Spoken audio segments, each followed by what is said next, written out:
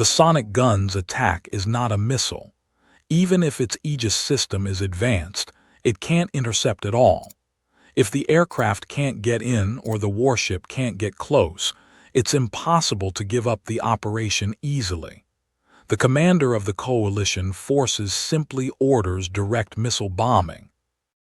The missile launching well on the warship slowly opened, and a huge Tomahawk missile rose in the flames and smoke, spraying a long tail flame, rising from the warship, rapidly adjusting its attitude in the air, and flying towards the direction of the African continent at a high speed.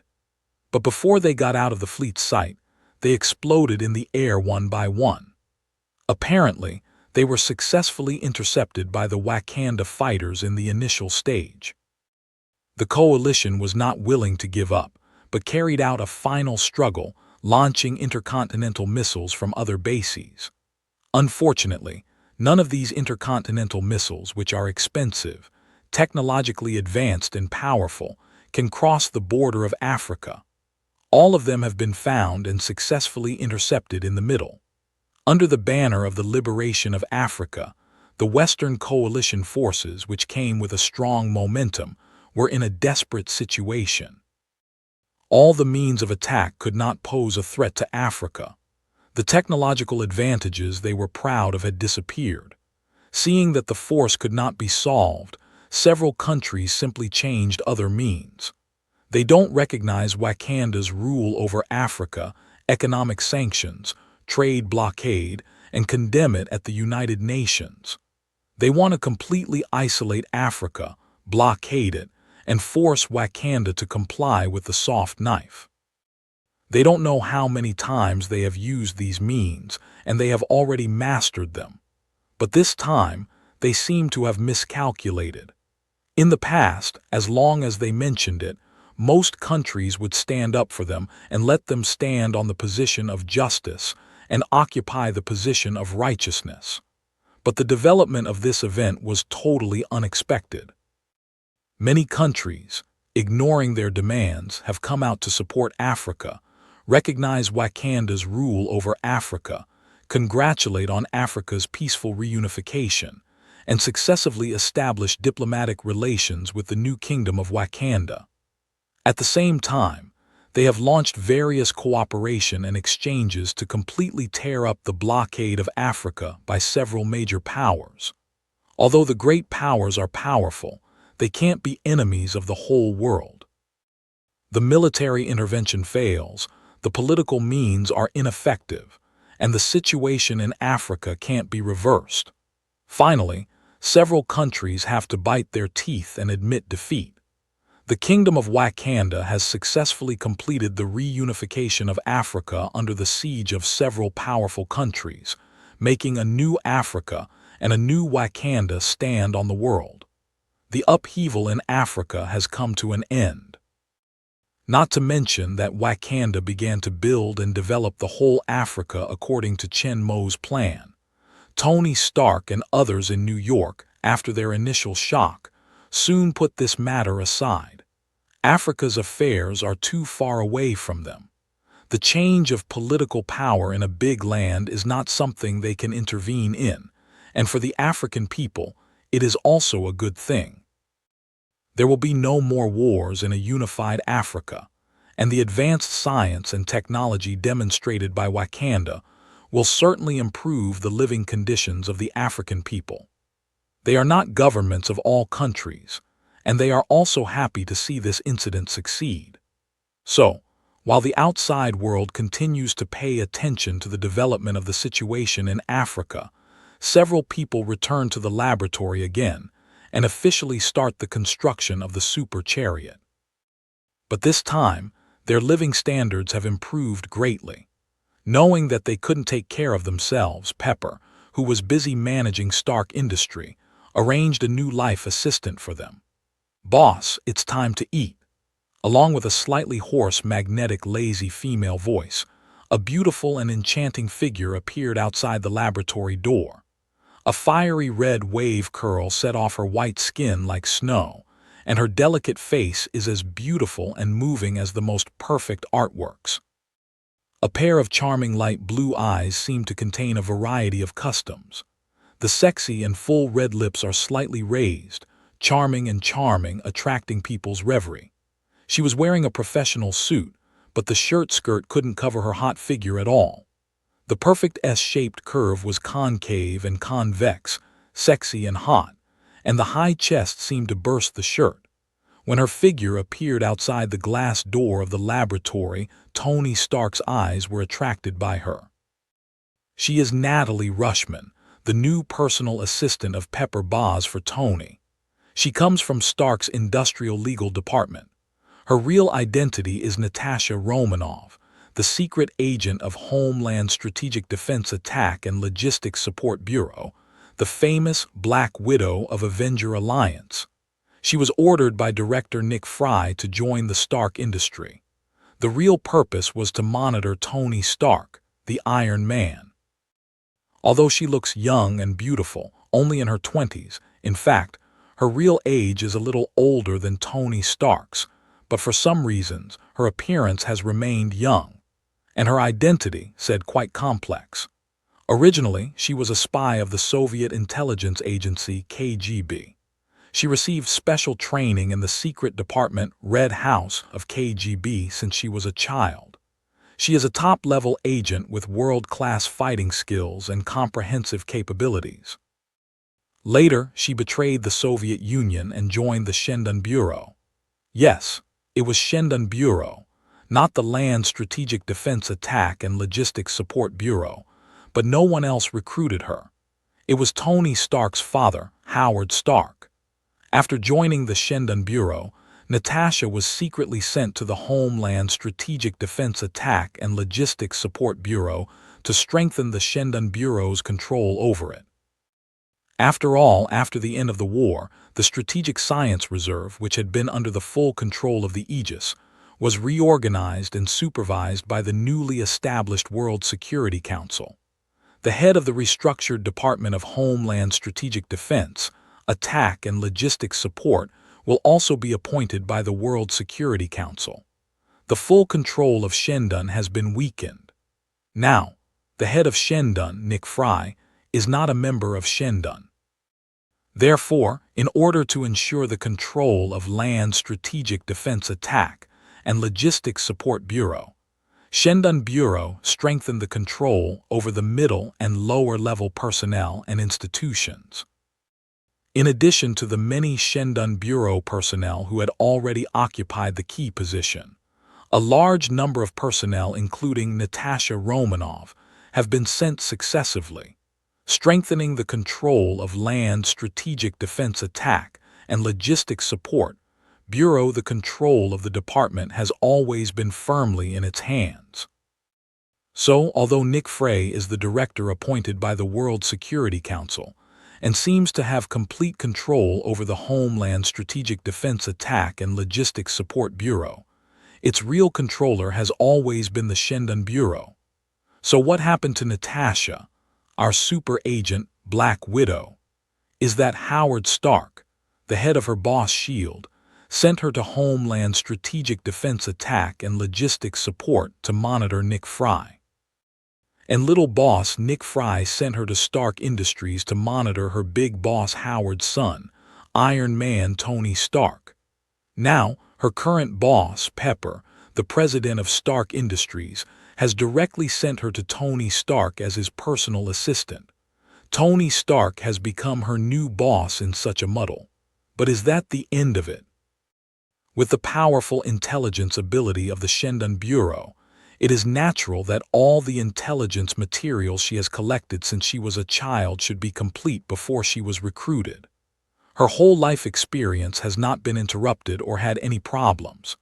Even her training files in the secret organization, Red House, have been obtained by them. Unfortunately, no one can know everything happened in that Red House, including the people in the Red House. Red House is a special department of KGB that specializes in training senior spies. They collect female orphans everywhere and train them severely and cruelly. Most of the trained girls fail to survive to the end, and all of them are the top Secret Service soldiers. It is here that Natasha Romanoff has successfully completed all the training in her lifetime, transforming from a naive little girl to a cold and powerful super fighter. But also in this Red House, her belief has also changed. Natasha Romanoff, who came out of the Red House, has become a nine-headed snake. Yes, today's Black Widow Natasha Romanoff is actually a Hydra. Chen Mo is his real boss. Of course, Natasha doesn't know this at this time. As a senior agent of the SHIELD Bureau, she knows more about Chen Mo than Nick Fry and Tony Stark. She knows that he is actually the leader of the SHIELD Bureau, but she doesn't know the deepest identity he hides. She is the real loyal object, the master of Hydra. Before Chen Mo left, he left a list for his old housekeeper, Eddie Abbott, the new leader of Hydra, which recorded some talents Chen Mo remembered that might be useful for Hydra. Besides Soviet scientist Anton Vank and others, Natasha Romanoff's name was also very obvious. This list is also a powerful proof of Chen Mo's divine identity for Hydra, because many people on the list were born several years or even decades after Chen Mo wrote down the list. On this list, Chen Mo not only wrote down their names, but also gave a brief introduction to their identities and indicated the possible areas or organizations. However, facts also prove that Chen Mo's prediction was completely correct, which could not be a coincidence. Moreover, every time they find people who are consistent with the records on this list, after a rigorous investigation and analysis, the final conclusion is often the same. These people on the gods list are all top talents. After they were absorbed into Hydra, they also played a great role in promoting the development of scientific research, intelligence, and other aspects of Hydra. When, years later, nine-headed snake agents who had been lurking in Red House for many years discovered that Natasha Romanoff's name appeared in the latest batch of training lists, they even noticed her. Her performance did not disappoint her. She was very smart and learned all kinds of knowledge and skills very fast. Although she was young, she was strong-willed and knew how to tolerate. Although she trained hard and improved her strength very quickly, she knew how to hide her strength and did not show her strength as hard as other little girls. When some little girls stand out among the trainees by virtue of their good talents, she is still ordinary and unremarkable. If this Hydra agent had not paid special attention to her because of the list, she would probably have been cheated by her like other instructors. Natasha Romanoff's performance fully conforms to the prediction on the gods list. After her identity has been basically determined, the nine-headed snake agent who has been lurking for many years and has certain rights in the Red House is able to influence and cultivate her in secret with her own identity and rights. While helping her to become stronger, she also subtly changes her belief. Although she is very intelligent and precocious, she is still a child. She has nothing to compare with the nine-headed snake elite agent who has the backing of nine-headed snake and has the perfect systematic training method.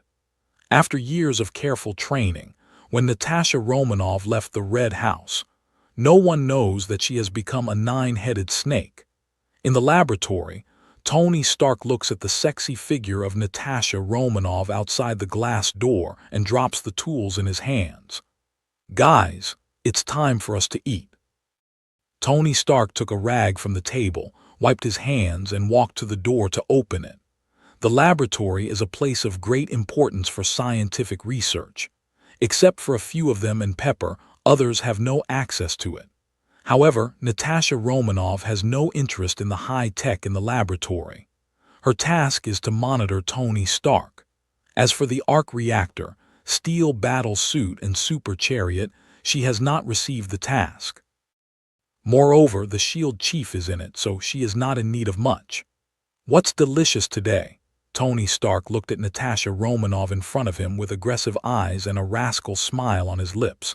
Natasha did not look uneasy in his eyes. Her charming pale blue eyes looked directly at Tony Stark, and she replied in her magnetic, lazy voice. "Cream of mushroom soup, fresh fruit salad, roasted cod, French baked snail is today's steak prepared by Michelin 3-star chef." Natasha said, looking over Tony Stark and resting on Chen Mo's face. She said in a respectful, soft voice, "And your favorite tomato and egg soup?"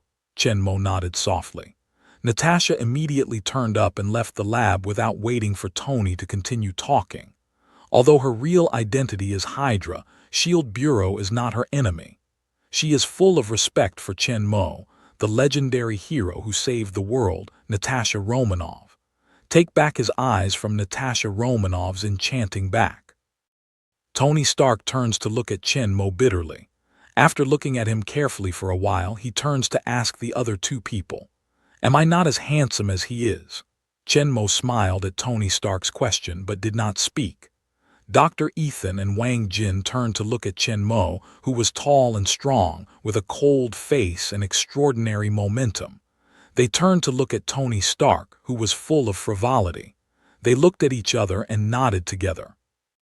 Tony Stark felt that his heart had been greatly hurt, but looking at Chen Mo again, he had to admit that Chen Mo, who looked younger than him, was much better than him in body, appearance, and temperament. It's no wonder that he can charm thousands of girls in his daily life. He has a powerful and almost perfect young father. Tony Stark feels pain and happiness. "But I am her boss," cried Tony Stark, still a little discontented. "Usually very serious," said Dr. Ethan suddenly. "But your company seems to have been given to you by Chen Mo." Tony Stark's face broke when he heard the words. At the beginning, under Obadiah's calculation, Tony Stark was elevated by the board of directors and lost the control of the company. Chen Mo not only helped him recover the shares, but also took control of Stark Industry again. He also gave 60% of his shares to him and let him complete the privatization of the company. In other words, Chen Mo was the owner of the company boss. Seeing that Tony Stark had been hit, Wang Jin, as a disciple, immediately stood up and offered advice. "She may be the ancestors' admirer. We have heard the commander's legend since childhood. But I'm also Iron Man. I'm a superhero too." Tony Stark raised his head a little proudly. "Here." Wang Jin doesn't know what to say for a while.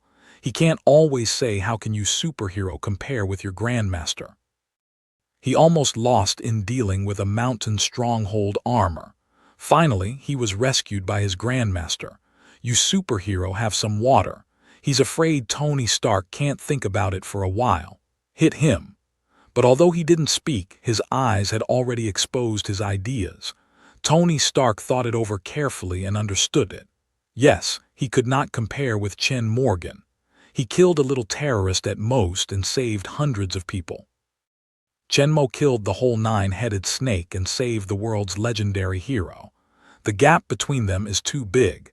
In this way, he is really useless. Chen Mo saw that he was a little lost. He couldn't help but walk forward and clap him on the shoulder. He said in a deep voice, "Tony, you are still young. The road of superhero is just beginning. Sooner or later, you will prove yourself. In the future, the task of protecting the Earth and maintaining world peace will be entrusted to you." Tony Stark was inspired by Chen Mo's encouragement, and he looked at Chen Mo with a serious face and nodded heavily. "Don't worry, Dad, leave it all to me."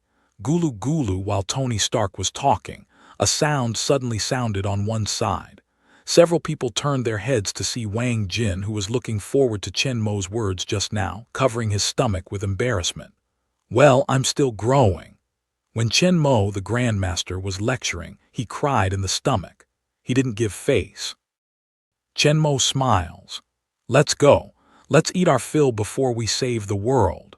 With Natasha Romanov taking care of their daily life, several people finally got rid of instant noodles and pizza.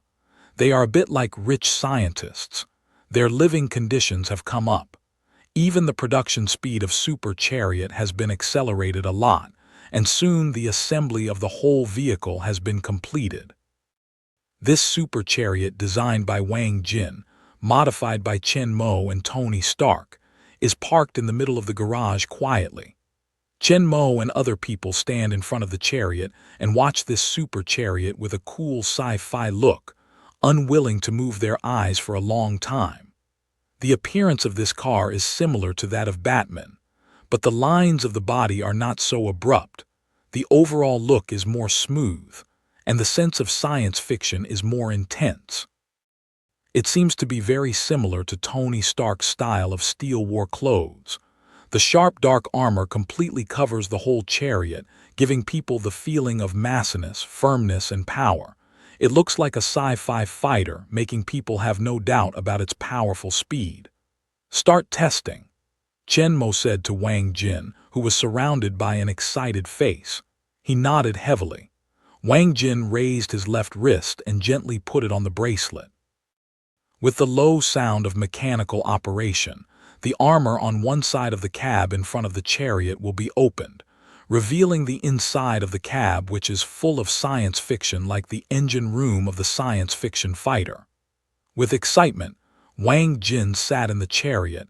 The open-door armor closed immediately, and the chariot returned to the original cold and deep state. "Start the chariot." With Chen Mo's instruction, Wang Jin in the chariot immediately started the chariot, and the display screen and instrument panel in the cab all lit up. But Chen Mo and others outside did not feel any change, nor did they hear the sound of any engine. Is the engine of the chariot broken? Will the first test fail? Of course not. The energy used by this chariot is the same as that of Mark III, which is the third generation of mini-arc reactor. The power of the chariot is not the traditional internal combustion engine, but the more simple and efficient, smaller and more powerful electric engine. After the chariot is started, all the systems start to run with power supply. But when it is not running, the electric engine doesn't need to idle like the internal combustion engine, but it is in a stop state, so there is no sound of engine running. And even when driving, the sound of the electric engine is very small, which can be almost ignored under the sound insulation, and the concealment effect is very good. Next, Chen Mo began to test various functions. According to Chen Mo's idea, this chariot has added many functions, which is not as simple as Wang Jin's first designed sports car with off-road functions. Turn on combat mode. As soon as Chen Mo's voice fell, the armor of the chariot began to change. The original windshield was quickly covered by the armor ejected nearby. The armor of the tire was also adjusted to completely block the tire. Inspired by the deformation function of Mark III, Chen Mo also increased its deformation ability to a certain extent. Of course, it is not as complex as the war clothes. Its deformation function is relatively simple, but also very powerful. At this time, the chariot has been completely covered by dark armor, which looks more like a cool armored car. Although the windshield is blocked by the armor, it does not affect the driving of people in the vehicle. When the combat mode is open and the armor is closed, the original windshield lights up and becomes a holographic screen. The scene outside the combat vehicle is clearly displayed on it, which is no different from before. Chen Mo nodded softly, satisfied with the effect. Off-road mode activated. With Chen Mo's order issued again, the chariot has changed again. This time, it's not just armor deformation. In the familiar sound of mechanical operation, the position of 4 tires of the chariot began to move, and the external armor also adjusted accordingly. At the same time, the height of the whole chariot also slowly rose with the movement of tires. Originally lying on the ground of the chariot like Transformers deformation, it seems to be about to stand up from the ground. When the change stops, the original close to the ground sports car shape has become a 4-wheel independent support. The chassis is nearly 1 meter high from the ground super armored off-road vehicle. Its 4 bulletproof tires are all driven independently and are connected with the body by 4 movable independent support arms, which can adjust the position according to the needs to cope with different terrain and complex road conditions. The 4 tire independent support arms are located under the armor near the middle on both sides of the vehicle body, with the front wheel forward and the rear wheel flat backward. When the road surface is leveled, the 4 tire independent support arms are leveled. The front and rear track width reaches the maximum. The chassis of the body is reduced to the minimum. The wind resistance is the minimum, and the vehicle can drive at the fastest speed. At this time, the combat vehicle looks like a super sports car with a very sci-fi and cool appearance. In case of bumpy terrain or complex road surface, the off-road mode can be started to deform. The 4-wheel support arm is propped up downward. The front and rear wheel tracks are shortened, the body height is raised, and the traversibility is greatly improved. At the same time, the 4 support arms are also extended to both sides of the body, increasing the left and right wheel tracks and enhancing the stability of the body. After the 4-wheel adjustment, the car body is raised, the left and right wheel tracks are increased, and the off-road performance is greatly enhanced.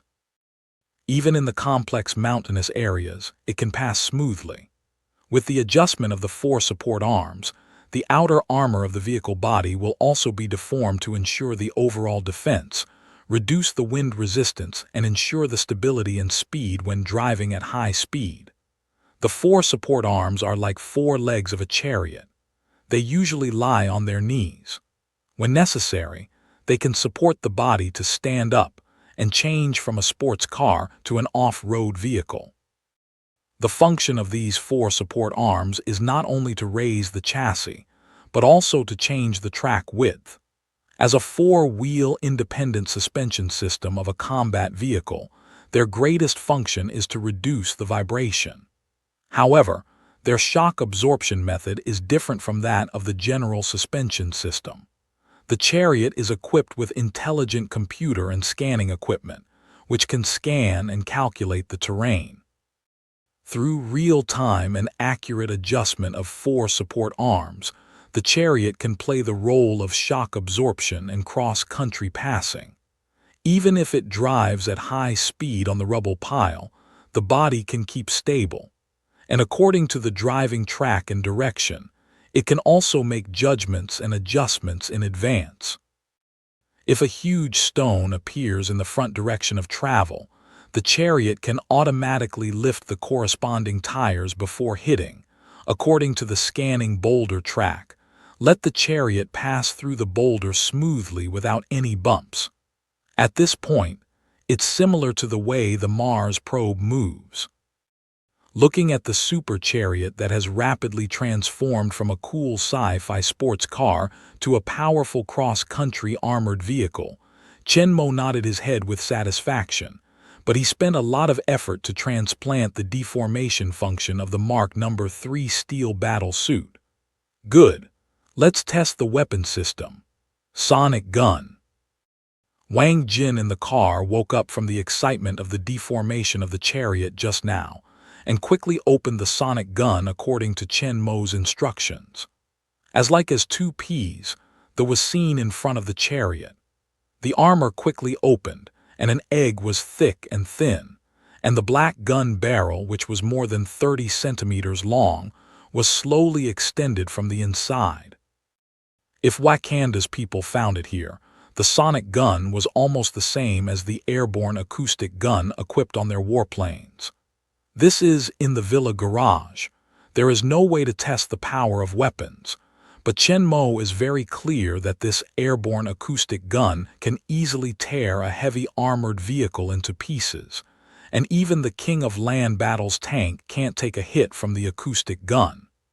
Missiles.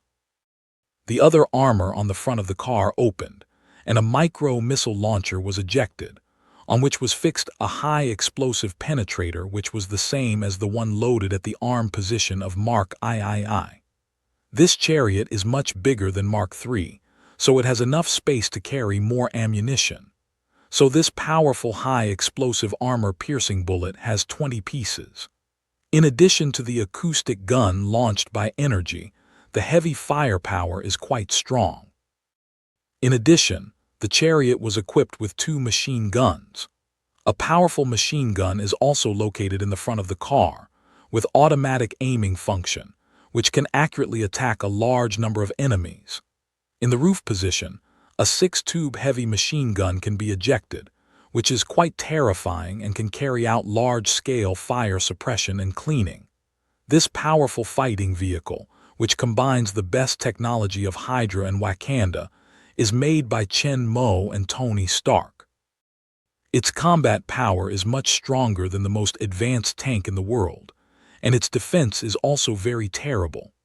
The performance of external armor is second only to that of alpha alloy of Edelman alloy, which is a super alloy made of common metal elements developed by the inventor of Edelman alloy, Dr. Mark Ryan. Its defense is very strong, and its performance is far better than any special alloy currently mastered by all countries. Of course, it is much weaker than Edelman alloy, and it does not have indestructible characteristics. It will be broken under the continuous attack of too strong force. However, in addition to the devastating super weapons such as heavy missiles, nuclear bombs, depleted uranium armor-piercing bombs, and the attacks of ordinary bombs, artillery, machine guns, and other conventional weapons, it is impossible to cause damage to alpha alloy at all. Therefore, in general, most of the attacks on chariots can be easily resisted. The most important thing is that all the elements of this alloy are ordinary metals that can be found in large quantities in reality. Although there are some rare metals with high price, as long as there is enough money, it can still guarantee the supply of materials and achieve mass production. Unlike Edelman alloy, which has to use extremely rare gold vibrator. But now Chen Mo has taken control of the country where Zhenjin is produced, Wakanda. He has all the Zhenjin resources, but he doesn't worry about the shortage of Zhenjin. Just one thing, as the strongest metal in the world, it is very difficult to mine Zhenjin, and the annual output is very limited. It's unrealistic to use Zhenjin for large-scale production. It's impossible to use Zhenjin to make spaceships. Unless Chen Mo can wait for hundreds of years, he will be able to save enough Zhenjin materials to produce Edelman alloy and make large spaceships.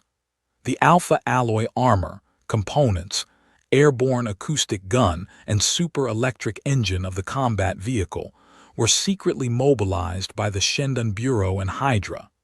Together with other external ordering components, they were sent directly to the villa. If it wasn't for Chen Mo's warning, no one else would know that these armor and engine were transferred and replaced with more powerful substitutes. In addition to the armor and key components made of alpha alloy, Chen Mo also specially made a set of outer armor of Mark III for Shendan Bureau to replace the original gold titanium alloy armor. Chen Mo is not willing to give Tony a set of armor made of Edelman alloy, but Chen Mo is clear that Tony Stark's upgrade speed to the warsuit is very fast. In the movie Iron Man 3, he has made dozens of steel warsuits, including the latest Mark 42, which can fly independently and be automatically deployed and assembled, so it's easy to use Edelman alloy for him is to spoil things. Chen Mo's situation is different. He doesn't need to add other functions. The assembly function of Mark 42 is not as easy for him as that of Mark III. After all, the scattered combination of pieces and parts is certainly not as fast as the whole package, and the firmness is much worse. In the movie, the Mark 42 is often scattered under impact, which has a lot to do with its connection mode besides its immature design.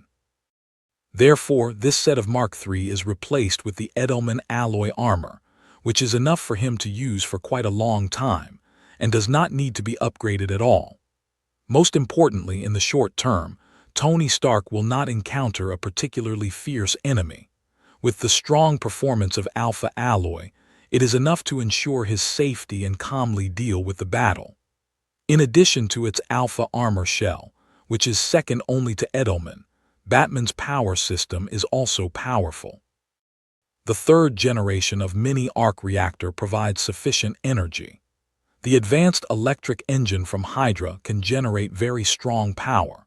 If it is fully accelerated, The huge acceleration may even cause harm to ordinary people's bodies.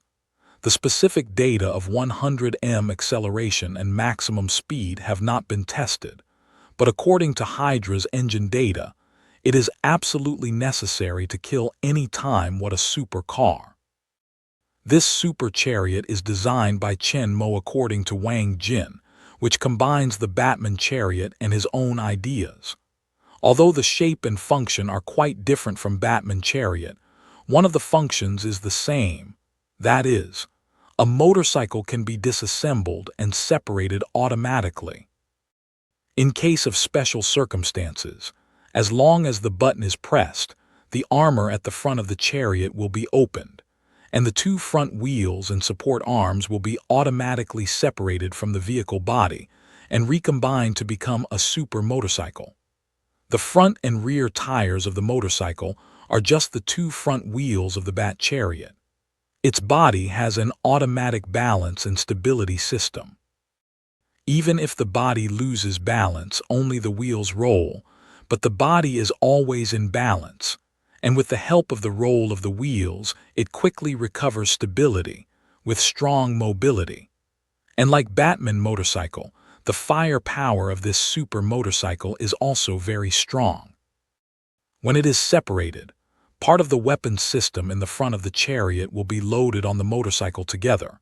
So one side of its front wheel is equipped with airborne acoustic gun, which can basically destroy all the obstacles in front, can be unimpeded anywhere.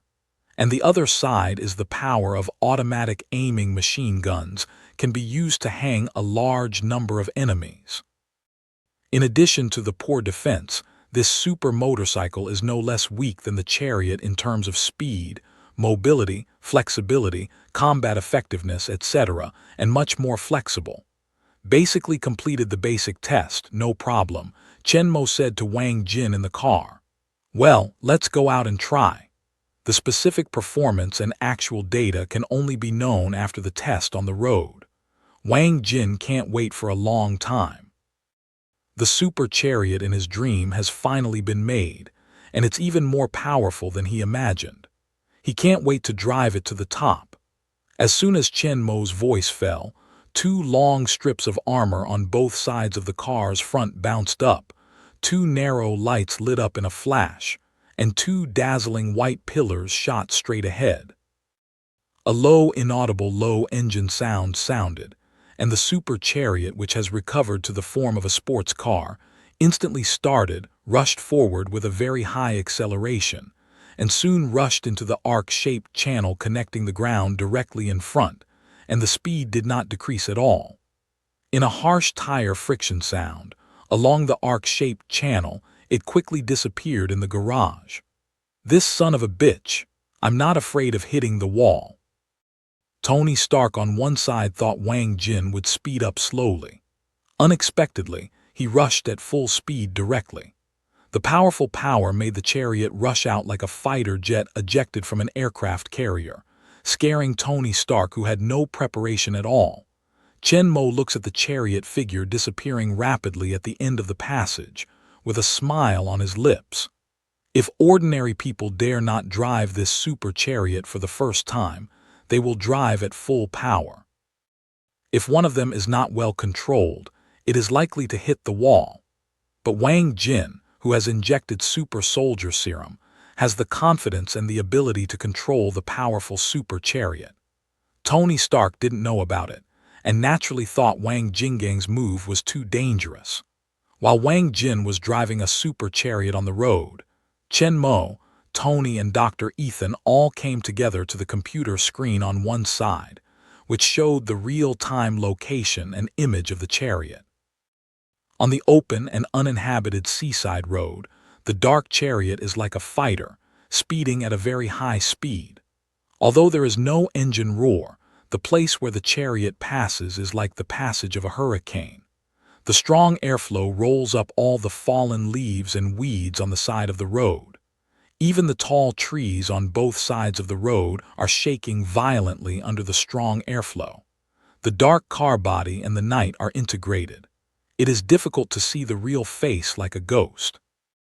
Only the two long white beams emitted by the front lights, like the streamers emerging from the sky, move rapidly on the road. Jarvis, show the data of the chariot.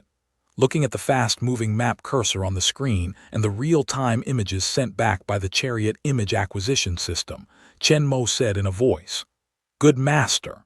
Intelligent housekeeper Jarvis immediately responded. Soon, a detailed list of data was displayed on the side of the display. Tony and Dr. Ethan also rushed to come. They were very curious about how strong the chariot they built was. Looking at the data listed on the screen, Chen Mo is very clear about the performance of the chariot. On the whole, it's very good. It only takes 0.9 seconds to accelerate 100 kilometers. That is to say, it only takes less than 1 second to accelerate from standstill to 100 kilometers per hour, far surpassing all super sports cars. In terms of speed, Wang Jin's top speed just now has reached more than 400 kilometers per hour, which is far from the limit of chariots. According to the actual data collected when the combat vehicle is running, combined with engine performance and vehicle data, Jarvis calculated the theoretical maximum speed as high as 720 km/h of course. In actual driving, this value is rarely achieved. Because although the power of the chariot is strong enough, it can make the chariot reach the super speed that surpasses any car, helicopter, or even close to the civil aviation airliner. The faster the speed, the higher the requirements for the driver. Under the limit speed of the chariot, the response speed needed for perfect control is too fast. Even Wang Jin's strong response ability, strengthened by super soldier serum, can't respond at all. Under the powerful energy supply of the third-generation arc reactor, the output power of the new electric engine produced by Hydra is as high as 3,500 HP, surpassing the heavy main battle tank, and the torque is 4,200 Nm. With its powerful power and solid armor and body, this super war vehicle, whose power and defense are to surpass that of the tank, can directly knock down all the walls and buildings in front of it and run across the buildings. There is almost nothing to stop it from moving forward. Beyond the speed of sports cars, more powerful power and defense than the main battle tank, and a weapon system with great lethality. This is a super combat vehicle without any compromise, much more powerful than the Batman's Batman in the movie. In addition to the fact that the weapon system did not carry out live firing, the test of the super chariot was basically completed, and the result was very good. Chen and Mo were very satisfied, but they were busy for such a long time. However, after the test, Chen Mo didn't rush to call Wang Jin back. Seeing his excitement, he would not want to come back without having a good time. Until Chen Mo and her assistant Natasha Romanov finished their carefully prepared dinner and had a good rest, Wang Jinkai, who was really hungry and could not bear it, drove the chariot back. At Jarvis's warning, the three men returned to the underground garage again. Just after they came in, a faint wind broke in the arc passage at the end of the garage. Then, two dazzling white light pillars first appeared in the passage. The dark and powerful steel chariot, like a fierce beast, rushed into the garage at an astonishing speed with an astonishing momentum and strong impact, and came straight to Chen and Mo. Chen Mo looks the same, while Tony Stark and Dr. Ethan look different, but they have the same reaction. Both of them choose to hide behind Chen Mo in their subconscious. No matter what danger happens, as long as Chen Mo is there, they can easily solve it. Behind him is the safest place in the world. Just after Tony Stark hid behind Chen Mo, he guessed that Chen Mo would choose a sword to split the chariot into two parts, or a shield to fly the chariot, but the chariot that came from the gallop began to decelerate rapidly. In a short distance of 10 meters, it turned from fast to static and stopped steadily several meters away from Chen Mo. The door of the chariot opened, and Wang Jin, with a face full of excitement and satisfaction, came down from the chariot. Before he could speak, he saw a figure rushing towards him. Pa! Wang Jin, who was unprepared, covered his head and looked at Tony Stark innocently. He did not know why he wanted to beat himself. Martial uncle, you are. You son of a bitch. You want to kill me and your grandfather. Ah, you want to bully the master and destroy the ancestors. Tony Stark stared at Wang Jin and scolded angrily. At the same time, I secretly lamented that my father was fierce. Mount Tai collapsed in front of me without changing his face. It seemed that I had expected that the chariot would stop in time. I didn't move a moment. Chen Mo naturally knows that Wang Jin will be able to stop in time. Even if the brake of the chariot fails, Chen Mo is confident to take Tony and Dr. Ethan to dodge in time. Although the speed of the chariot is fast, it is still much slower than the bullets. Chen Mo can even dodge bullets, let alone the chariot. In Tony Stark's eyes, the chariot is as fast as lightning, but in Chen Mo's eyes it can be slow. With 8 times of ordinary people's physical quality and more powerful mental strength and reaction ability, even if the chariot collides at the extreme speed, more than 720 kilometers per hour, he can avoid it in time. If he is allowed to drive the chariot, he will definitely be able to play the ultimate speed of the chariot. Wang Jin, who was scolded by Tony Stark, looked at Chen Mo innocently and asked him for help. Well, he dared to drive so fast. He must be able to control himself.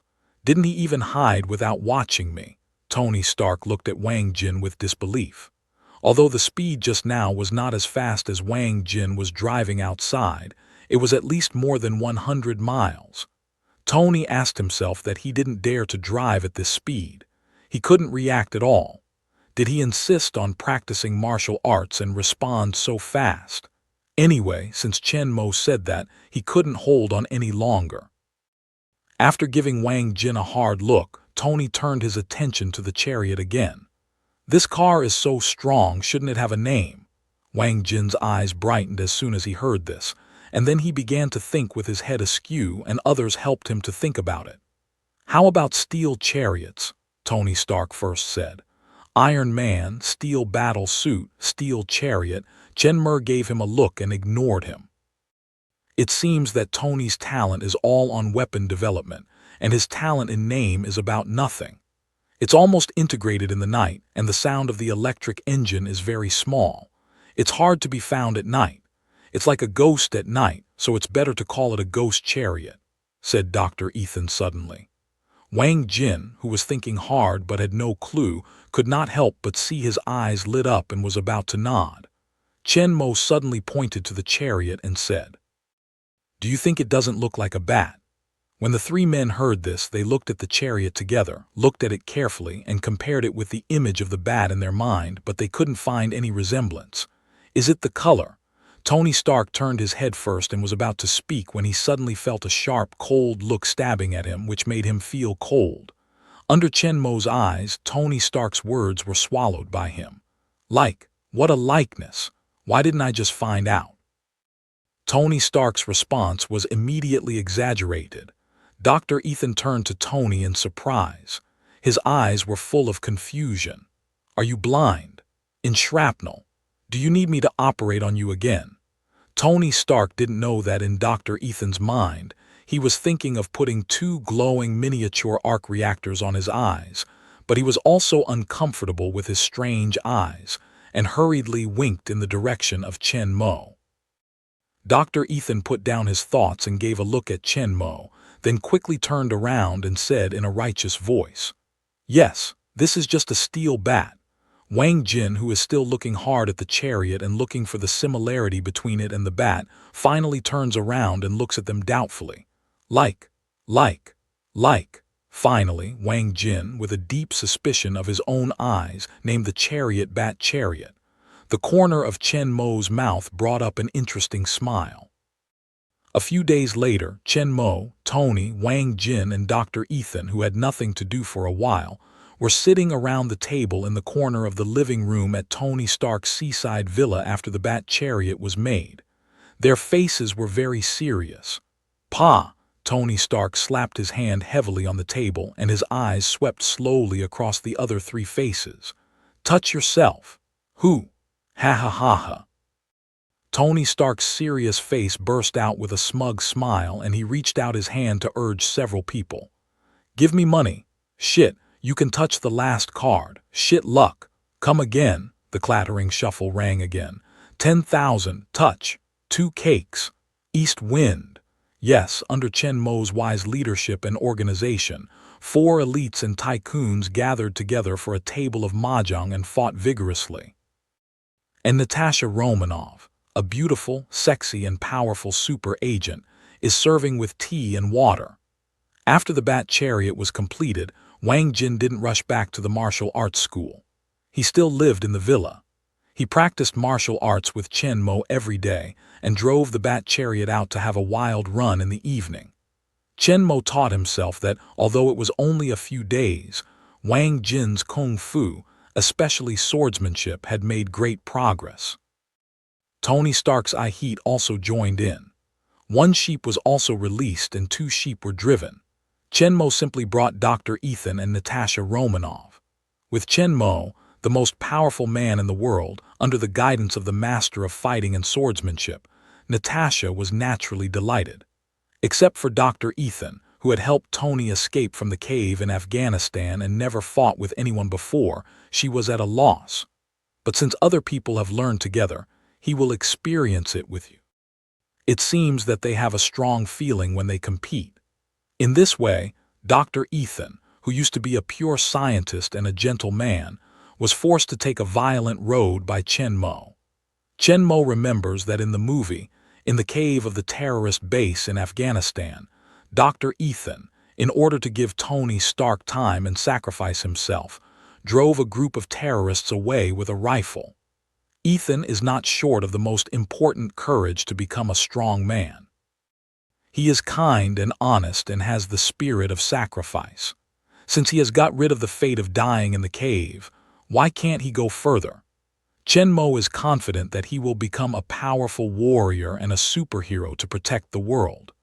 In the future, with the emergence of Hulk, Raytheon, and other powerful heroes, the threat is becoming more and more serious. As the real guardian of the world behind the scenes, Chen Mo, who has taken this place as his own territory, must be prepared for these coming threats. The superheroes who are powerful and can play a greater role in the Earth defense war are naturally more beneficial. So after the study of steel battle clothes and bat chariots, the atmosphere in the villa changed from a high-tech laboratory to a martial arts school. Chen Mo, the owner of the museum, picked up the old business again and started the superhero training course. The training should also combine work with rest. During the leisure time, several people will gather together to study the traditional Chinese culture and experience the profundity of Chinese civilization, that is, playing mahjong. Tony Stark is the most active rich playboy who likes gambling and often goes to casinos. He urges several people to start each game just after eating. The battle in the arena of several people turned directly to the table. The 4 talented people with high IQ are all experts when playing mahjong. They fight on the table and the situation is very fierce. At the end of another round, Tony Stark, who lost a lot, was about to call the crowd on. Jarvis's voice suddenly rang. At the same time, a screen in the living room lit up, showing the picture of the villa door. "Master, there is an express delivery at the door." A common and small cardboard box was placed on the mahjong table. Chen Mo opened the box and 3 exquisite boxes larger than the cigarette box were lying in it quietly. "Father, what is this? Did you buy it online?" Tony Stark approached curiously. Chen Mo smiled and didn't answer. Instead, he took a box from it and handed it to Tony. "Open it." Tony Stark took the box curiously and opened it directly, only to find that it was a delicate silver-white wristwatch. As a top rich man, Tony Stark has many world-famous watches, each of which is worth a lot of money. He still knows something about watches. The workmanship of this watch is no worse than that of any famous watch he owns. The design is simple and generous, elegant and introverted in nobility. At one glance, Tony liked it, but after a careful look, Tony Stark frowned a little doubtfully. On this watch, he did not find any brand logo. It's a good watch, but how can there be no logo? Even if it's made to order, there should be a logo. Chenmo still didn't answer his question, but said with a smile, "Try it on." Tony Stark looks up at Chenmo. "For me?" Seeing Chenmo nodding, Tony once again looked down at the delicate silver wristwatch in his hand and then shouted at Chenmo, "Dad, you are too stingy. I'm your son. Will you send me a watch? Give me your king's sword and your gold shield. I don't think it's too much to give me both." Chenmo looked as like as two peas in front of Tony Stark, who had greedy. He could not help but see Howard Stark's appearance in the two weapons he was covetous with. The performance of the father and son was exactly the same, and it was all a virtue.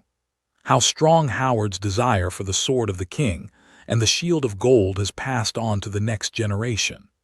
Staring at the insatiable Tony Stark, Chenmo reaches out and takes the wristwatch back from his hand and puts it on the mahjong table. "Don't pull it down. Don't ask me later." Tony Stark hears the words, and when he sees Chenmo's confident appearance, he can't help muttering. Once again carefully looked at the watch on the table and finally determined that this is an ordinary watch. Even if it is no more valuable, it is not in his eyes at all. Think Chenmo is in bluff Tony to be sure. "Don't worry, I'll be your son if I ask you later." Treacherous Tony still left a way back for himself. He took a look at Tony, and Chenmo picked up another box and threw it to Wang Jin. "Here, it's the meeting gift provided by my grandfather." Wang Jin doesn't have Tony Stark's appetite. His grandfather gave him a watch that is very valuable at a glance. Even if it's just a coin, he will treasure it well. The idols they adore, the legendary heroes who ended World War II, and the gifts given by the most powerful people in the world are more meaningful than the star signatures, watches, and cars. Wang Jin took the as like as two peas. Then he opened the box with a solemn opening. Wang Jin couldn't help but be shocked. Instead of being disappointed, Chenmo just put down the one for Tony and took another one. He thought that the things in the box would be different. Even if they were watches, at least they would be different styles. Other people think the same, but no one dares to say it. Tony Stark doesn't care about this, and he doesn't give Chenmo the slightest irony. "Dad, are you too perfunctory to give us the same style of watches and the same in that box?" As like as two peas, Tony did not hear the irony of the irony. He opened the rest of the box, and it was exactly the same silver watch. Without paying attention to Tony Stark, Chenmo took out his watch and put it on his own hand. "This is for myself." Seeing this, Wang Jin immediately took out his watch and put it on his hand. His face was excited. It was a great honor to be able to wear the same watch as his grandfather. Just then, Chenmo suddenly said to Wang Jin, "Concentrate and meditate on dress." Although he didn't understand Chenmo's intention very well, Wang Jin did it in accordance with Chenmo's requirements. As soon as he recited the word dress in his mind, the silver wristwatch on his wrist changed dramatically. A layer of black strange substances, not to mention liquid or solid, gushed out of the wristwatch, spread rapidly to the whole body against his skin, and covered his whole body in less than a second. And the clothes that were originally worn on him were all torn into pieces by this magical substance, in the process of spreading rapidly to the whole body and falling from him. At this time, Wang Jin's whole body was completely covered with a layer of black material with special lines. Even his eyes and nose were completely covered. This kind of material clings to his skin and perfectly displays the lines of his body and the edges and corners of his muscles. There are only two twinkling cold lights on the two sides above his head, which are like sharp edges. At last, a set of strange black tight battle suit is formed on him. "What is this? It's amazing." "How to do it?" Tony Stark, who witnessed the amazing change, exclaimed. Although all of them are well informed, no one has ever seen similar scenes. The technology they have mastered now is very advanced, but they can't do it just now. This is a nano combat suit that can block most of the attacks. It is usually collected in the wristwatch, controlled and released by brain waves when necessary. It can cover the whole body quickly and complete the dressing in a very short time. Yes, this is the ultimate product of Wakanda nanotechnology, Nano Combat Suit. Prior to that, Tony Stark successfully developed the latest type of Mark III steel battle suit, which can automatically dress through autonomous flight and laser guidance, body deformation. Chenmo, its whole technology, has been fully absorbed and can modify and upgrade the deformation function, weapon system, and other parts according to his own needs. So now, Chenmo's biggest goal of this crossing can be said to have been completed. Before he left, he did not rush to return to the real world, because Princess Suri's nano combat suit has not been developed. The nano battle suit that can be worn and removed at any time according to your mind, and is very close to your body, and takes little space, can be more convenient than the heavy and thick steel battle suit that needs to be deformed and assembled. In many cases, there is no need to use such a big weapon as steel battle suit. At this time, nano battle suit can be used. If the steel battle suit is a super war tank, it can gallop on the battlefield and kill the four sides with its powerful firepower and strong armor defense. So the nano combat suit is more like a top-level special soldier. It's not as powerful as the steel one, but it's more flexible. It can play a greater role in secret operations such as infiltrating and assassinating. In fact, in some aspects, Zhenjin Nano Battle Suit is not much weaker than Steel Battle Suit, and even stronger in some places. It can provide a strong defense ability that is not inferior to the Steel Battle Suit, but it does not affect the activity at all. It can guarantee the maximum flexibility in the battle, and give full play to Chenmo's strong speed and fighting skills. Although the iron and steel battle clothes can increase the strength through mechanical power, there will be a certain time delay in the process of this transformation and increase. Although this time is very small, it will seriously affect the performance of Chenmo's strength in the battle with the strong. Therefore, steel battle suit is more suitable for long-distance attack on high speed, large-scale or cluster targets, air attack or firepower suppression on ground and air targets, and more suitable for complex battlefield operations. It is equivalent to the integration of fighter and tank, and it has stronger ability to deal with complex situations. The Zhenjin Nano battle suit is more suitable for fighting with the top strongmen and secret operations that need to be carried out quietly. After all, wearing iron and steel battle clothes will affect the exertion of many excellent combat skills. Moreover, when fighting on the ground, the movement of iron and steel battle clothes is too big, which is not conducive to concealment, and is easy to be exposed when carrying out secret missions. For Chenmo, the main role of this Zhenjin Nano combat suit is to hide identity and provide defense, to be able to react quickly in case of emergency, and to enhance the ability to deal with emergencies. After all, he can't wear steel war clothes for everything, while Zhenjin Nano war clothes are much more convenient. While he used the waiting time to help Wang Jin build the Bat Chariot, with the reinforcement of brain by super soldier serum, Princess Su Rui, who was originally very talented, accelerated the research and development of nanotechnology. At the same time, the Bat Chariot was completed.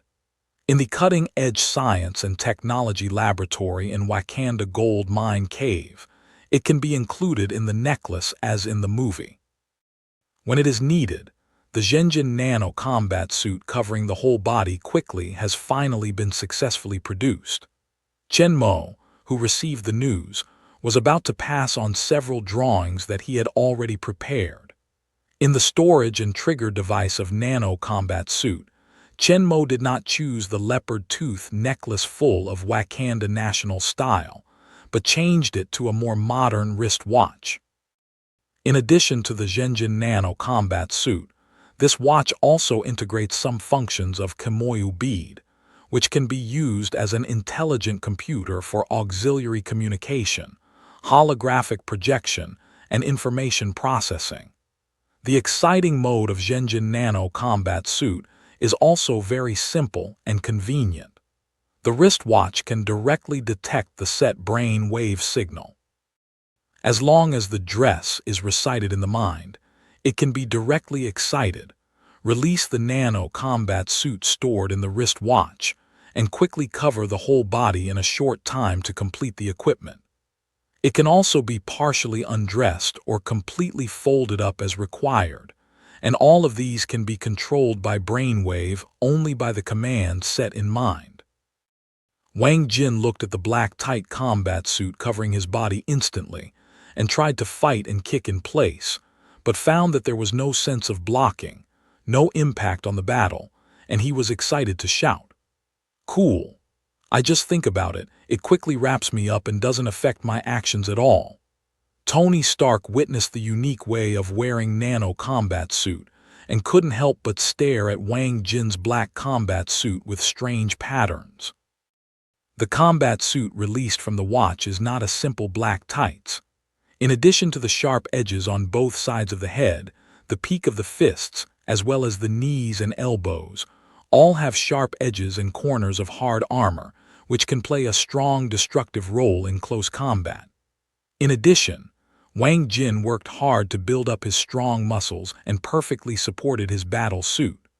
The whole man looked mysterious and powerful, full of compelling deterrent force. How strong is the defense of such a thin, soft combat suit? Although Tony Stark is very red-eyed, he is still carrying his conscience to find fault. Conscience can be avoided and face can never be lost. Chenmo smiled at Tony's words. You can put on Mark III and try its defense yourself. Seeing that Chenmo is so determined, Tony Stark can't help hesitating. It's a pity that he has put himself on the top of it. At this time, he can't recognize it. Just now I can't see the watch given by Chenmo. I can't boast about the combat suit released from this watch, otherwise I'm not beating myself in the face. And he was also curious. Chenmo didn't know where he got this kind of advanced nano combat suit that could be released from a small watch and instantly covered the whole god. How powerful the defense was. I'm going to start. Come on. Tony Stark, wearing the Mark III steel battle suit, stands opposite Wang Jin, wearing the Wakanda Nano battle suit. After saying hello, Tony first raised his right hand, and the electric arc pulse gun in the palm slowly lit up the white light. But the first test attack, Tony did not use all his strength, but the power of the arc pulse gun to the minimum, just able to hit people to fly but will not be hurt too much. Although Tony Stark is unforgiving, his heart is not bad.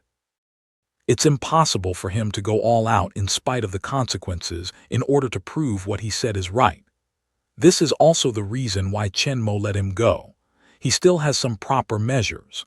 Wang Jin, who is wearing Zhenjin Nano battle suit, still feels a lot of pressure in the face of the famous Iron Man. He followed Chenmo to Tony's villa on the first day, just in time for the completion of the manufacturing of the No. 3 steel battle suit. Tony explained all the functions of the battle suit and the power of various weapons to them in detail, and also had a real understanding of the strength of Iron Man. This electric arc pulse gun can easily destroy a car under full attack. Its power is no less than that of howitzer. It will never be easy to hit you. However, due to his trust in Chenmo, Wang Jin did not shrink back. His grandfather could not harm him. Since he dared Tony to use Mark III to test the defense of his nano combat suit, there must be no problem. Chenmo said before that this Zhenjin Nano combat suit is very strong enough to resist most of the attacks. As Chenmo, there is no need to lie. So Wang Jin believed that this combat suit could withstand the attack of Mark III. Wang Jin's unconditional trust in Chenmo. Even if the intensity of the attack really exceeds the defensive ability of the combat suit, the Grandmaster must be able to make a move in time. Under Wang Jin's gaze, a dazzling white beam of light shot out of the palm of Mark III and flew towards Wang Jin at a very fast speed. With Wang Jin's powerful reaction and speed, he only had time to raise his arms and block them in front of him. The next moment, the beam of the electric arc pulse gun hit him from the front. I saw a flash of purple light on the battle suit on the surface of both arms. When the light disappeared, Wang Jin stood still intact. The attack that was enough to strike people directly seemed to be eliminated directly without any influence on Wang Jin. Tony Stark's eyes suddenly became serious. It seems that Dad didn't talk big. This magical combat suit is really unusual. It's okay to see Wang Jin. Tony immediately adjusted the output of the central arc pulse gun, and a more dazzling beam shot at Wang Jin again. It didn't make much difference, but the purple light on Wang Jin's arm became brighter. Tony Stark saw this and began to increase the power of the palm cannon again and again, until he finally put out all his strength. He finally hit Wang Jin and flew out, but soon he quickly climbed up from the ground, seemingly harmless. Tony Stark breathed a sigh of relief at the same time. Looking at Wang Jin's nano combat suit, eyes cannot help but get hot. He was able to take the full blow of his electric arc pulse gun, but he was just hit out without any damage. This seems like a thin combat suit, and his defense ability is not weak.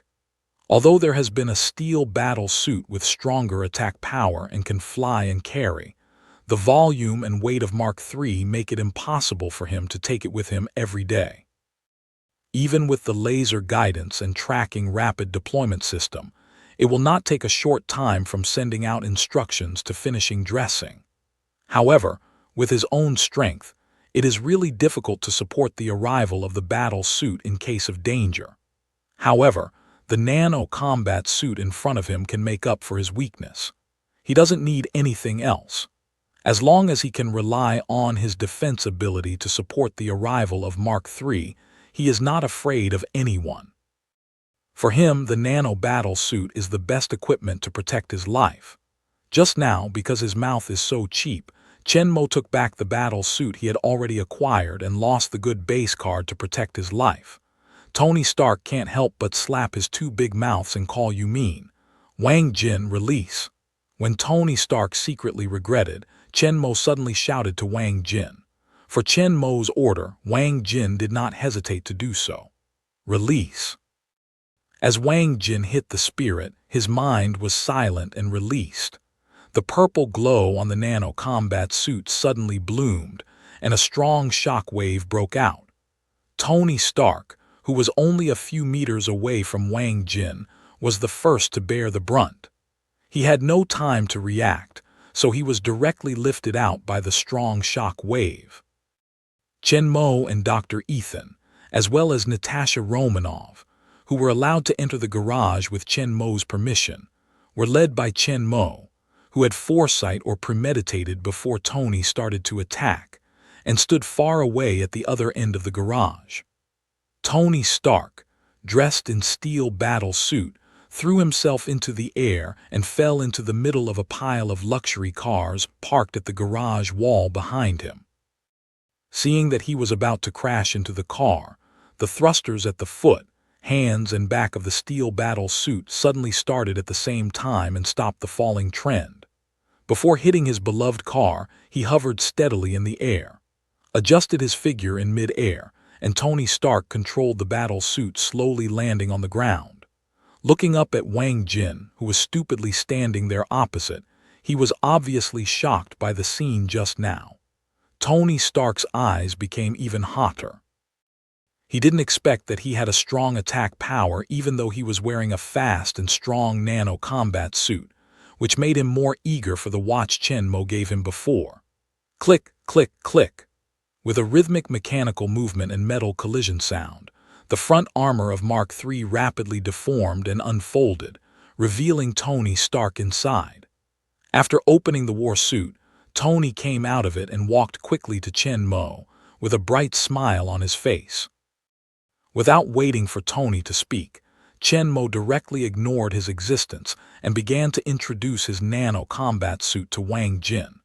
This combat suit is stronger than you can see. The material used to make it is the hardest and rarest magic metal in the world, Zhenjin. After the original hard and incomparable vibrating gold was made into battle suit by nanotechnology, the molecules were connected together in a very special way. This special connection way not only keeps Zhenjin's original strong defense ability, making it able to withstand almost all attacks without damage, but also enables it to have a very strong flexibility, like an ordinary tights, which will not have any impact on the operation, which is particularly important for the martial arts practitioners, and the application of fighting skills in the battle it will not be affected, and its own strength can be fully exerted. Although this combat suit belongs to soft armor, it is no less effective in dispersing attacks than hard armor. When attacked by external forces, the force will be transmitted to the surrounding area of the attacked part. Point-kill weapons such as swords and bullets mainly cause damage through penetration, while the strong material of Zhenjin battle suit makes it impossible to be penetrated, torn, and damaged. The kinetic energy carried by these attacks cannot cause damage to the body after being dispersed by the battle suit. If you are attacked by explosion, impact, and other large-scale external forces, no matter soft or hard armor, you can no longer disperse the force. The strong force contained in the attack will be completely transmitted to the body, causing blunt damage. At this time, the particularity of Zhenjin is reflected. In addition to its super hardness, Zhenjin has the magical property of absorbing vibration. When attacked, it can absorb kinetic energy, but this absorption is not completely offset, but only greatly weakened. When the attack is too strong, even after absorption and weakening, it can still cause damage to the body. The Nano combat suit has strengthened this feature of Zhenjin. Within a certain limit, Zhenjin Nano combat suit can completely absorb and store the attack, and release it again at any time for attack. As long as the strength of the attack does not exceed the upper limit of the combat uniform storage, it will be completely absorbed by the combat uniform. The attack will be eliminated directly in the intangible and completely useless, just like the previous attacks, without any effect. Even if the attack strength exceeds the storage limit of the combat suit, it cannot be completely offset. The sound absorption characteristics of Zhenjin itself will still weaken the attack, and its power will be greatly reduced. Just now, Mark III's last all-out attack exceeded the upper limit of the battle suit's absorption. After absorbing and storing the absorption function and weakening the gold vibrating material itself, its power has been very small. It just kills you, but it can't hurt you. Listening to Chen Mo's detailed narration, not only Wang Jin in Nano combat suit, but also Tony Stark, Natasha Romanoff, and Dr. Ethan all listened to the light. Ordinary attack is completely invalid. Cold weapon, gun attack, and ordinary small power explosion can be completely immune. Stronger attack can also be weakened by more than half. As a light and soft combat suit that can be worn at any time, its defense ability has been very abnormal. As long as it is not attacked by nuclear bombs, heavy missiles, and other destructive weapons, it is enough to ensure safety in most cases. Even if it is hit by artillery shells or small missiles, the 3 times physical strength of ordinary people, Wang Jin and Natasha Romanoff, is enough to withstand the attack power greatly weakened by combat uniforms, and there is basically no life risk. It's how they don't aspire to this powerful equipment. Glancing at the 3 people with envious faces, Chen Mo smiled and said to Wang Jin, "This combat suit is specially made for you. It also has a special function. You recite the cape in your mind." Wang Jin, according to Chen Mo, thought about it in his head. When the wristwatch receives his brain wave signal, it responds quickly. The position of the shoulders and back on both sides of his nano combat suit was just like weaving from the sky. From top to bottom, it gradually formed a large black cape, which fell from his back to less than a foot from the ground, covered his neck completely, and only exposed the front and middle part of his body. Tony Stark looked at more cloaks and became more mysterious. At the same time, Wang Jin, a powerful and domineering man, was suffering from a severe tongue disease. He was trying to make a mockery of Chen Mo's clothes and force him to design. When he said something, he was forced to make a tight turn and completely changed his taste. "Father, you are so wise. After adding this cape, the whole person is obviously powerful and domineering, which is very conducive to the establishment of our superhero image." Although Chen Mo's intention of designing this cape is not obvious at all, in order to get back the watch that originally belonged to him and have his own nano combat suit, Tony Stark has no moral to flatter Chen Mo. Chen Mo directly ignored Tony's nonsense and explained to Wang Jin. This cape has two functions. First, it can activate a 2-meter square energy shield. Its defense is much higher than the maximum absorption of the combat suit itself. It can be activated in advance when it is ready to resist attacks with relatively strong power.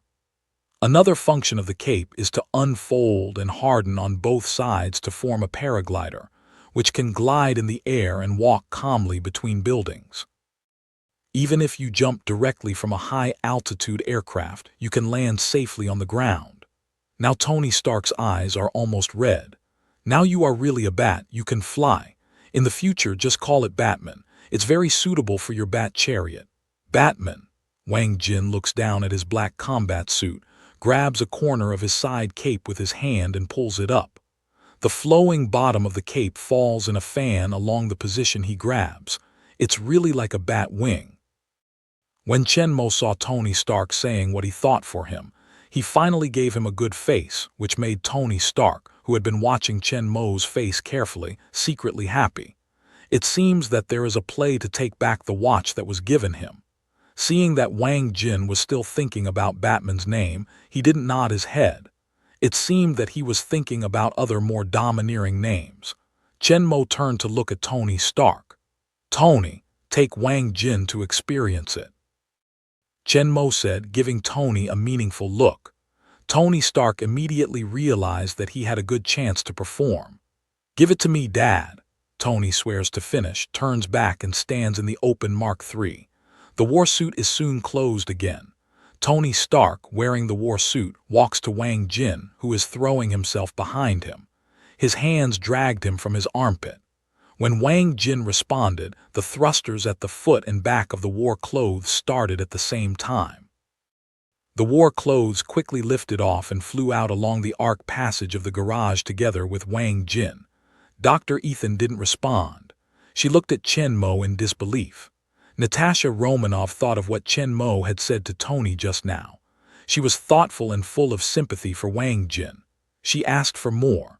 Before long, the screen on one side of the computer changed to Tony Stark's face in Mark III. At the same time, a long, shrill scream came along with the screen. "Dad, I forgot to tell him how to turn on the gliding function of the cape." When Dr. Ethan and Natasha Romanoff heard this, Chi turned to look at Chen Mo, so the shrill scream in the picture was Chen Mo listened to the scream still ringing and replied as if nothing had happened. "I'm Batman." Dr. Ethan and Natasha Romanoff looked at each other, speechless. Soon, the scream echoed all the time in the picture finally stopped. Instead, it was a scream as hard as possible. "I'm Batman." Finally, according to his plan, Batman was created in the world of reconnection. Chen Mo's evil taste was finally satisfied. After returning to the garage with Wang Jin, Tony Stark, who was still in shock, ran to Chen Mo in front of him with a smile accompanied by his dog legs and looked at Chen Mo expectantly. "Dad, I'm your son. Look." Tony Stark was very grateful for his foresight and gave himself a way back when he was cruel. He said that if he asked Chen Mo for a wristwatch again, He would kiss his son, but he was Chen Mo's godson, and it was not a single thing to kiss or not. Natasha Romanoff, looking at Tony Stark's shameless appearance, could not be associated with Tony Stark, the arrogant and unrestrained Iron Man. Is this really a person? Are you sure this is not a fake Tony Stark? When Nick Fry sent him to perform the task of sneaking into Stark Industry and closely monitoring Tony Stark, he gave her a detailed information and character analysis about Tony Stark's life. Tony Stark, who has been a genius since childhood, is a complete egomaniac. He is self-centered and never knows how to take care of others. He is impulsive, stubborn, and arrogant. His relationship with his father, Howard Stark, has been tense and disrespectful to authorities. It's amazing that he can accept Chenmo as the godfather, and his performance as a child in front of Chenmo makes him surprised by Natasha Romanoff, who already knows Tony Stark well.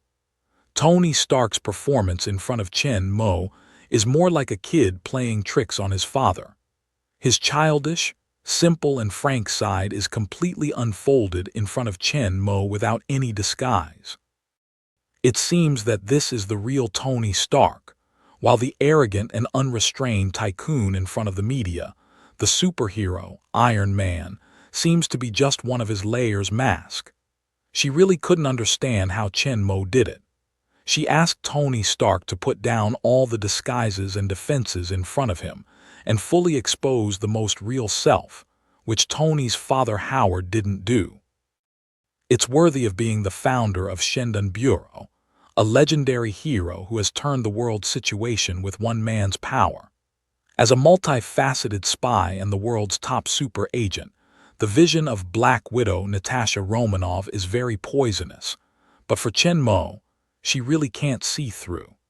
The extremely keen feeling that she trained in the cruel training and numerous arduous tasks can clearly feel some very subtle breath that Chenmo inadvertently revealed. Chenmu in her eyes is far more complicated and elusive than others. Sometimes he is just like an ordinary person. If you don't look carefully, you may even ignore him directly. Sometimes he is like a soldier walking out of the sea of blood, cold, cruel, and extremely strong. Sometimes he is like a god and a king who is in charge of his whole life. He is high, noble, and dignified, and his momentum is as vast as a prison. The invincible commander in the battlefield, the scientists in the laboratory, the gentle elders, the friendly partners, and at this time he is like a father generous deep in the face of the cheating eldest son, turning white eyes full of helplessness. There are so many different feelings, each of which she can't feel the slightest falsehood, as if that is the most real side of Chenmo. She believes in her feelings, but it makes her more confused. How can a person have so many different qualities? Which one is the real one?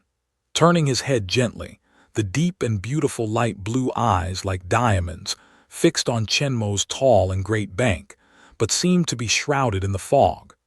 Natasha Romanoff's eyes gradually became blurred. Over the years, she has seen countless men, but none of them is as mysterious and unpredictable as Chenmo, which makes her uncontrollably attracted by him and trapped in it. Chenmo, who was being pestered by Tony for Nano wristwatch, felt the increasingly hot and beautiful vision on his side, and could not help turning his head slightly to meet her vision. At that moment, Natasha Romanoff felt a shock all over her body. What kind of eyes are they? Pure and bright as a naive child, cold and sharp as a peerless soldier. In the dark and deep eyes, it seems that the whole universe is contained. In the endless darkness, there are a little bit of bright stars flashing. Looking into Chenmo's eyes, Natasha Romanoff just felt like she was in the vast universe and lost herself completely. Chenmo naturally felt the state of Natasha Romanoff, which was not his intention. With the continuous enhancement of his mental power, Chenmo's momentum is becoming more and more powerful, and his influence on other people's mind is becoming more and more strong. Especially for those who feel very sharp, they will be more affected by his mental power. In fact, there is nothing wrong with Natasha Romanoff's feeling. Chen Mo's temperament is very special. He has a variety of different experiences in different worlds. Even in the same world, he has multiple different identities and legendary experiences that ordinary people can't imagine. These special experiences have shaped his unique temperament, and this is not contradictory. An ordinary person also has multiple different identities in life. He is a dutiful employee in the company, a strict father at home, a considerate husband and a filial son. But Chen Mo's identity and experience are more special. He is a warrior, hero, scientist, backstage controller, lord, god king, godfather, grandmaster. These huge, even unimaginable identities are concentrated on one person, which really makes people feel mysterious and incomprehensible. Although most of the time, Chen Mo deliberately controlled his momentum, but sometimes inadvertently, there will be some breath leaked out, which is difficult for ordinary people to detect, or only some very vague feelings and nothing will be found. As the world's top secret agent, Black Widow Natasha Romanoff, however, has far beyond ordinary people's horror insight and amazing intuition. She is keen to feel the special momentum of Chen Mo and realize his extraordinary. However, it is this extremely sharp mental perception that makes Natasha Romanoff, influenced by Chen's great mental power, stupefied. Chen Mo believes that with the continuous improvement of spiritual power, its role will truly be reflected. As the basis of his own special ability, Chen Mo can be sure that the role of spiritual power is not just to expand space and shuttle. Looking back from the beautiful super agent Natasha Romanoff, Chen Mo looks at Tony Stark in front of him with a shameless and flattering look and turns his eyes. Dr. Ethan, on the other side, didn't come to any accident for Tony Stark's behavior. Of all the people present, he spent the longest time with Tony. At the beginning, he saved his life in the cave and helped him to build the steel battle clothes prototype together. Mark I, in order to fight for time for him, and nearly died. The two people can be said to have had a lifelong friendship with Tony Stark. Understanding is not under Chen Mo. In fact, Tony Stark is much luckier than the original plot. Not to say that his father Howard is not dead, but he and his mother hid in the Shield Bureau and lived in a two-person world. Tony Stark had no friends. When he came back from Afghanistan, he invited Colonel Rod, his only friend, to join in the R&D project of steel battle clothes. However, he was mocked by Rod for announcing the closure of Stark's industrial weapons manufacturing department at a press conference, which made him go back to sober up and regain his sanity. Now he has Dr. Ethan and Chen Mo's help, and in the movie he completely completed the manufacture of Mark II steel battle suit by himself. When he needed it, his only friend didn't help him. Under the cynical playboy mask, Tony Stark's heart was always lonely. But now it's different. Chen Mo, who has a heart-to-heart relationship with him, sacrificed his own Dr. Ethan to help him delay time to escape from the hands of terrorists, and rescued him from the desert with his own hands, guiding his growth like a life mentor. When he decided to shut down Stark's industrial weapons manufacturing division, everyone thought he was crazy. Even the closest Colonel Rod and Pepper didn't understand him. However, Dr. Ethan and Chen Mo understand and agree with his practice, quietly encourage and support him, and help him to build the Mark II steel battle suit together. Chen Mo appeared in time after Obadiah betrayed him and robbed the arc reactor on his chest. He replaced it with the latest third-generation arc reactor. When he was about to die in the Iron Overlord of Obadiah, he arrived in time again and killed the Iron Overlord to save him. With Chen Mo, it seems that no one can do anything about him. All the dangers will be blocked by Chen Mo's great body. Tony Stark has never been so full of security. With a trusted brother and a reliable father, Tony Stark's whole life has changed dramatically. His spirit becomes more relaxed and natural, putting down all the disguises and returning to the real self. Just like now, in order to get the Nano watch, Tony Stark, like a rogue child, pesters Chenmo and will not stop until he reaches his goal. Chenmo didn't plan not to give it to him. Seeing him as a beggar, he gave him a bad look. Then he took out the watch he had given him before and threw it to him directly. Then, no matter, Tony is in a hurry to put on his wristwatch and start the Nano combat suit. Chenmo walks slowly to Wang Jin, who has just experienced a thrilling free fall and wing flight, and pats him on the shoulder, saying softly, "How do you feel?" Feeling the temperature from the broad and powerful hand on his shoulder, Wang Jin's violent mood quickly calmed down, and after a careful review of the whole experience, he looked up and said to Chenmo, "It's exciting. More exciting than a roller coaster or something. And at the end of the day, the cape unfolds and the feeling of gliding is really wonderful. It's like a free-flying bat overlooking the bustling city in the night sky. I can't say that, but I like it very much. From then on, I'm Batman," Wang Jin said. His face could not help showing an intoxicated look. Chenmo didn't expect Wang Jin to accept Batman's title so soon, and he seemed quite satisfied. In fact, it's just his bad taste before. It's a joke. If Wang Jin doesn't like it, it doesn't matter if he changes his name. There's a guide for the use of combat clothes in the wristwatch.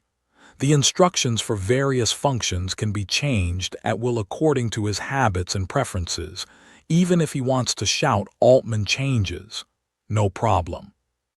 In fact, when Chenmo's bad taste broke out and his brain opened, he even considered whether to use the blood of Marcus, the vampire ancestor from the legendary world of the night, and William, the werewolf ancestor, plus his own perfect blood, to transform Wang Jin into a mixed-blood vampire with bat wings. This is the real Batman, but let's think about it carefully. Although the power of the vampire, werewolf and perfect blood vampire is very strong, 6 to 7 times that of ordinary people, its disadvantages are obvious. Although it has perfect blood to eliminate the defects and weaknesses of vampires and werewolves, it can be seen from the film that after the integration of the dual bloodlines of werewolves and vampires, although it can independently control the transformation from the state of ordinary people to the state of mixed blood, and the strength will increase with it. But after the transformation, the images are all ugly. Michael's bloodline of werewolf and vampire turns into Avatar, while Marcus's bloodline of vampire and werewolf turns into an ugly bat. Chenmo doesn't want to let Wang Jin, a handsome guy, gain a strange ability to turn into a monster because of his bad taste. Besides, since we need to get Batman out, it's better to respect the original work. Good, rich, and handsome Batman. What kind of transformation do you play? Losers rely on mutation. The rich rely on technology. As the little leader of the 7 commandments, Wang Jin is naturally among the top rich. The 7 commandments, which control most of the U.S. underground forces and a large number of large companies, have more wealth than Tony Stark. Under the guidance of Chenmo 70 years ago, the 7 commandments began to set foot in various industries. What they have mastered is a business empire. Tony Stark's Nano combat suit has no hard armor on the knees, elbows and fist peaks, no sharp edge on the head, and the overall line is softer. It looks more like a common sports tights, especially after removing the head mask and the parts on the hands. Tony Stark can't help but be disappointed, but Chenmo naturally has his consideration. Tony usually does not need to use battle clothes to fight. His main combat equipment is steel. The main function of the Nano combat suit is to protect its safety before it is put on the steel combat suit. This simple design can also be used as underwear to wear in clothes at ordinary times, which is not noticeable, but also provides safe and reliable protection. Of course, if he wants to fight like Wang Jin in his battle suit, it's not bad. This Nano battle suit also has a cape, which can be summoned at any time, but its name can't be called Iron Man anymore. It's not like a bat to wear his Nano combat suit with a cape. To be honest, it's like wearing a bedspread, so it's more appropriate to call it Underwear Man or Bedspread Man. However, although Tony Stark's Nano combat suit looks ordinary, not as handsome and powerful as Wang Jin's, its defense is no different from Wang Jin's suit. Like the cape, it can activate the shield and glide. In fact, Chen Mo's own suit is exactly the same as Tony's, but he doesn't plan to be an underwear man or a bed man. It's not that he's just fighting in steel like Tony. Although he has spent a lot of energy to get all the technologies and manufacturing methods of the steel battle clothes, with the support of the battle clothes, the overall strength will be greatly improved. But Chen Mo knows that the battle clothes are only external forces, which can provide convenience for his actions and battles. But the most fundamental thing for him is his own strength. Therefore, Chen Mo will not rely on the steel battle suit as Tony does, nor will he focus on strengthening the battle suit. Although he will be very strong in the battle suit, he can't hide in it forever. Moreover, the war clothes are not omnipotent. Even if they are made of indestructible Edelman alloy, many people, such as Magneto King and Professor X, can still restrain the steel war clothes, and there are many people who are more powerful than the war clothes. Superman, Hulk, and Raytheon can beat him. After all, the iron and steel battle suit is just a machine, and its strength, speed, and attack power are not top-notch. The operating system may also be invaded or interfered. In the real high-level battle, in fact, it can't play a big role. What can really depend on is Chen Mo's own strength. In addition to his own preferences, the reason why Chen Mo has to get steel battle clothes is more to deal with the complex environment and situation. Chen Mo's positioning for it is an auxiliary system. Of course, for now, the strength, speed, and large-scale attack ability of the iron and steel battle suit are stronger than Chen Mo's own, but with the improvement of Chen Mo's strength, it will eventually surpass the battle suit. At that time, its main role will be to fly, defend, assist, and attack in groups. The fight against the powerful enemy depends on Chen Mo's own strength. Just like its name, Steel Battle Suit, it's just Chen Mo's battle suit. Like his shield and sword, it's just a weapon in his hand. The most fundamental thing is Chen Mo himself. Of course, unlike the Zhenjin shield and the King's sword, the iron and steel battle suit can be upgraded and strengthened continuously. Although it is still relatively weak, it will play a more and more auxiliary role with the continuous improvement of Chen Mo's technological strength, and will not be eliminated in Chen Mo's strength improvement. Chen Mo's strength is not strong at present. If nothing else, just about his physical quality, he is not even as good as Wolverine. Of course, if the two really fight, Chen Mo will not lose to him with his superb fighting skills, but with the abnormal recovery ability and nearly unlimited physical strength of Wolverine, it is not easy for Chen Mo to completely defeat him. In the future, Chen Mo will rely on Nano combat suit for most of his battles. Just different from Tony, Chen Mo has storage space and can cheat. Chen Mo's original Edelman armor suit was completely disassembled by Chen Mo, and the composite bullet-proof material used to fix the connection was removed. Only the Edelman armor was retained and collected in the space. When he needs to, as long as these armor pieces are taken out, the Nano battle suit can adsorb them on the surface, so that it looks almost no different from the original Edelman alloy armor battle suit. In addition to stronger defense, there is an additional cape that can be freely retracted and released, which can stimulate large-scale shield and glide. These demand as two peas are not directly scattered in space, but rather placed in a human body model specially made according to Chen Mo's figure. Chen Mu can only take out the armor directly at the same time as the model does exactly the same posture, just covering the surface of the Nano combat garment, and does not need to be taken out and put away for a long time. Of course, it doesn't matter if you don't have the chance to put your preset posture because of fighting and other reasons. It doesn't take too long to take out and put them all together with the silent brain response speed. That is, it can be completed in 1 or 2 seconds. You have the defense of Nano combat suit. There's no problem with the delay of 1 or 2 seconds, but it's more than once it's just a little trouble to finish. Now that we have Nano combat suits, why do we need to do more than that and cover them with a layer of Edelman armor?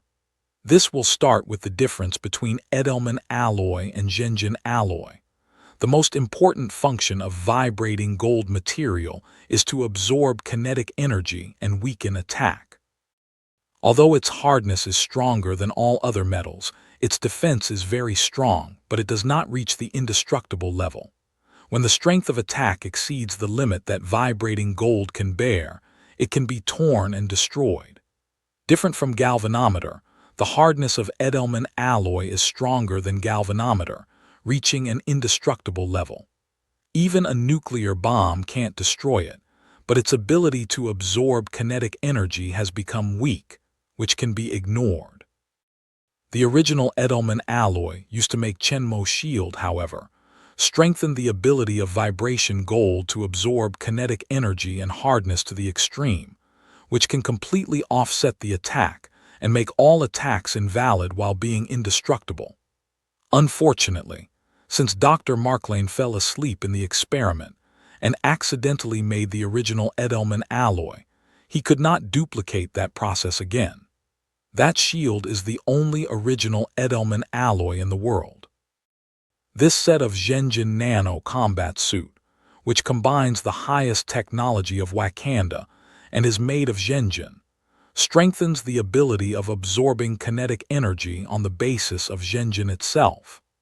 Under the condition of not exceeding the upper limit of absorption storage, the effect of ignoring attack of original Edelman alloy can be achieved approximately. Although in the case of no more than the upper limit of absorption and storage, the Zhenjin Nano battle suit can approximate the effect of ignoring the attack of the original Edelman alloy. In fact, the upper limit is not very high, and the attack of a large caliber shell or a small high explosive missile can be broken. However, its defense ability is already very strong, and ordinary conventional weapons can no longer pose any threat to the wearer. Its biggest weakness is actually the powerful piercing attack. After all, the Nano combat suit is soft armor. Although it has a certain role in dispersing the attack power, the dispersing range is limited. The guns and bullets are okay, and the kinetic energy is still powerful for ordinary people. But for Chenmo, who has 8 times the physical quality and strong body defense, even the bullets of anti-equipment sniper gun, after being absorbed and weakened by Zhenjin Nano battle suit, have limited power and can't cause damage to him at all. But if it's a powerful destructive weapon like depleted uranium armor piercing bullet, it's not. Even though it's weakened by the small-scale dispersion and absorption of Nano combat suit, its local destructive power is still enough to cause huge damage to Chenmo. Even if the power is large enough and the attack point is small enough, it is likely to directly penetrate the Zhenjin Nano battle suit. After all, Zhenjin is not an indestructible Edelman alloy, and its hardness is worse. When the local attack force is strong enough, it can be destroyed. After the Nano battle suit is covered with Aden alloy armor, with the indestructible hardness of Aden alloy, it completely eliminates the possibility of the battle suit being penetrated and damaged. After being blocked by the Edelman armor, the original penetrating attack has been dispersed to the whole armor under attack and the adjacent armor, and the force area has greatly increased. At this time, when it is applied to the Nano combat suit, the force will be again dispersed by the combat suit, and the force area will increase again. After the absorption and weakening of Zhenjin Nano battle suit, The strength per unit area will be greatly reduced when it is finally transferred to the body.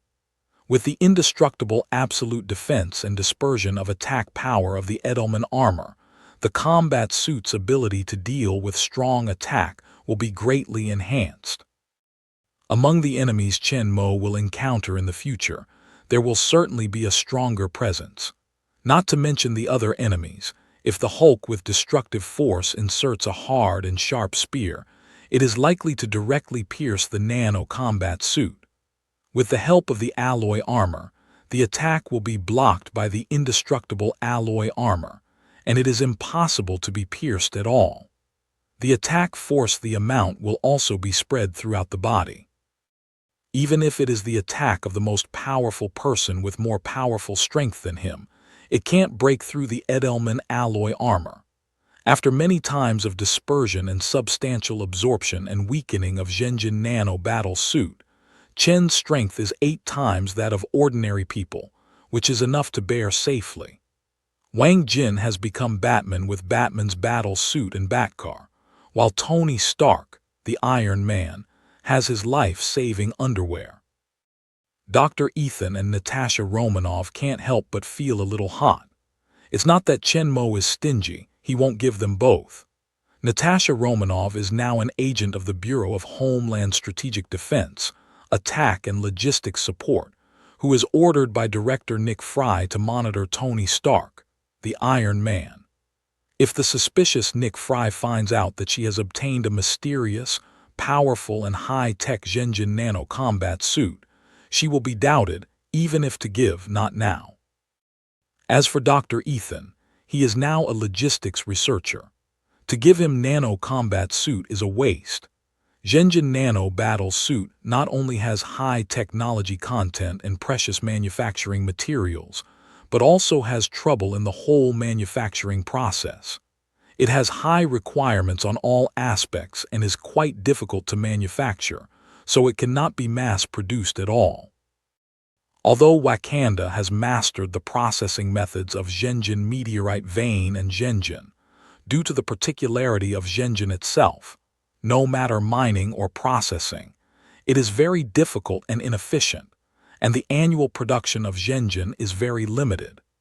In addition to consuming a lot of Zhenjin, it also requires considerable human and material resources, and the production cycle is very long. So in the past, only the guardian of the kingdom of Wakanda, the Panther, had the gold vibrating battle suit. The Zhenjin Nano battle suit invented by Su Rui actually consumes a lot of Zhenjin. The manufacturing process is more complicated, and the cycle is longer. Chen's 3 sets of nano combat suits are semi-finished materials accumulated in the early experimental research and development process, which greatly shortens the production cycle. Only these 3 sets of combat suits use up all the semi-finished materials accumulated in the early stage. If you want to make a new nano combat suit, you have to wait a while. Dr. Ethan practiced martial arts with Chen Mo in this period of time. Although he got some gains, after all, the time was too short. There was a big gap between him and his real combat effectiveness. He was not eager to prepare equipment. Besides, don't forget that he is a member of the Iron and Steel Battleclothes project team and the lifeblood brother of Tony Stark. When he has a little combat effectiveness, Tony Stark will definitely make a set of iron and steel battleclothes for him. No, Tony Stark, who got the nano combat suit, was excited for a while and found Dr. Ethan's envious eyes. As a good brother, Tony Stark immediately put up his combat suit, went forward and patted Dr. Ethan on the shoulder, comforting him. "Hey, Ethan, this tights is so ugly. Let me make you a steel war suit. That's what our scientists should wear." However, Dr. Ethan, who was envious just now, suddenly had a change of face. He shook his shoulder and threw off his hand on his shoulder. He looked at him strangely. Tony Stark took back his hand strangely, but found that all people were looking at him with a strange look, especially his beautiful assistant, Natasha Romanoff, who showed the funny look like an idiot, which made Tony Stark feel very uncomfortable. Tony, Chenmo said in a serious voice. Tony Stark was feeling a little confused. Even if he didn't get the Nano combat suit, he didn't have to look at me like this. And the look didn't look like jealousy. When he heard Chenmo call him, he turned his head and looked at Chenmo in confusion. "What's the matter, Dad? You'd better put on your combat suit." Before Tony Stark understood, he heard Chenmo's voice continue with a little apology. "I forgot to tell you that the Nano combat suit is launched close to the skin and unfolds along the body surface. So all your clothes will be torn to pieces." At this point, Chenmo looks at Tony Stark strangely. "That is to say, after lifting, the whole person will be naked." Tony Stark was stunned when he heard the words, turned his head again to look aside at Natasha Romanoff. Following her eyes, Tony Stark slowly lowered his head and looked at his little brother. A cry full of indignation and grievance echoed in the garage. "Dad, I hate you. Tony Stark is a playboy, but he's not an exhibitionist. If it's Pepper, which is very close to him, or the women he slept with, Tony Stark doesn't think anything. The problem is that Natasha Romanoff obviously doesn't mean anything to him. He can't see others, but he's seen all by others, which makes Tony Stark feel very depressed." Tony Stark, who started the Nano combat suit again and blocked his body, looked at Chenmo like an angry little daughter-in-law. Wang Jin, who is also wearing Nano combat clothes, is full of fear. Thanks to Marshal Uncle Tony, otherwise think of here, Wang Jin also can't help quietly pio to Chenmo. "Grandmaster, don't take you to be such a son. I almost got your grandchildren together." Chenmo naturally felt Wang Jin's furtive eyes, but he didn't mean to. Who let the Nano combat suit be controlled by brain waves? Chenmo didn't expect Tony would suddenly remove the combat suit, so he didn't have time to say. Just as the atmosphere in the garage fell into a moment of bewilderment and embarrassment, Jarvis's voice suddenly rang. "A video call from Miss Potts, sir." Tony Stark was stunned after hearing this. He looked at himself with a little guilty heart. After he was sure there was no problem, he said to Jarvis, "Take it." "Yes, sir." As soon as Jarvis's voice fell, the picture on the display at one side of the garage changed, and Pepper's figure appeared on it. But at this time, Pepper's face was full of anxiety. The background of the picture was shaking constantly, and a rush of footsteps came through the picture. At the first sight of Pepper in the picture, Chenmo can't help but look down. Seeing her anxious look, it's obvious that something happened, but Chenmo didn't get any news. This situation beyond his control made him feel very bad. What seems to have been overlooked by him? "See the call connected," Pepper quickly said. "Tony, something happened to Sharon." As soon as her voice came down, Chenmo's eyes suddenly set. It was Steve and Carter's daughter, Sharon Rogers. "What?" Tony's face changed a lot when he heard that. Sharon Rogers, who was still in high school, was studying in a boarding noble school. He spent most of his time in school and seldom came back. During this time, all their energy was focused on the research and development of steel battle clothes and bat chariots. For a while, he ignored the little girl. Today, when their school is off, I asked Harpy to pick her up by car. As a result, a group of armed men suddenly appeared at the school gate. They took Sharon away. Harpy is also injured and is being taken to the hospital now. Although Tony is Sharon's guardian, how can he take good care of a little girl with his carefree nature? Usually Pepper is taking care of her. Sharon Rogers has a good relationship with her. She always treats her as her sister. Now she is in danger. Pepper is worried by everyone. Tony Stark listened to the story.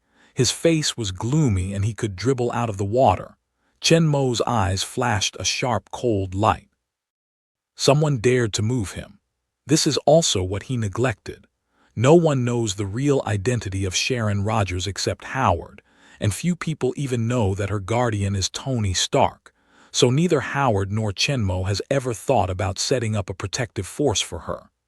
As for Tony Stark, he has only one driver and bodyguard, Harpy Hogan himself, not to mention Sharon, who is studying in school. But who would have thought that someone would really start with a high school student? Obviously, the other side is running for them. "I'll take care of it. Don't worry, I will take her home safe and sound." Tony Stark appeased Pepper and ended the call. "Jarvis, call up the surveillance at Sharon's school gate," said Tony Stark in a low voice. "Yes, sir." While Tony Stark is monitoring through Jarvis to find out the location of the gangster who kidnapped Sharon Rogers, Chen Mo also goes to one side and takes the phone out of the space to issue an investigation order to the Shendun Bureau and Hydra. After receiving the order, the intelligence departments of the two organizations moved quickly. The efficiency of the two huge intelligence machines was amazing, and they soon found out what was going on, and the results came one after another. Tony Stark was still anxiously tracking down the kidnapper's vehicle. Chen Mo strides forward and hands his tablet to Tony Stark. Tony looked down and saw a well-dressed white man with black glasses. He was familiar with Tony Stark. Justin Hammer, the second largest arms manufacturer in the United States, is the boss of Hammer Industries. His Hammer Industry has been suppressed by Tony Stark's Stark Industry and has been at a disadvantage in the government's arms and weapons order grabbing. However, the emergence of a powerful steel war suit has allowed Justin Hammer to see the opportunity to surpass Stark Industry and become the world's largest military fire manufacturer. Tony Stark invented the steel war suit and showed the world the power of the steel war suit as the Iron Man. However, he took this powerful weapon which can change the world's situation and refused to make it on a large scale and sell it to the military. The U.S. government, which ran into a wall at Tony Stark's place, found Hammer Industry and asked them to make steel war clothes. At that time, the military will purchase in large quantities. This epoch-making powerful weapon, its price and profit must be amazing. Justin Hammer is determined to seize this opportunity to defeat Stark Industries and replace it as the largest arms supplier in the United States. With a strong steel battle suit, Hammer Industry will rise to become the world's strongest weapon manufacturing group, stepping on Tony Stark's arrogant genius. In fact, the government didn't want to take over the iron and steel battle clothes from Tony Stark, but Tony Stark is not only known as the Iron Man, but also has many fans. Recently, he joined the Strategic Response Team composed of superheroes, which is specially set up by Commander Chen Mo to deal with special events threatening the Earth's security. His current identity is the superhero of safeguarding the Earth's security. Without making any mistakes, whether the impact or the resistance he faces is huge if he wants to forcibly collect the steel battle clothes from him. Therefore, the government can only retreat to the second place and place its hope on Hammer Industry. However, the imitation of steel war clothes is not going well. With the joint efforts of a large number of top mechanical and weapon engineers of Hammer Industry, up to now, only a few prototype machines with no watch have been made. There are a lot of problems in the power, transmission, control, shock absorption, and many other systems of the whole battle suit, which can't fight at all. Even more than one driver has had accidents, serious injuries, or even in the experiment death. Seeing that the patience of the government is gradually exhausted and dissatisfied with him, it is possible to give up support for him and turn to Tony Stark for cooperation. Justin Hammer is unwilling to wait for the opportunity to lose, so he is determined to take risks. The steel battle suit was invented by Tony Stark. Since the imitation can't be realized, just grab it. As long as there is a real steel battle suit as the research object, with the strong R&D strength of Hammer Industry, they will be able to successfully manufacture their own steel soldiers. However, Justin Hammer didn't send people directly to Tony Stark's villa to rob the steel war clothes. First of all, whether the people he sent were Tony Stark's opponents in steel war clothes or not, he still remembered the news conference held by the military some time ago. The legendary hero of World War II, The powerful commander Chen Mo is still alive and now lives in Tony Stark's villa. Justin Hammer doesn't think his mercenaries can get anything from him. In fact, Chen Mo, the commander who had never left the villa since Tony Stark was rescued in Afghanistan, left the villa and spent some time in a Chinese martial arts school in Brooklyn. This was a great opportunity, but Justin Hammer, who was a little timid at that time, was full of confidence in his engineers. At that time, he did not plan to take risks. But when he found that these people who rely on his own can't copy the steel battle clothes, he made up his mind to start with Tony Stark. Chen Mo had returned to Tony, and he finally got up his courage, and the plan he was going to carry out was aborted. Unwilling to give up, Justin Hammer launched his own intelligence network again, spent a lot of money, and finally he found a breakthrough point. Tony Stark, a super playboy, has an adopted daughter or sister. It's Sharon Rogers in high school. There is not much information about this young girl, only that she is Tony Stark's father, an orphan left by a comrade in arms of Howard Stark, who was adopted by Tony. As for whether they are father, daughter, or brother and sister, it is not known. In a word, he is the guardian of Sharon Rogers. He raised her from a 6-year-old girl to a young girl now. They have lived together for more than 10 years. They must have deep feelings. With her as a chip, they can get what he wants from Tony Stark. As a result, Justin Hammer continued to wave his money and recruited a group of desperado, an elite mercenary who could do anything for money. After the last class in the afternoon, Sharon Rogers came out of the classroom with a backpack while greeting her classmates. From tomorrow, the school will begin to have a holiday. Sister Pepper called her in advance and said that she would let Harpy pick her up. Since Tony came back from Afghanistan last time and met at the airport, he hasn't been home since then. I don't know how the guy is. And Pepper said that there are several guests in the family. All of them are very powerful people. One of them is Tony's elder. The specific Pepper didn't elaborate in the phone.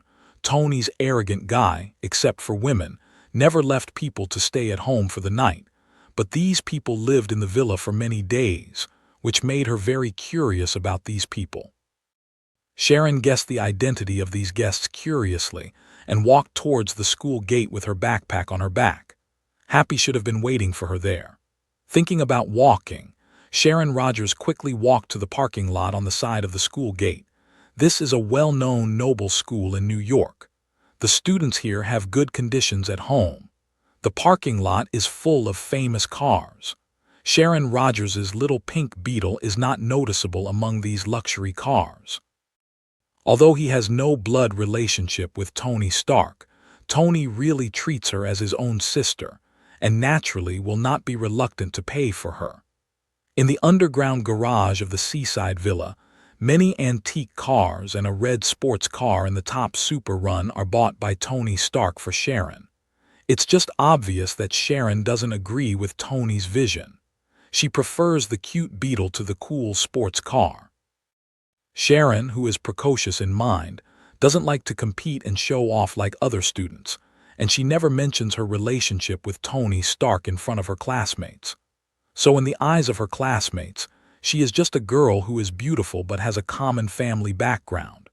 Studying in this expensive noble school will probably cost a lot of savings in her family, so she will study hard and get good grades. They didn't know. In Sharon Rogers's eyes, they were too naive, just like Tony Stark. Take a look at the lovely pink Beetle in the flowers. Sharon doesn't stop and walks towards the gate not far away. She had seen the phantom of Tony Stark's Rolls-Royce parked by the side of the road, and the Harpy waiting for her by the side of the car.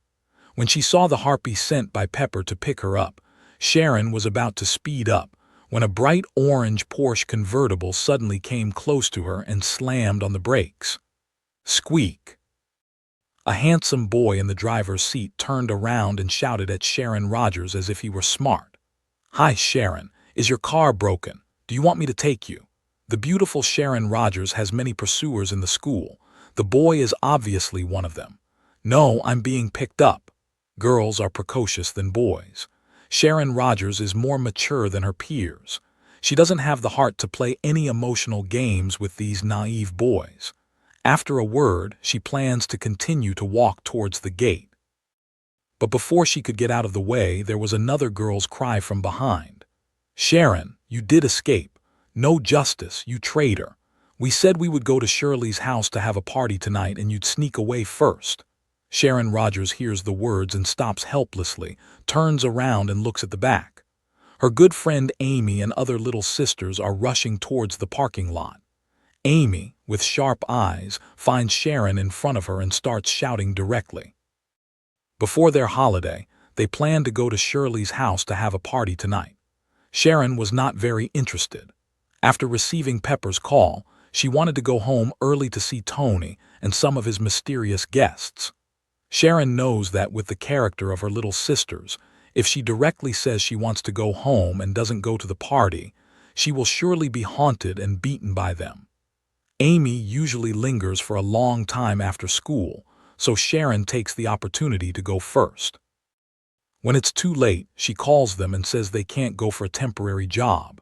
They complain about her at most, but they can't help letting them go. However, she was delayed by the handsome guy just now, but she was found running away, and Amy, who was chased out in advance, was found. Now that she has been caught, Sharon Rogers can't escape anymore, so she has to stand in the same place and wait for them to come. And at the same time, she stares at the perpetrators of her escape failure. The boy touched his nose angrily, but he didn't leave in a hurry. Instead, he looked at them excitedly. They had just said that they would have a party. If Sharon went, would they have the cheek to ask to join in? Soon, Amy was furious and came over with a bad face. "Do you have anything to say?" Amy held her arms to her chest and asked Sharon angrily. Some of the baby's fat little faces became more round, which did not create the momentum she wanted but seemed very cute. Sharon could not help holding out her hand and pinching Amy's fleshy face. She said softly as if to coax a little sister, "I'm really busy this time. My family sent a car to pick me up. I'll play with you next time, okay?" Amy turned her head angrily and shook Sharon's hand away. She rubbed her face and asked, "How dare you lie? Usually you drive by yourself and never see your family come to pick you up. Good. You tell me, which car is it? If someone comes to pick you up, I'll let you go." Sharon usually drives by herself. She hasn't been seen off yet. It's no wonder Amy doesn't believe it. At this time, several other girls in the same class passing by heard their conversation. One of them was dressed very delicately and her head was raised high. The girl who was as proud as a swan suddenly sneered. "Ha ha, I think our Cinderella is afraid to make a fool of herself when she goes to Shirley's villa. I'm also curious. What kind of car will Cinderella pick up? Pumpkin carriage. It's not a beetle, is it? Ha ha ha ha." The girl seemed to be the leader of several girls. After she finished, other girls dressed like her were laughing with each other. Unlike China, the Beetle belongs to the compact family car in the United States, which is equivalent to the QQ in China. The price is only about $20,000. It is usually driven by ordinary families. Few of their rich and powerful children are willing to drive this kind of low-end car. So when I drive a Beetle, I usually don't see Sharon Rogers, who has a luxury car to pick me up and take me off. She is straightforward and doesn't like to dress up, so she becomes Cinderella in some people's eyes. Especially Sharon Rogers is born beautiful. She is very beautiful. She doesn't like to dress up, fresh and clean, and her study is very good. Many boys are fascinated by her.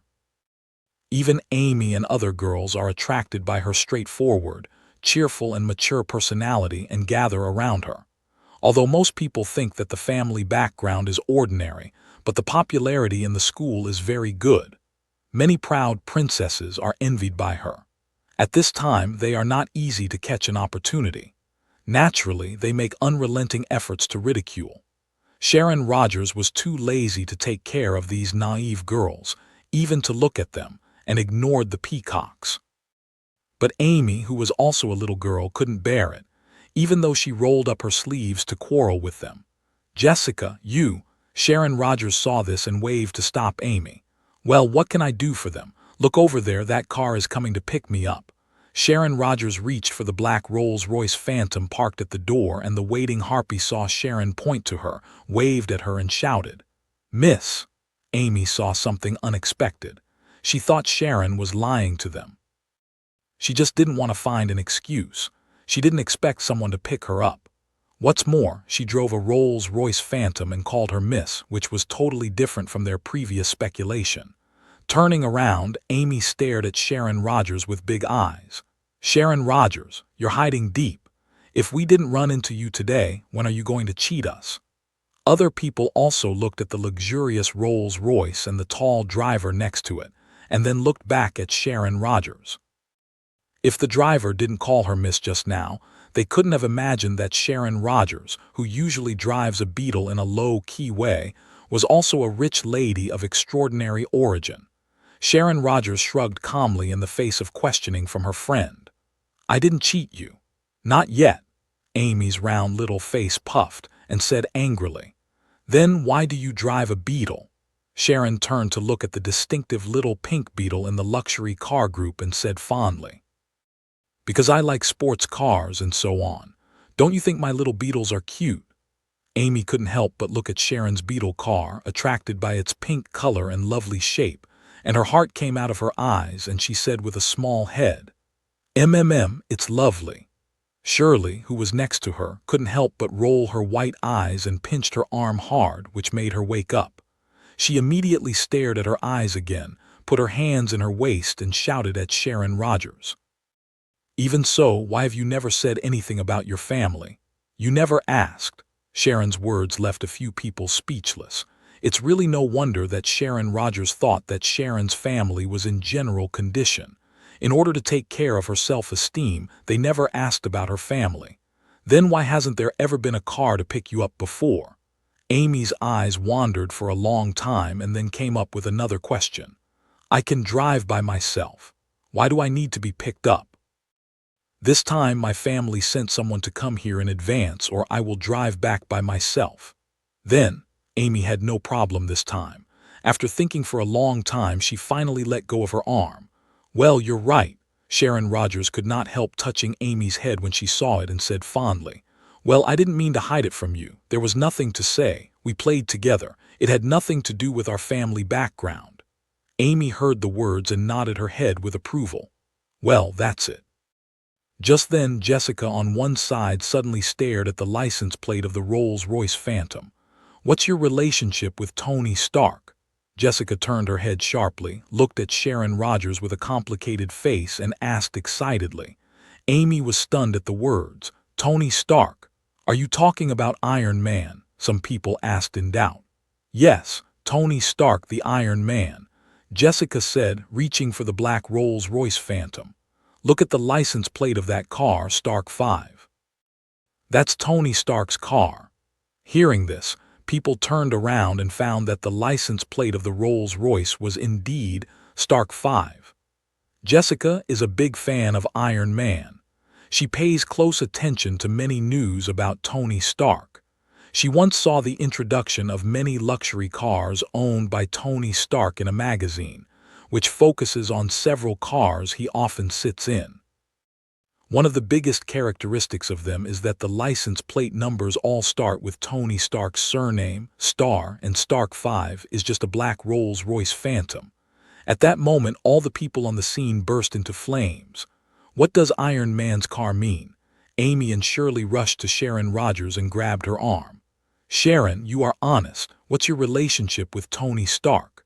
"Sharon, isn't Tony Stark your father? My God. My classmate is the daughter of Iron Man. My God." My God. Sharon Rogers didn't expect a car and a license plate to reveal her relationship with Tony Stark, but she didn't mean to hide it. She didn't take the initiative to say it before, just didn't want to show it off. Now that she's discovered, she doesn't need to cheat them. Waving stopped the girls' constant questioning and speculation. Sharon Rogers said slowly, "All right, it's Tony Stark's car. I live with him too." While Kiki, a group of fans of Iron Man, is excited to ask questions, Sharon Rogers waves again and interrupts them. But we are not father and daughter. Tony Stark is mine." When she said that, Sharon Rogers had a tone, and her mind couldn't help thinking of the little things she had lived with Tony Stark when she was a child. She likes riding horses, so he makes her run around the house on her neck. She giggles happily, but he sweats heavily. She is afraid of the dark at night and dare not go to sleep alone. He sits beside her bed and tells her stories, coaxes her to sleep, and then goes back to sleep. He develops new weapons in the laboratory, and she plays by her side. She falls down and cries out, "Quickly put down the missile in hand to pick her up and check if she is okay." At last, the missile explosion blew up half of the laboratory. His beloved old car was painted with abstract paintings by her. He was reluctant to scold her and praised her with tears. Later, she painted all the cars with villains, so he really cried. Thinking of the past, Sharon Rogers could not help but draw a warm smile from the corner of her mouth, looking at the people in front of her and whispering, "He's my brother." Hearing the answer from Sharon Rogers, a group of girls beside finally couldn't help shouting to see their idol Iron Man. Even the cool boy on the sports car beside couldn't help getting off and joining the girls' team. "Sharon, we are good sisters. Anyway, you must show me my idol." Amy took Sharon's hand and cried excitedly. "And me," Shirley and others shouted. Sharon looked at these Tony fans but turned his eyes. What's good about Tony? These ignorant girls and young men. Sharon glanced at the excited boy in the crowd and added, "Well, I'll go back and ask him. I can't help it if he doesn't want to. After all, it's his classmates and friends. I'd better ask them if Tony, the selfish and arrogant guy, would be willing to take care of these small fans. You are his sister, he will promise." Shirley said confidently. The look of her face seemed to have met her idol. Amy is not so optimistic. She also has a brother. Her brother is not responsive to her. "Sharon, if he doesn't agree, you'll find your father to complain. He's willing to direct you." "That's what I do. I win every time. Daddy." Sharon Rogers listened to Amy's words but was suddenly silent. Since she remembered, she seemed to live with Tony Stark. Before that, she was too small and her memory was fuzzy. For her father, there was only a big and strong fuzzy figure like a mountain in her memory, but she didn't remember his appearance at all. She once asked Tony Stark, but he only knew that her father and his father Howard were comrades in arms. As for his specific identity, he did not know. Although Tony Stark and Pepper are just as good to her as their relatives, there is no father in her life.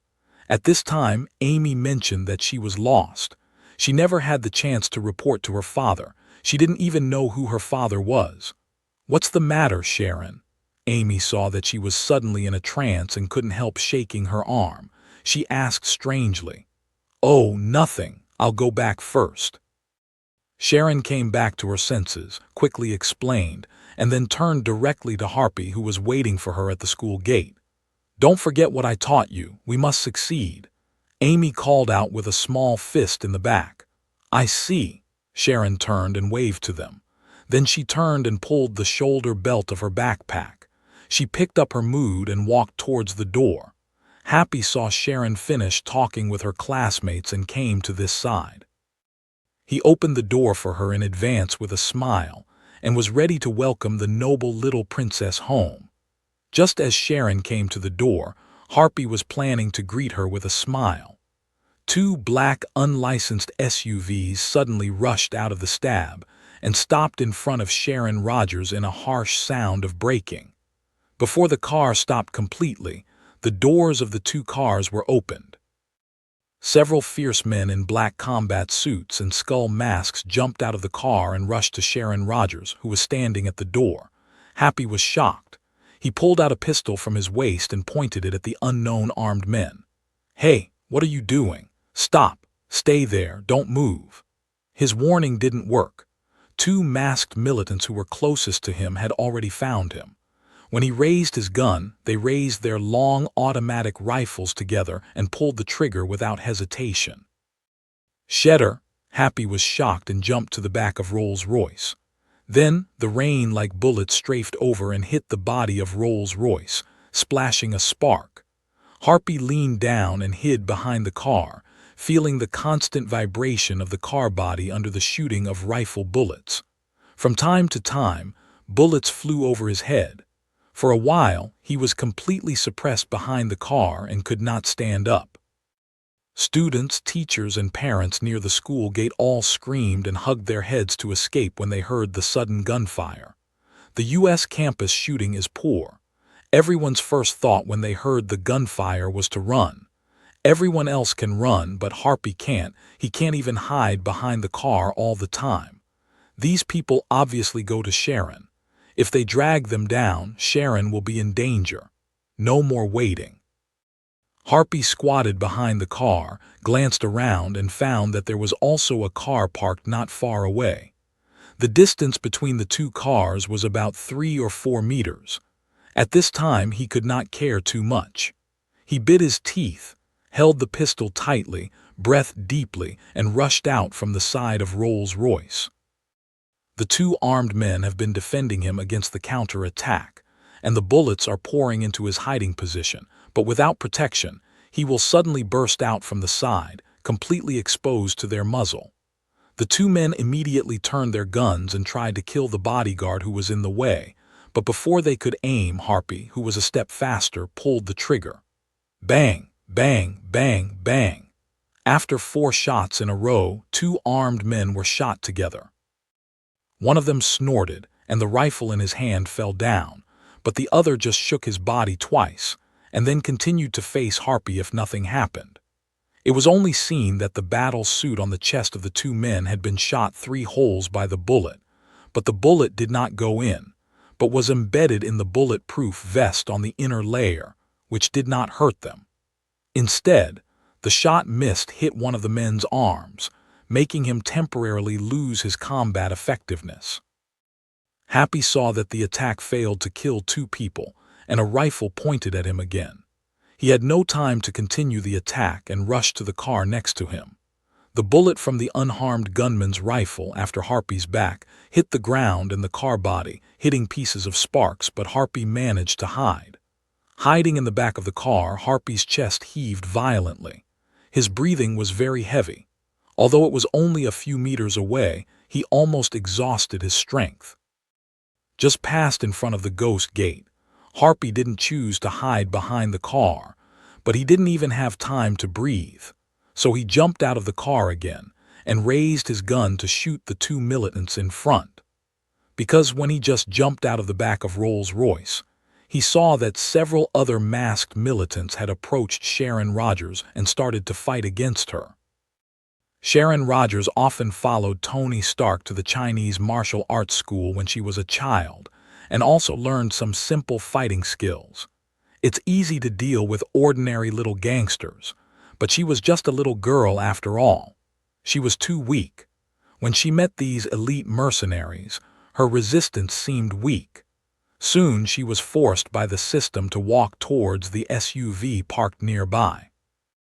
At this time, Happy, regardless of his own safety, stood out recklessly and fired several shots at the armed man who was still shooting at the body. He didn't expect that Harpy would do the same thing again. Regardless of his own safety, he jumped out of the car shelter again. He was hit by Harpy directly in the head by a moment of carelessness. Originally, the continuous shooting stopped suddenly. A red and white brain slowly flowed out of the bullet hole in the head, and his body fell to the ground. Having solved the immediate threat, Harpy ignored the others and quickly pointed the gun at the armed man who was holding Sharon Rogers. But before he could pull the trigger, a gunshot suddenly sounded in front of him. If Harpy was struck by lightning, he felt only a pain in his abdomen, and his whole body seemed to be losing strength rapidly. The arm holding the gun also became weak. It hung down softly and could not lift the pistol anymore. I saw the gunman who had been shot in the arm by him before. I don't know when he dropped his rifle and took out a pistol from the holster beside his leg with his intact hand. At this time, the muzzle of the gun was pointing at Harpy, and the white smoke at the muzzle of the gun had not been exhausted.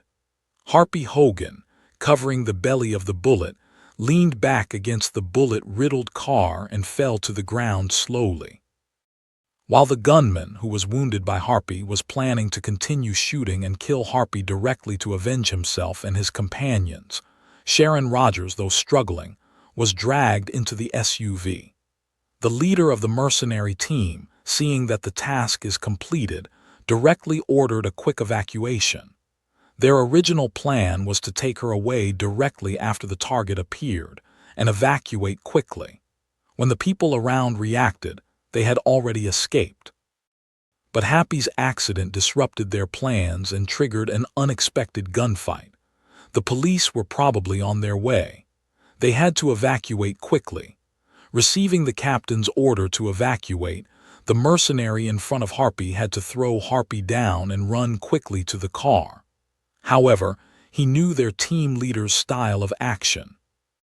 If he didn't follow the order to evacuate quickly but delayed to kill Harpy, then the team leader would never wait for him for even a second but would directly lead the team to leave, leaving him to the police who arrived later.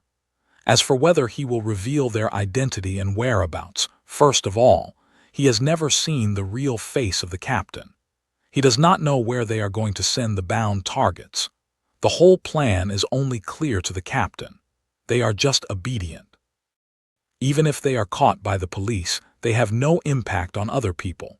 Unwilling to put down the pistol, the wounded mercenary no longer took care of Harpy, who was seriously injured and fell to the ground, and rushed to the launched SUV at full speed. Just after getting into the car, the door of the SUV had not been closed yet. The SUV had roared out and disappeared at the corner of the street. Until then, a sound of the door closing was heard. Obviously, if the mercenary had been delayed for a while, he would have been left behind by the SUV. Happy, who had been shot in the abdomen, sat on the ground with his back against the car. He watched two SUVs disappear on the street corner angrily, his eyes full of anxiety. It's too late to be glad that he escaped from the dead and didn't care about his injuries. Harpy, who became very weak due to a lot of blood loss, took out his cell phone from his pocket and dialed Pepper's phone with trembling fingers. As for why it's not Tony Stark, Pepper is obviously more reliable than Tony Stark in Harpy's mind. After the initial panic, Amy and others in the school looked at Harpy Hogan and Sharon Rogers, who had just been taken away in front of them, and hurriedly called the police and the ambulance. Tony Stark's seaside villa. After determining who is the kidnapper of Sharon Rogers, Tony quickly finds out the current position of Justin Hammer through Jarvis. He is not an elite mercenary. His actions are not as covert as they are, and he thinks he will not be found so soon. Jarvis is easy to find through the city monitoring system we found him. He's in Hammer Industry now, and soon they found that two unlicensed black SUVs had entered the factory area of Hammer Industry through a hidden side door. If there was no accident, it would be the captured Sharon Rogers. After finding the position of the emissary and Sharon, Tony Stark planned to fly out even if he put on the no. Wait, Chenmo suddenly stops Tony Stark.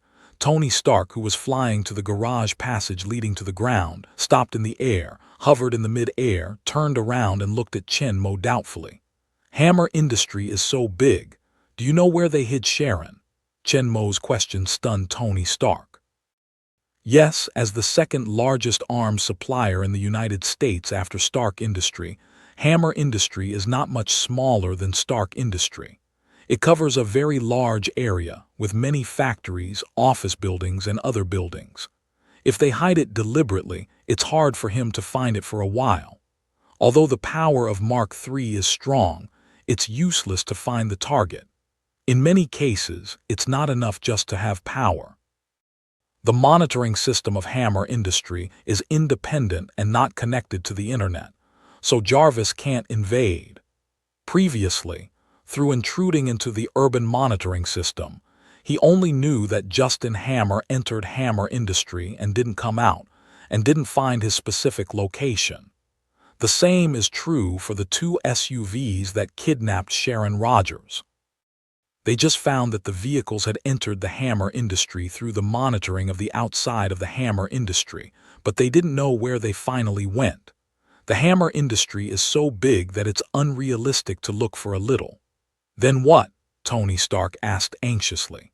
Sharon Rogers' sudden kidnapping left him in a mess for a while. He couldn't think calmly at all. When he found that his previous plan couldn't work at all, he put his hope on Chen Mo. My father would do something about it. You go to the heir of hammer industry first and stand by. You are not allowed to act recklessly without my order. Be careful not to be found by them. Tony Stark didn't ask much when he heard the words. He turned his body directly. The thrusters at his feet and hands increased the power output, spurted dazzling white flames, and pushed him to rush forward.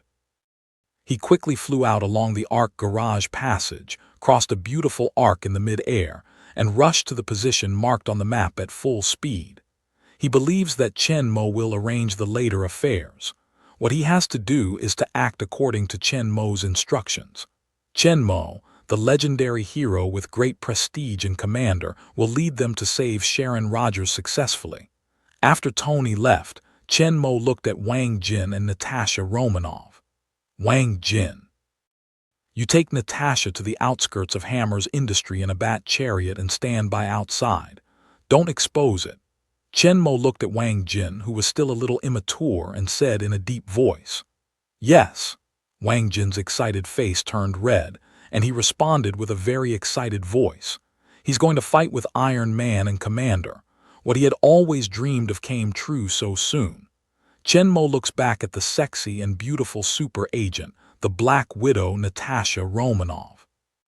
Natasha, when you get to Hammer Industry, you sneak into their headquarters building, control the central monitoring room of Hammer Industry, and find Justin Hammer and Sharon. Yes, Commander. Now that Chen Mo has broken her identity, there is no need for her to continue to hide. She immediately takes command. Although the identity of the founder of Chen Mo Shendan Bureau is not known, his apparent identity now is the Special Force Commander of the Land Strategic Defense Attack and Logistics Support Bureau, who belongs to the absolute top of Shendan Bureau and has full right to command her as a senior agent. Even if Nick Frey asks, it's no surprise that Chen Mo discovered her identity. With her ability, it's no surprise that she was forced to confess to Chen Mo the identity of Senior Agent of Homeland Strategic Defense Attack and Logistics Support Bureau. At that time, as the commander of Chenmert's team, it would be normal to command her to carry out the task. In fact, Chen Mo didn't intend to reveal her identity, so let her finish the task here under the name of Nick Fry. Anyway, it's her own person, which has no impact on them. However, because the monitoring system of Hammer Industry is not connected to the internet, Jarvis is unable to invade, so he can only start from inside them. Among all the people in the villa, in addition to Chen Mo, the ability to infiltrate is the best of the top agent Natasha Romanoff. Therefore, Chen Mo ordered Natasha Romanoff to sneak into the inside of Hammer Industrial Building, control the monitoring room, and find out the location of Justin Hammer and Sharon Rogers, so as to carry out the next rescue operation. Chen Mo originally asked Wang Jin to send Natasha Romanoff, a sexy personal assistant, to Hammer Industry, which surprised the other two people. When they heard Chen Mo's task, they were even more surprised. This task is not to say that it's a weak girl. Even those old men are hard to finish. If Wang Jin goes, he will disturb everyone as soon as he enters the door. Whether he can enter the monitoring room smoothly or not will be enough for them to eat a pot just because of the possible adverse consequences. However, Natasha Romanoff's sudden change of temperament in response to Chen Mo's order made the two men more difficult to accept. The original sexy and intelligent beauty assistant changed into a heroic and murderous beauty agent, which made them a little uncomfortable for a while. Until then, The two people responded that the real identity of the beauty assistant who had been taking care of their daily life was actually a female agent. But as they were, she seemed to be Chen Mo's subordinate. It's obvious that Chen Mo's identity behind the scenes is not simple, and there are several agents under him. Dr. Ethan remembers that in Afghanistan, Chen Mo broke into the terrorist base with two powerful agents and rescued him and Tony Stark. The agent named Phil Coulson came to the villa several times later. However, it's really good to send their beautiful agents around as assistants to serve themselves. Despite Wang Jin's and Dr. Ethan's surprise at her real identity, Natasha Romanoff took a tactical communication headset from Chen Mo and went straight to the Black Bat chariot in the garage. As for Tony and Wang Jin, whether it's Mark III Bat chariot or their Nano combat suit, they all have communication functions, and they have been connected with Jarvis and can talk at any time. "Will you hurry up? I'm in a hurry." Standing next to the chariot, Natasha Romanoff turned to Wang Jin, who landed behind, and urged him very directly. It's the first thing to finish the task. What she is thinking about now is how to finish the task Chen Mo explained as soon as possible. She doesn't allow Wang Jin to waste time. Wang Jin looked at Natasha Romanoff as if he had changed a person. She was fierce and fast-moving. She hurriedly stepped forward. Soon, Wang Jin also drove a bat chariot carrying Natasha Romanoff to Hammer Industry, leaving Dr. Ethan and Chen Mo in the garage. Chen Mo turned to Ethan with a little thought in his eyes. I'm not navigating." When Dr. Ethan saw Chen Mo's eyes, he was afraid that he would leave him to guide him as he did last time, and he quickly interrupted him. "Jarvis can do it. I'll do my part." Hearing this, Chen Mo looked at Dr. Ethan carefully, saw that he looked firm, thought a little, and finally nodded. "Well, then you put on Mark II and go with Tony over Hammer Industry to stand by. Pay attention, it must not be found." At this time, Justin Hammer did not know that his action and position had been found and the situation was stable.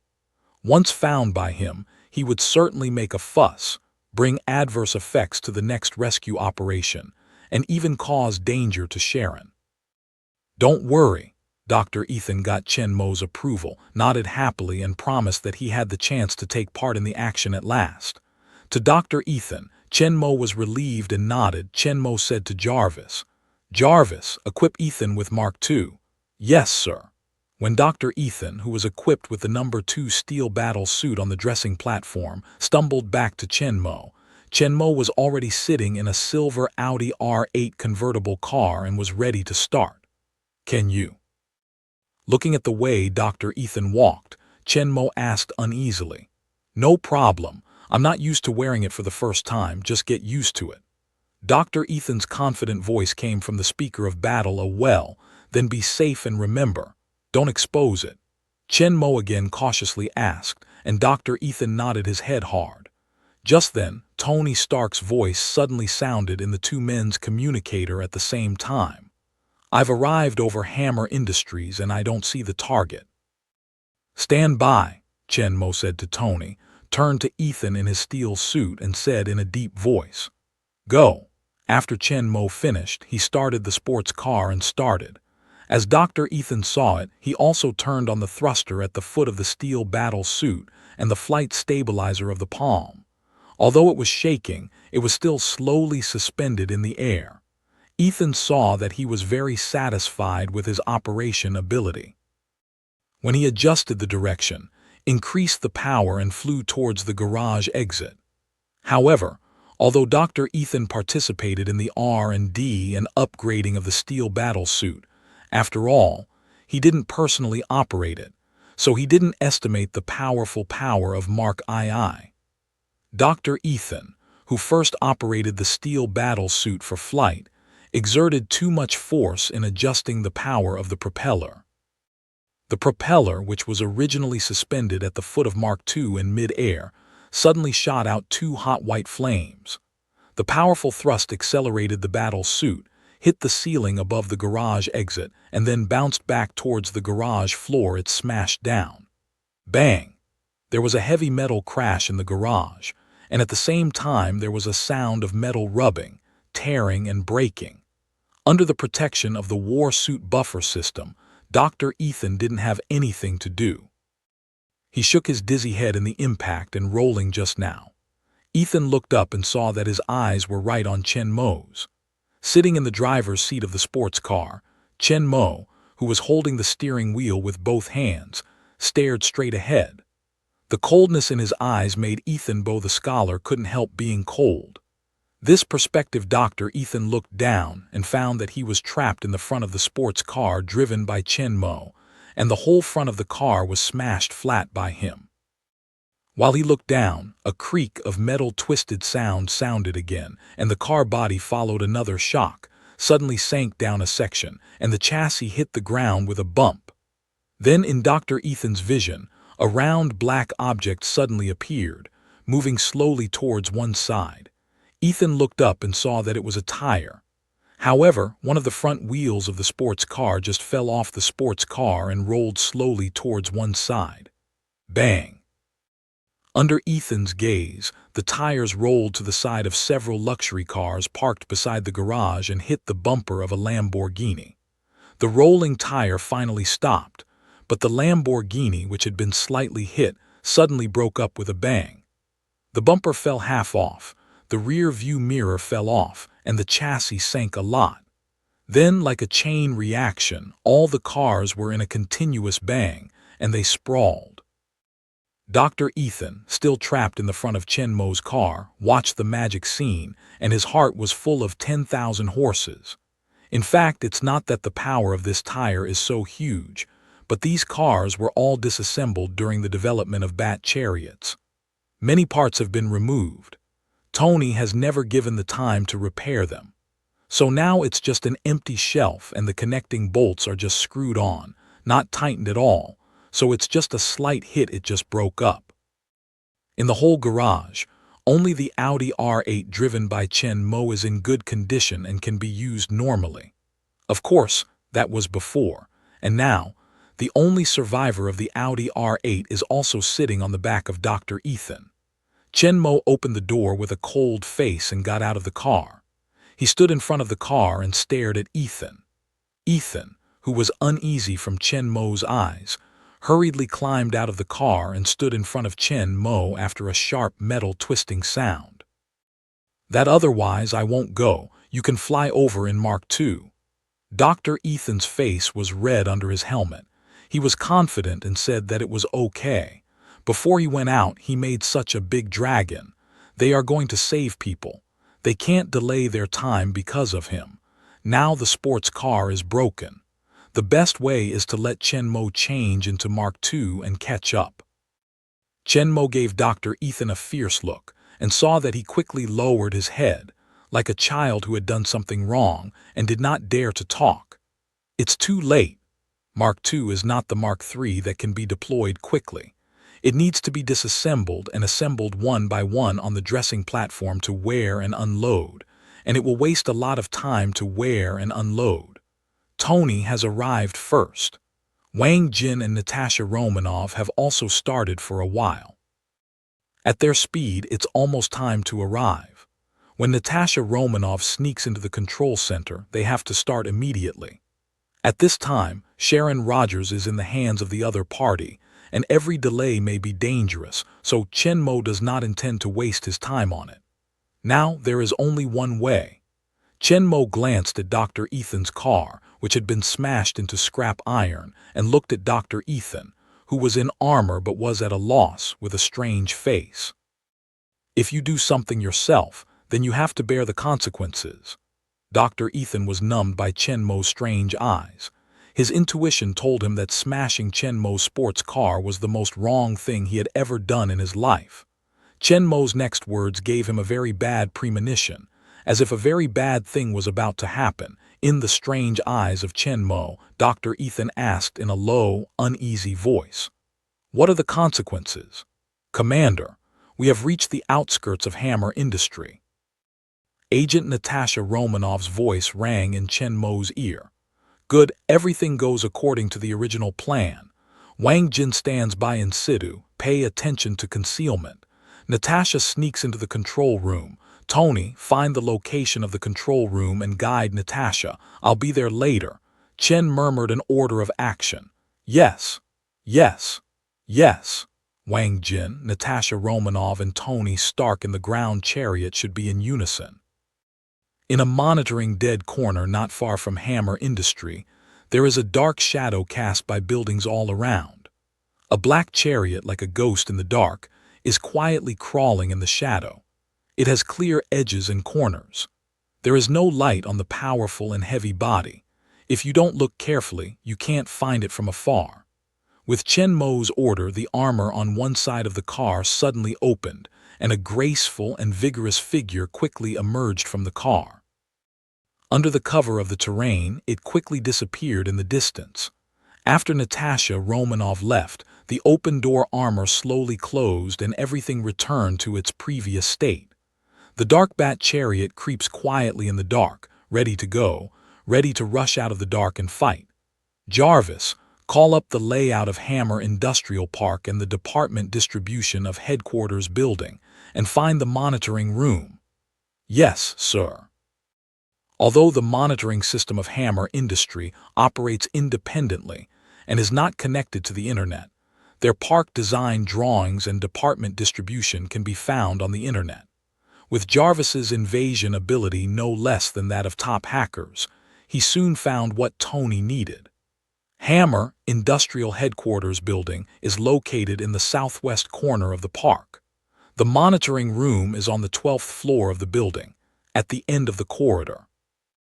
As Jarvis explained, a translucent three-dimensional map appeared on the holographic screen in front of Tony Stark, and the location of the monitoring room was marked with red dots.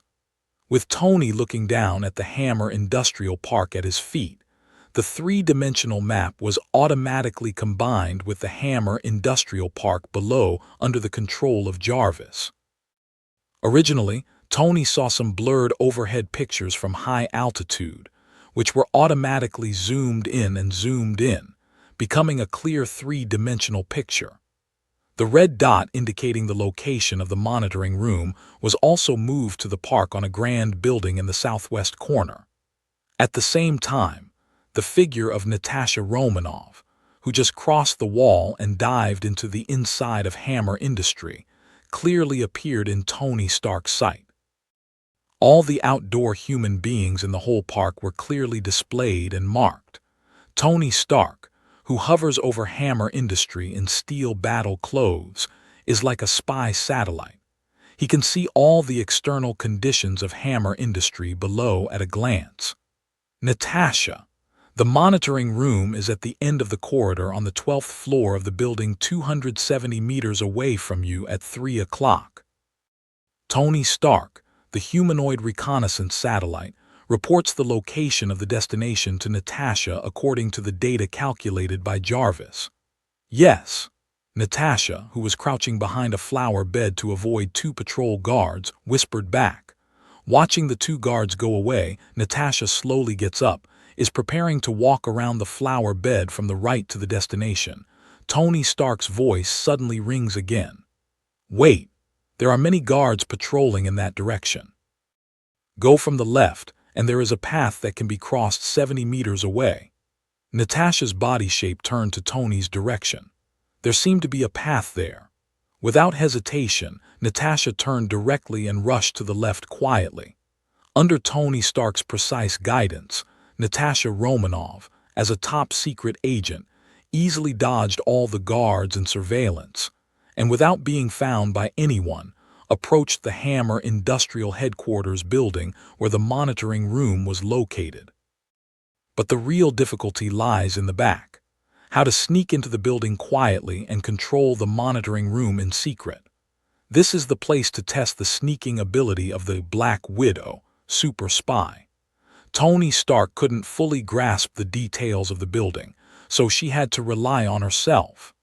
Hiding in the corner of a nearby building, Natasha carefully watched the workers of Hammer Industry coming in and out of the building. Soon, Natasha found out that all the people in and out of the building had an ID card on their chest.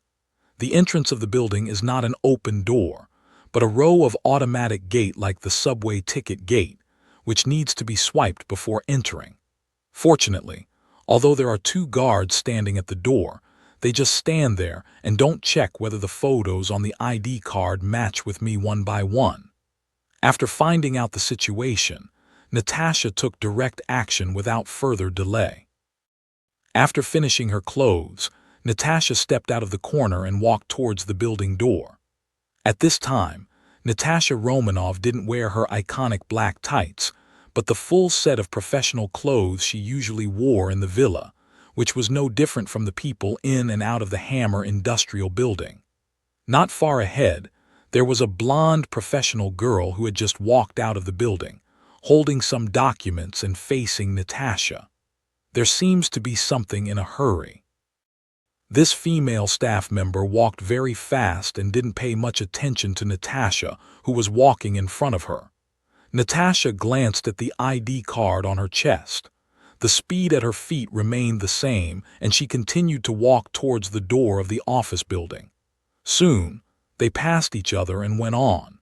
The female staff still held the documents and hurried, as if nothing had happened. However, the ID card that was originally worn on her chest did not know when it disappeared, but instead appeared on Natasha Romanov's chest. It turns out that at the moment when she just passed, Natasha's arm quickly stuck out, took the ID card off the female staff's chest and brought it to her chest. Because she was so fast and precise, she just took off the ID card but didn't touch her clothes, so the female staff didn't find that her ID card had been stolen. In fact, in general, Natasha would choose to hit it directly, and then do it while helping to pick up the documents, which would be easier. But now they are at the gate of the building. The 2 guards in the gate can see their every move. If she bumps her things off, it is easy to attract the attention of the guards, bringing variables and hidden dangers to the next action. In this way, I took off the identity card quietly in a crisscross moment. Although the difficulty has been improved a lot, I still have a lot of assurance with Natasha Romanov's 3 times of ordinary people's agility, speed, response, and precise control ability. The successful Natasha didn't listen to her steps and walked directly to the building door. She soon climbed the steps and went to the card swiping gate. Taking off the ID card from her chest, Natasha Romanov, under the eyes of the guards, swiped the card through the gate and walked into the building. Above the Hammer Industry, thousands of meters in the air, Tony Stark, dressed in golden and red, the majestic and cool Mark III steel battle suit, is quietly suspended in the air. Watching Natasha Romanov enter the Hammer Industrial Building smoothly, Tony Stark takes back his eyes and calls Chen Mo in the communicator. "Dad, Natasha has successfully entered the building. Where are you?" As soon as Tony's voice fell, Chen Mo's voice began to ring. "I'm behind you." Tony smelled the words, extended his palms on both sides of his body, and slightly changed the angle of the flight stabilizer. He manipulated the war suit and quickly rotated it for half a circle, towards the original direction behind him. As soon as he turned around, Tony Stark found a figure approaching at high speed in the distance. "Did Dad come here in Mark II?" No, with Dad's big stature, he shouldn't be able to wear Mark II. In fact, what Tony Stark said can't be miscalculated. Normally, with Chen Mo's big and strong body, he can't wear Mark II and Mark III, which are made according to Tony Stark's body size. It's just that his physical quality is very strong. His brain power is far greater than that of Chen Mo, and his control over the body has reached an unimaginable level. He can not only control muscles and skin to change his appearance, but also control joints, cartilage and muscles to change his height and body shape to a certain extent.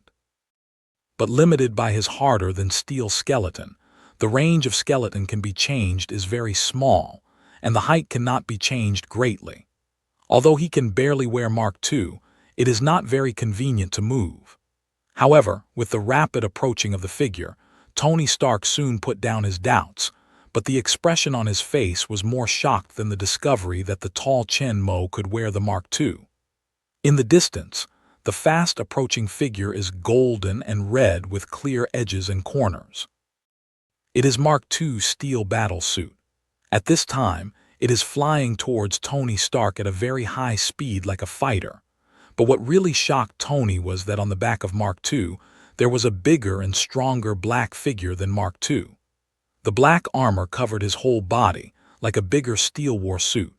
But Tony Stark knew that this was not a Steel War suit at all, but Chen Mo in the alloy armor of Edelman.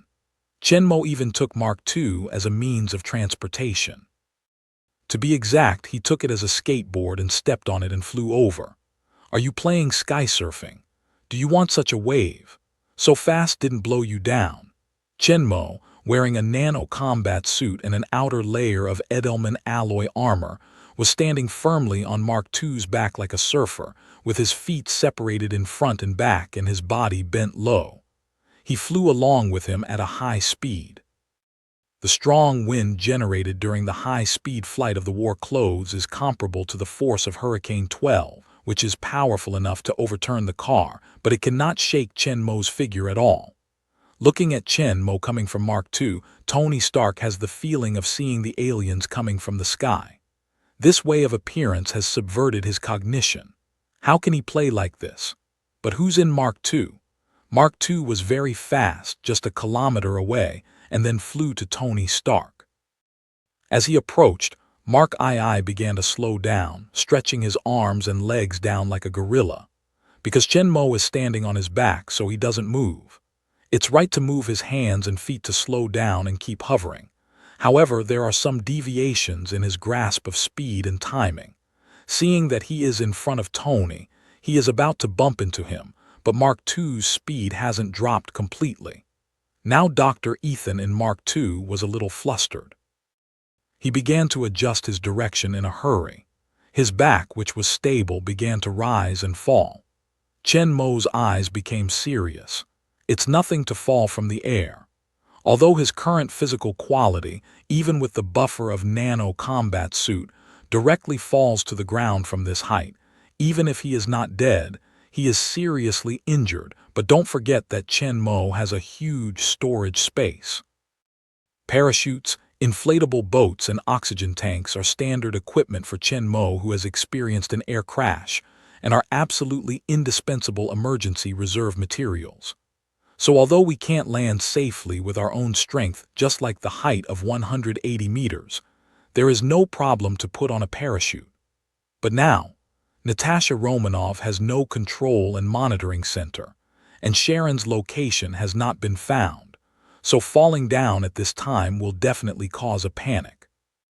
Seeing Mark II and Mark III, the two brothers, are about to perform a passionate collision over Hammer Industry. Tony Stark's body shape shakes and skillfully controls Mark III to dodge the collision of Mark II. When the two crossed, Chen Mo suddenly stepped hard and jumped away from Mark II's back and fell beside Tony Stark. At the same time, he stretched out his right hand and firmly laid it on Mark III's shoulder.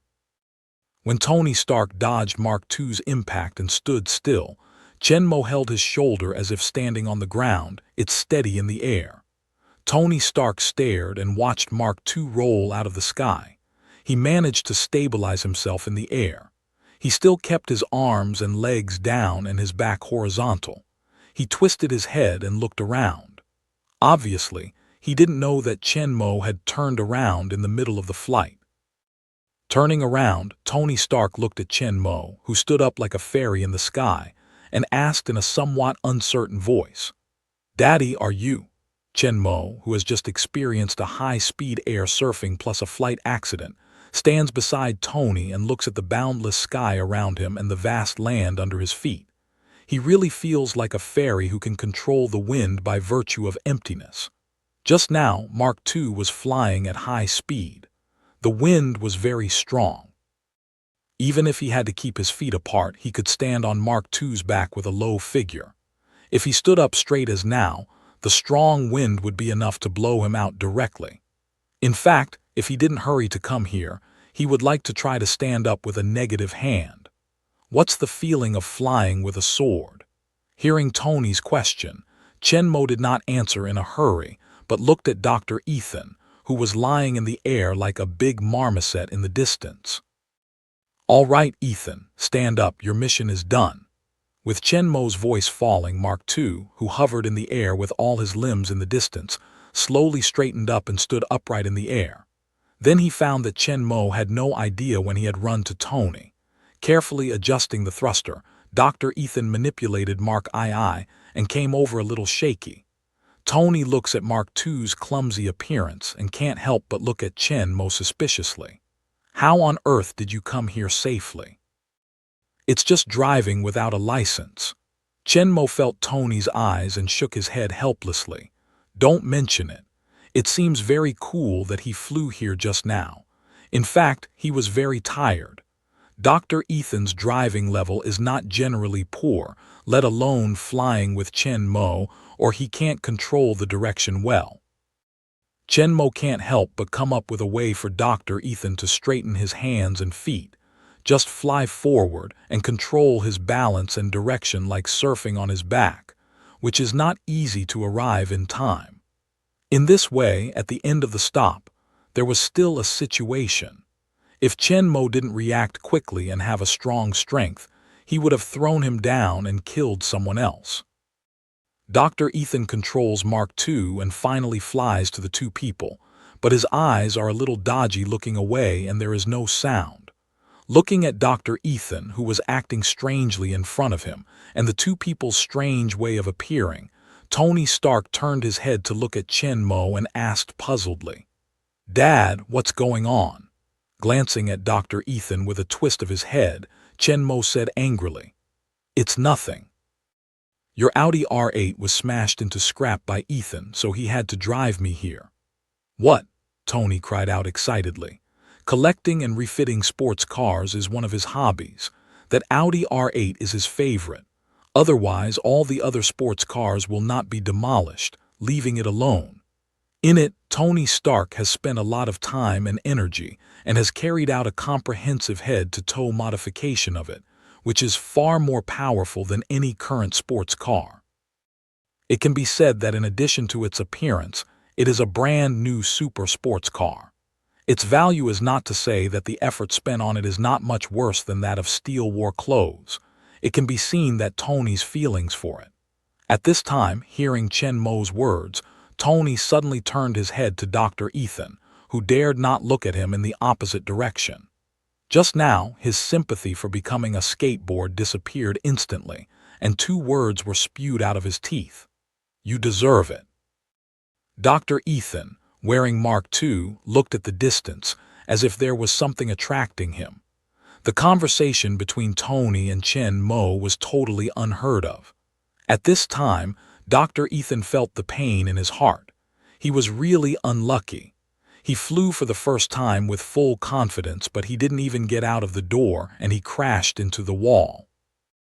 Unfortunately, he smashed Tony's car, the only vehicle left in the villa, and when he skated for Mr. Chen, he could only say that he suffered by himself. Let Dr. Ethan, the unlicensed driver, drive him here, and then have to use the extremely difficult royal flight. Chenmo is also forced to do so, who let Dr. Ethan smash his sports car to the ground and disrupt his original plan. The Audi R8 sports car is refitted by Tony Stark, and its top speed can reach more than 500 kilometers per hour.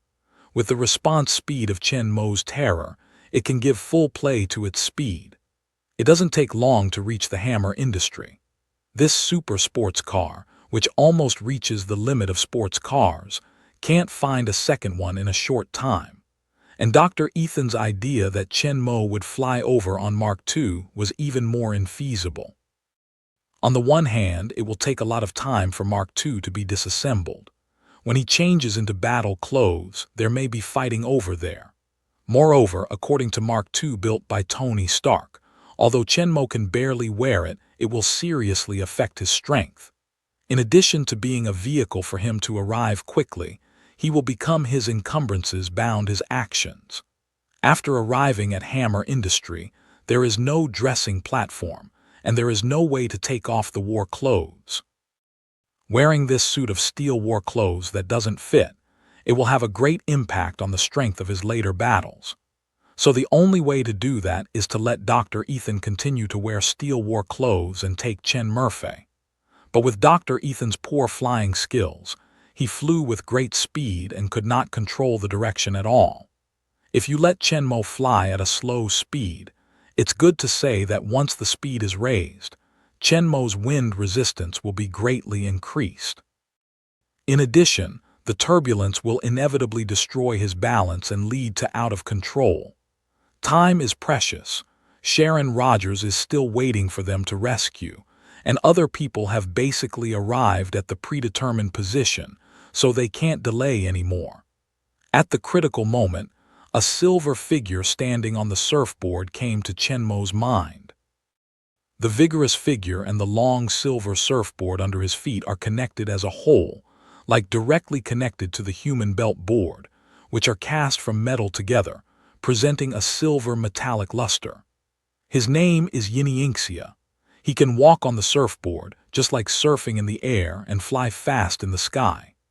Inspired by him, Chen simply asked Dr. Ethan to fly forward with his arms and legs outstretched. He stood on the armor and controlled the direction and balance like a surfer. Depending on the excellent reaction, control ability, and strong physical quality, Chen Mo is still a successful incarnation of Silver Shadow Zia, although it is quite difficult. Exactly, it's the Shadow Man. As for Dr. Ethan, that's the surfboard. Whoever does something will bear the consequences. Poor Dr. Ethan finished his first manned flight with tears in his eyes. Standing in front of Chen Mo and Tony at the moment, feeling their bad eyes, Ethan secretly vowed that he must practice the manipulation of the war clothes well and never let this tragedy happen again. It's really disgraceful to wear a steel war suit or run into a wall or become a surfboard. How can we uphold justice, punish evil, and protect the earth? In his heart, he made up his mind, but on the surface, he pretended not to hear Tony Stark. Dr. Ethan stood in the air quietly without saying anything. After all, he was too careless to smash someone's car, which was his fault. Just as Tony Stark was about to say something angrily, a phone ring suddenly rang in his helmet. At the same time, a call reminder appeared on the holographic screen in front of him, and the name and head image of the caller were also displayed. It was Justin Hammer. Tony Stark frowned, and a sharp light flashed through his eyes. Then Tony Stark took a deep breath and asked Jarvis to share the call synchronously with other people's communicators, so he chose to connect the phone. "Hi, Tony. I heard that your children are lost. Do you need my help?" Tony Stark was about to attack when Chen Mo gave him a look. Tony Stark is not stupid either. It's just that Sharon Rogers is a little concerned and confused. He reacts with Chen Mo's warning.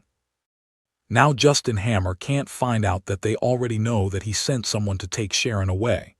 Let him think that everything is under his control and let him relax his vigilance. Tony Stark, as an experienced lover, is not bad at acting. He quickly adjusted his mood and pretended to be impatient. "Go away. I have no time to listen to you gloating. If you have something to say, fart." Justin Hammer, on the other end of the line, was shocked by Tony Stark's sudden outburst. His face, originally with a smug smile, froze and turned ugly. Although the boy didn't have a good face to him before, he didn't come up to scold him directly. But soon, Justin Hammer came to know that Tony Stark was so angry because Sharon Rogers was kidnapped. He was so anxious that he was in such a mess. But it also showed that Tony Stark had no eyes for Sharon Rogers' disappearance, which relieved him. To be honest, he didn't want to talk to Tony Stark directly. To be exact, he was the Iron Man in a strong steel battle suit. Although he has decided to fight Tony Stark and has launched actions, Justin Hammer, who is timid and afraid of death, is unwilling to put himself in danger. It's better to be able to stay out of the situation and use Sharon Rogers to force Tony Stark to hand over his steel war suit without exposing himself. After all, Being stared at by Iron Man is not a comfortable thing. But when he got the steel battle suit, he used it to develop the steel soldiers belonging to Hammer Industry. At that time, he didn't need to be afraid of any steel man. Even if Tony Stark knew that he did it, he couldn't help it. No matter how powerful the steel man was, he was just a man. How could he be the opponent of his steel army? Even the government fear and trust in the power of his hands. Justin Hammer called Tony Stark on this phone, not to blackmail him. He wasn't so stupid. He came out in person for fear that others didn't know that he had kidnapped Sharon Rogers. This phone call, on the one hand, is to test Tony Stark and explore his voice. On the other hand, he has been under pressure by Tony Stark for so many years. After a long time, he has to turn over and give a thud. Apart from being scolded by Tony Stark for some reason, he was satisfied with the result of this trial. From Tony Stark's tone, he can clearly feel his anxiety and impatience, which he has never seen in Tony Stark for so many years, which also shows his deep feelings for Sharon Rogers. Using her as a threat, he will be able to force him to yield his steel war clothes. In addition, it can be seen from his words that Tony Stark did not find out who kidnapped Sharon Rogers, so his plan can continue. Thinking of this, Justin Hammer pretended not to hear Tony's abuse and said with a smile and kindness, "Tony, come on, I just want to help. I can understand your mood. Call me if you need help." Justin Han said with a fake smile and hung up the phone. On the other side, Tony Stark saw the phone hang up and turned to Chenmo. "Look, Dad." Chenmo looked down at the Hammer Industry at the foot of his eyes and said lightly, "He's just testing you. Someone else should contact you later." After Chenmo finished, he cast his eyes on a building in the southwest direction of Hammer Industry, which is the headquarters building of Hammer Industry. At this time, Natasha Romanoff was trying to control the monitoring room inside.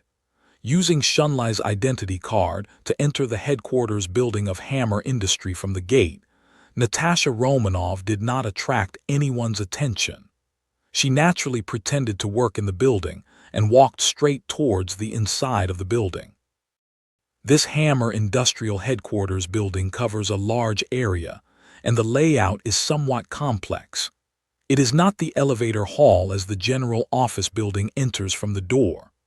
While following the flow of people, Natasha carefully observed the surrounding conditions, terrain, pattern, department distribution, monitoring, signs, passers-by, patrol guards. All the surrounding conditions were included in her eyes and quickly analyzed in her mind. Along the most crowded corridor, Natasha Romanoff found the elevator very smoothly. Ding! When the elevator arrives, the door opens slowly. Natasha Romanoff stepped in with several other Hammer Industrial employees who were waiting for the elevator.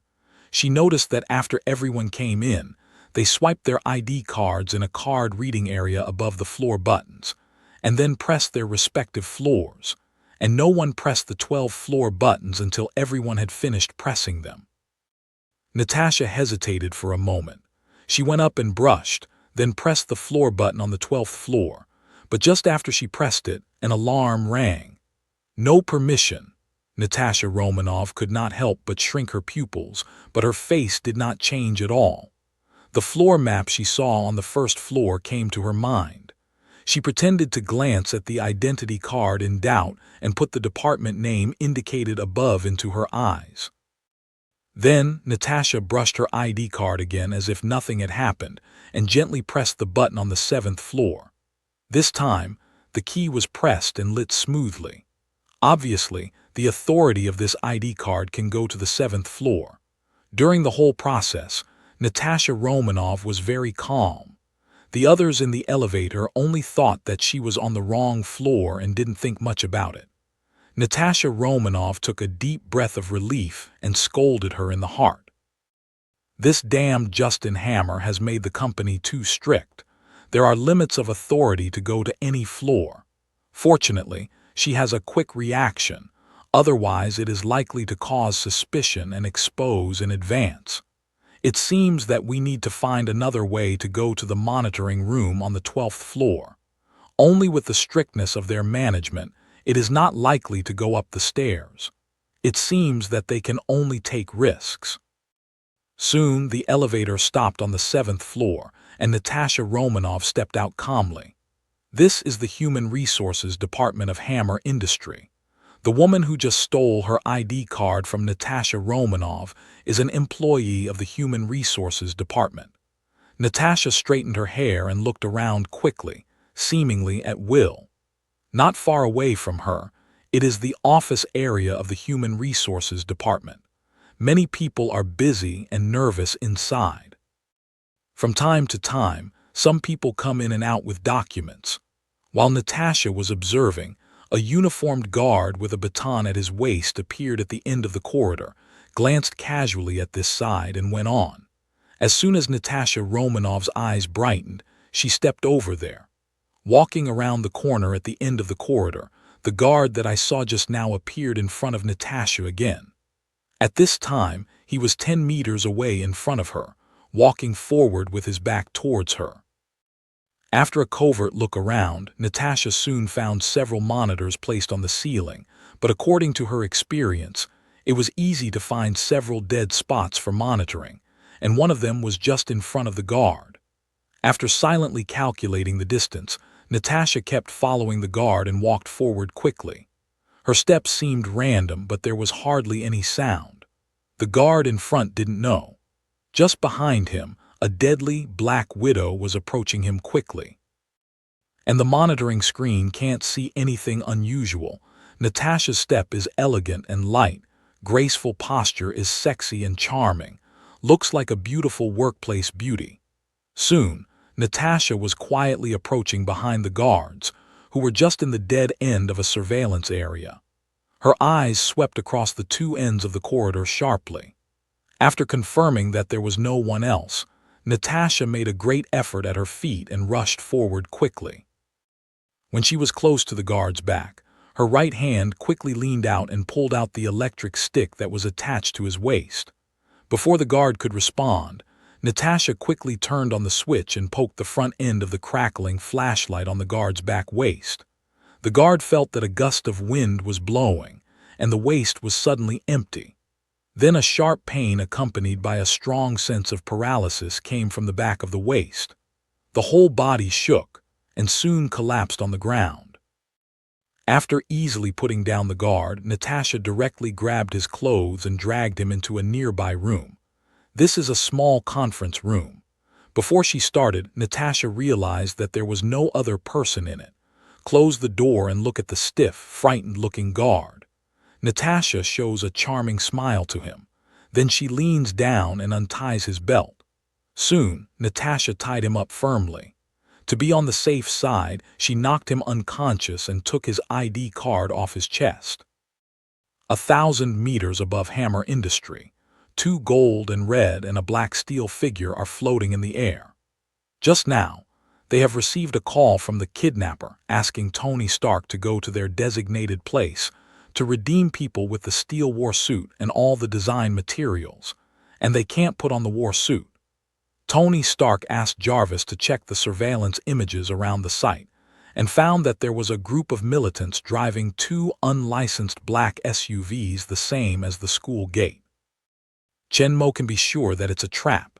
The purpose is to rob the steel war clothes.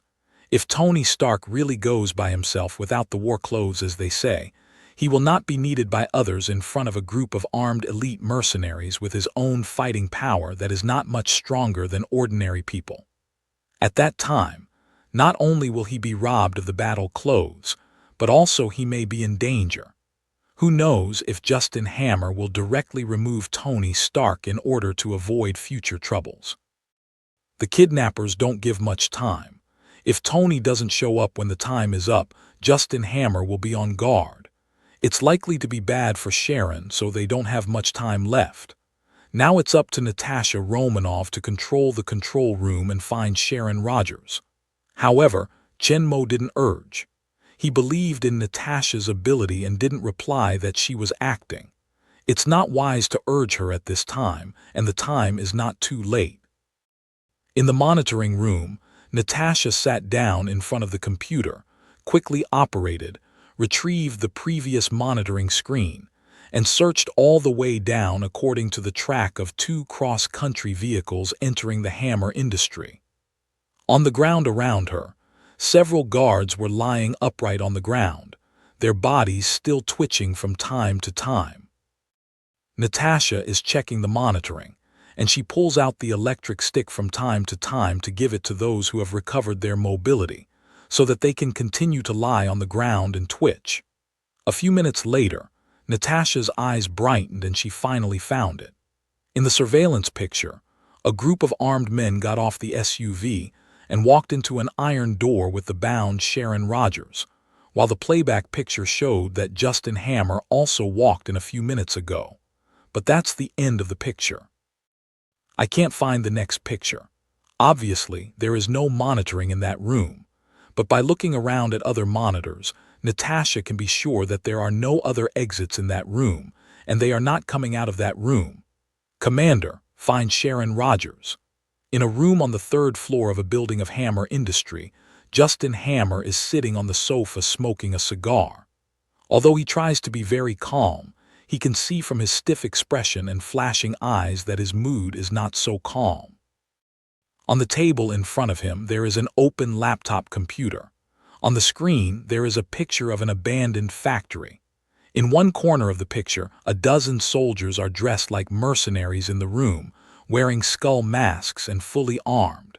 But at the other end of the picture, no one appears. Obviously, he was going to watch the whole process of Tony Stark handing over his steel war clothes. He just saw that the appointed time was coming, but there was no movement there.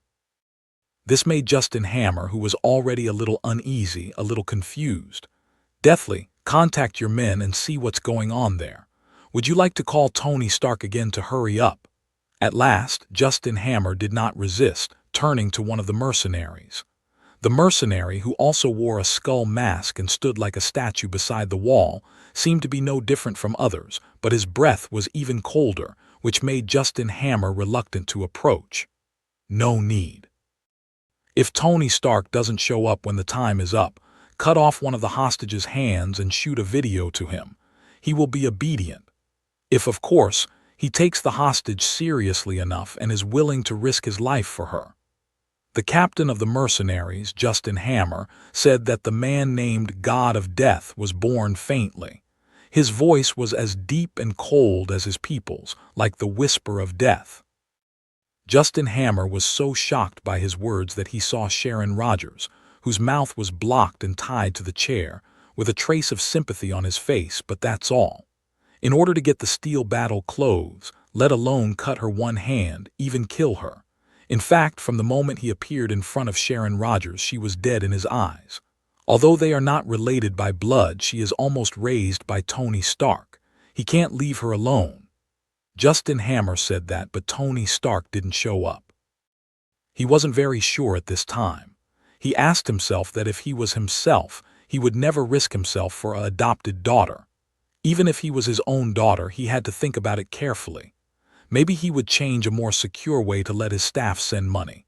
When Sharon Rogers heard their conversation, there was a little fear in her big eyes, but more anger and worry. Tony, don't go. Soon the appointed time was coming, and Tony Stark was nowhere to be seen in the ambush. The leader of the mercenary named God of Death looked at the time, and the figure standing up like a statue suddenly moved, and extended his right hand to the people around him. This man is a little bigger than others. In addition to the automatic rifle in his hand, there is a sharp saber with a length of 30 cm and 40 cm on his waist. See, the captain stretched out his hand.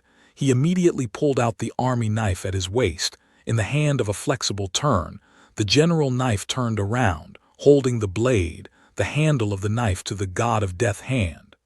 Sharon Rogers could not help but panic in her heart. She wanted to struggle but was tied firmly. She could not break away at all. Seeing this, Sharon gave up her futile struggle and turned to the God of Death, who was walking towards her with a knife. In her bright eyes, there was no color of praying, but only full of anger and unyielding. A mercenary picked up the video on the table and prepared to record the next bloody scene. At the other end of the room, Justin Hammer on the sofa turned his head. He didn't want to see it. He was afraid of nightmares when he went to bed at night. Be sharp and don't get blood everywhere. Just as death approached Sharon Rogers, a loud noise suddenly rang out of the room. At the same time, a strong vibration came from the ground. Justin Hammer's face suddenly changed. He got up from the sofa and looked out through a glass window on the wall of the room. A large hole with a diameter of nearly 2 meters has been opened in the ceiling not far away from the outside. A large amount of gray cement dust generated by the explosion is floating down from the hole. In this dust, a tall golden and red figure is slowly falling down from the top of the hole. His chest and eyes were bright with white light, and his hands and feet were shooting 4 dazzling white beams down. Under the eyes of all the people in the room, he landed steadily on the ground, and his bright white eyes looked straight at Justin Hammer behind the window through the smoke. Iron Man. Justin Hammer looked at the steel warsuit of science fiction in front of him and said to himself in a kind of trance, what he was most worried about finally happened. He didn't want to expose himself in front of Tony Stark, at least until his own steel soldier came out. But now it seems clear that his idea failed. Now that Tony Stark has found out, it's obvious that Sharon Rogers was kidnapped by his men, and he already knows that she's here. In the previous phone call he made to Test, Tony Stark was obviously acting. In order to delay time and find this place, he believed it funny and was fooled by Tony Stark. The layout in the abandoned factory outside is meaningless. Fortunately, timid and scared of death, he didn't look down on Tony Stark and he was ready to go back early. Adjusted his mood, Justin Hammer straightened up, straightened his tie and looked out of the window at Tony Stark, smiling. Hi Tony, come to me so soon. No problem, look, I've helped you find your little friend. Her name is Sharon, isn't she? What a beautiful little girl, I have talked for you. You can take her home at once, but before that, my friend needs you to take off your steel war suit and give it to him. Tony Stark ignores Justin Hammer's boring acting and ignores his existence. He looks through him and into the room. Sharon Rogers was tied to a chair and her mouth was blocked. In addition to Sharon and Justin Hammer, there are more than a dozen elite fighters in black special combat suits and skull masks in the room. Several of them are pointing to Sharon Rogers with their rifles. At this time, a soldier was standing beside Sharon with a saber and a camera. Tony Stark had no doubt that if he didn't arrive in time and interrupt their action, they would hurt Sharon. Thinking of this, Tony Stark's murderous mind was boiling uncontrollably. But now is not the time to act rashly. Saving Sharon is the most important thing. According to the direction given by Natasha Romanoff, he soon found the room where Sharon was being held. Originally, he intended to directly open a hole from above and enter the room to save Sharon, but the results of the war clothes scanning made him have to give up the idea. This room is not an ordinary reinforced concrete frame plus hollow brick structure. Its 4 walls plus upper and lower ceilings and floors are all half-meter thick reinforced concrete. The outer layer is also covered with a layer of 10 cm thick special alloy steel plate. The only glass window is also thickened high-strength bulletproof glass. Obviously, this is the bottom card that Justin Hammer prepared for Tony Stark to find out the truth. Justin Hammer has spent a lot of time getting his steel suit and ensuring his safety, but it turns out that his caution is not wrong. If it wasn't for his timidity to build this defensive fortress in the parking lot on the 3rd floor underground, Tony Stark would not have landed outside, but would have appeared directly beside them, and then one person would have rewarded them with a miniature automatic tracking missile. With the power of Mark III, the electric arc pulse gun in the palm and other weapons can't break the wall quickly. Once the people inside react, this short time is enough for them to hurt Sharon Rogers. And the small missiles, such as armor-piercing bombs and high-explosive bombs which can destroy the wall in an instant, are too powerful. They can't avoid damaging Sharon Rogers in the wall while destroying it. Tony Stark's indifference made Justin Hammer angry. He just gave up the circle and grabbed a pistol from a mercenary beside him. He pointed at Sharon Rogers and shouted proudly, "Tony Stark, listen to me. Get out of your uniform now. I'll take the suit." Until then, Tony Stark's eyes fell on him. His face behind his helmet was full of coldness, and his eyes were full of murderous opportunities. But now that Sharon is in his hands, Tony Stark has to compromise. In the past, Justin Hammer couldn't meet this requirement, but according to Chen Mo's suggestion, he spent a lot of energy to redesign. After the improvement, the Mark III no longer needs to be loaded and unloaded on the external dressing platform and can be opened directly. In a dense sound of mechanical transmission, the battle suit changed rapidly, and the whole front armor opened to both sides one by one, revealing Tony Stark in a tights. Slowly out of the suit, Tony Stark looks up and stares at Justin Hammer behind the bulletproof glass. Looking at Tony Stark coming out of the war suit, Justin Hammer's eyes were excited. The steel war suit he had dreamed of was coming soon. From the way the war suit was just opened, it was far more advanced than he thought. Compared with it, the engineers under him made a pile of garbage.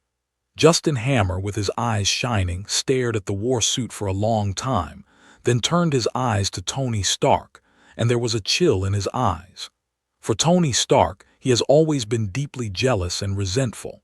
His peers are enemies, but they are better than you in talent, fashion, handsome, and all aspects. They are enemies who firmly step on your feet and can't turn over. In order to get the steel battle clothes, Justin Hammer, who has always been timid, has taken this irreparable step. Once the devil in his heart is released, the rapidly expanding evil thoughts can make people crazy. Justin Hammer didn't think about whether to kill Tony Stark. After all, he is not only a well-known tycoon, the largest arms supplier of the military, but also a well-known superhero Iron Man. In addition, he has joined the strategic response team set up by Commander Chen Mo. The impact of killing him is absolute, it's sensational. But now he has appeared in front of Tony Stark and exposed his identity as the mastermind behind the kidnapping. If he is allowed to go out alive, the consequences will be unimaginable. So in the moment of seeing Tony Stark, Justin Hammer has made a decision that he must not go out alive. As long as there is a steel battle suit, it will be able to make its own steel soldiers by disassembling and analyzing it. At that time, he will be the guest of the politicians. Even if things are exposed, he has the strength to fight anyone with the steel core built by a powerful steel soldier group. So Tony Stark at this time is dead in his eyes. Watching Tony Stark come out of the war suit, Sharon Rogers was moved and scolded. Stupid. Is Tony Stark a fool? Of course not. Well, that's hard to say. But at least he's not impulsive now. It's about Sharon Rogers' safety. He won't take it lightly.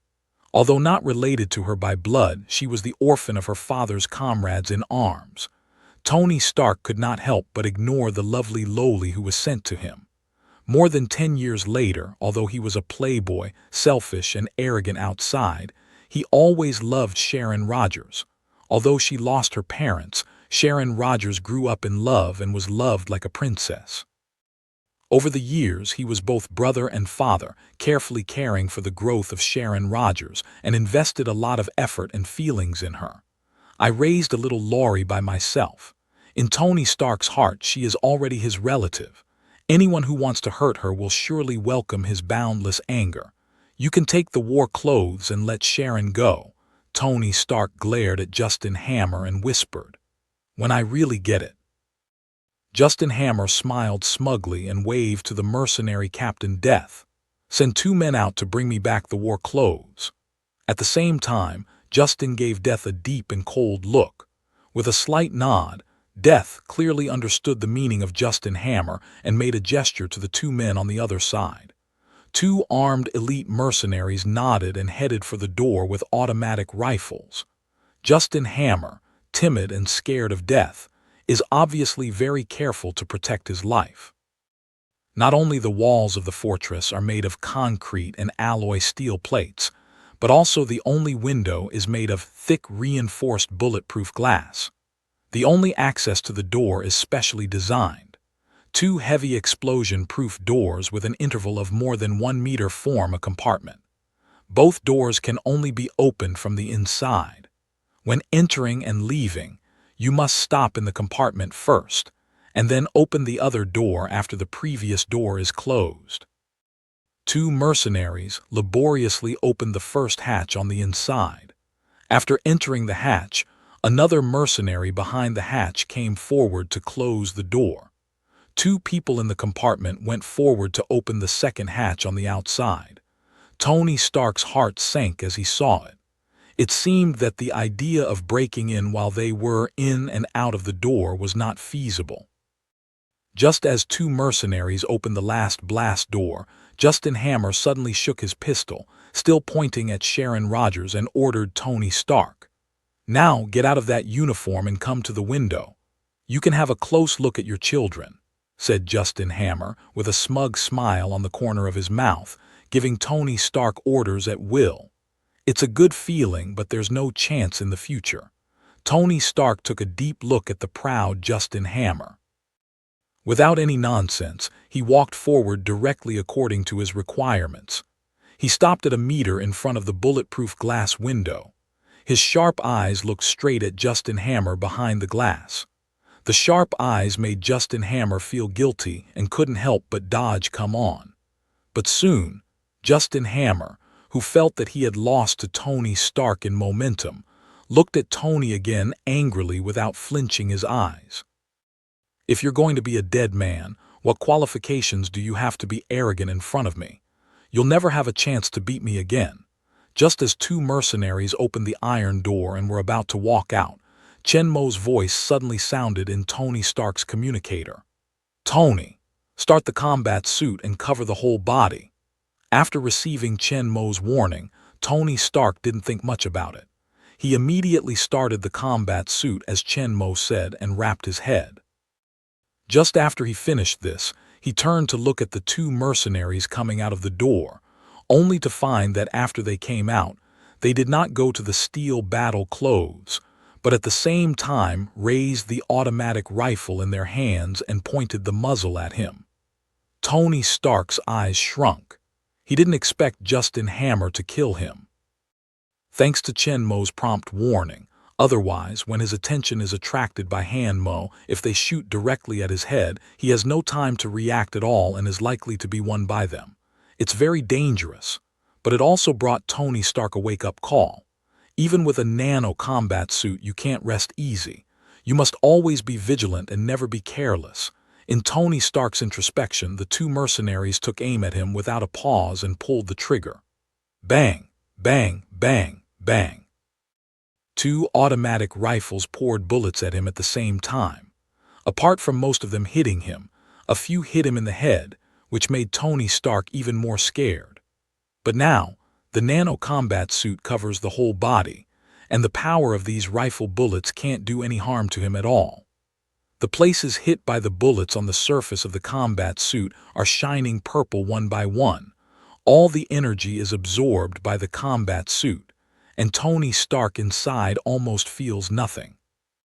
The shooting stopped soon, and the two mercenaries, who were full of self-confidence, looked at Tony Stark, who was covered in a black tights and was still intact under their attack. He was a little silly. Behind the bulletproof glass, Justin Hammer witnessed the whole process. Before the attack, Tony Stark seemed to know in advance that his head was suddenly covered with the same material as the black tights he was wearing. Without waiting for Justin Hammer to react, what happened, he saw that the dense bullets hit Tony Stark accurately, but the strange material that suddenly appeared and wrapped his head stopped all the bullets. There was no harm to Tony Stark except for a burst of purple light. Here, this is. A deep sense of frustration once again welled up in Justin Hammer's heart. In such a fatal situation, he failed to kill Tony Stark. Is he doomed to lose to him forever? I don't like it. The returning Justin Hammer's eyes turned red, shook his pistol hard again, and shouted angrily at Tony Stark across the bulletproof glass. Take this suit off for me too, or I'll kill her now. I'll only give you 3 seconds. Tony Stark's face changed. There is no doubt that if he really took off the Nano combat suit, as Justin Hammer said, the 2 mercenaries who were walking towards him with their guns carefully would not hesitate to pull the trigger and kill him. But if you don't take it off, look at Justin Hammer. It's likely that you will actually shoot Sharon. Even if you don't kill her directly, it will cause great harm to her. Just as Tony Stark was in a dilemma, 2 mercenaries had come to him. 1. Sharon Rogers, who was pointed at the gunpoint, was frightened, but looking at Tony Stark behind the glass, she shook her head desperately. Never, he will kill you. Though her mouth was shut, Tony Stark read what she wanted to say in her eyes. This silly girl. Looking at Sharon, who was still shaking his head at him with tears in her eyes, Tony Stark saw a decisive flash in his eyes. Even though he was going to lift his combat uniform and fight to death, he fought with 2 mercenaries naked hand to hand with his own strength. I'm also the son of Commander. Even if I only learned some fur in fighting, I can't be needed by anyone. Without steel battle clothes and nano battle clothes, I can do the same. 2. Just after the second exit of Justin Hammer, Tony Stark was ready to take off his combat uniform and fight for his life. Suddenly, a silver light came through the wall from the other side of the room, penetrated Justin Hammer's wrist holding a gun, and shot into the opposite wall again. Just listen to hiss. With a soft sound, Tony Stark found a section of nearly 10 cm long silver blade shining in the light on the steel wall beside the window. The wrist was pierced, and Justin Hammer's gun hand was released uncontrollably, and the pistol fell to the ground. When the pistol didn't land in the air, a low buzzing sound suddenly sounded. Then behind Justin Hammer, a big hole was suddenly opened in the wall where the throwing knife was shot. The solid concrete and special alloy steel plate were all torn to pieces by an invisible force. In the smoke and dust, a black strange chariot leaped in from the hole and directly hit the opposite wall and stopped. However, a mercenary who was just standing by the wall had no time to dodge. He was squeezed between the car head and the wall. The whole lower half of his body became meat cake instantly, and the upper half of his body fell on the car head powerlessly, twitching from time to time. It was not until then that the falling pistol finally landed, and Justin Hammer had just felt the sharp pain in his wrist and howled miserably over the pierced wrist. The location of the chariot was so smart that most of the mercenaries, including the leader of the mercenary, the god of death, were stopped at the other end of the room, while Sharon Rogers was left with Justin Hammer and 2 mercenaries, who were screaming with their wrists in their hands. But in the next moment, a tall black figure suddenly jumped into the big hole.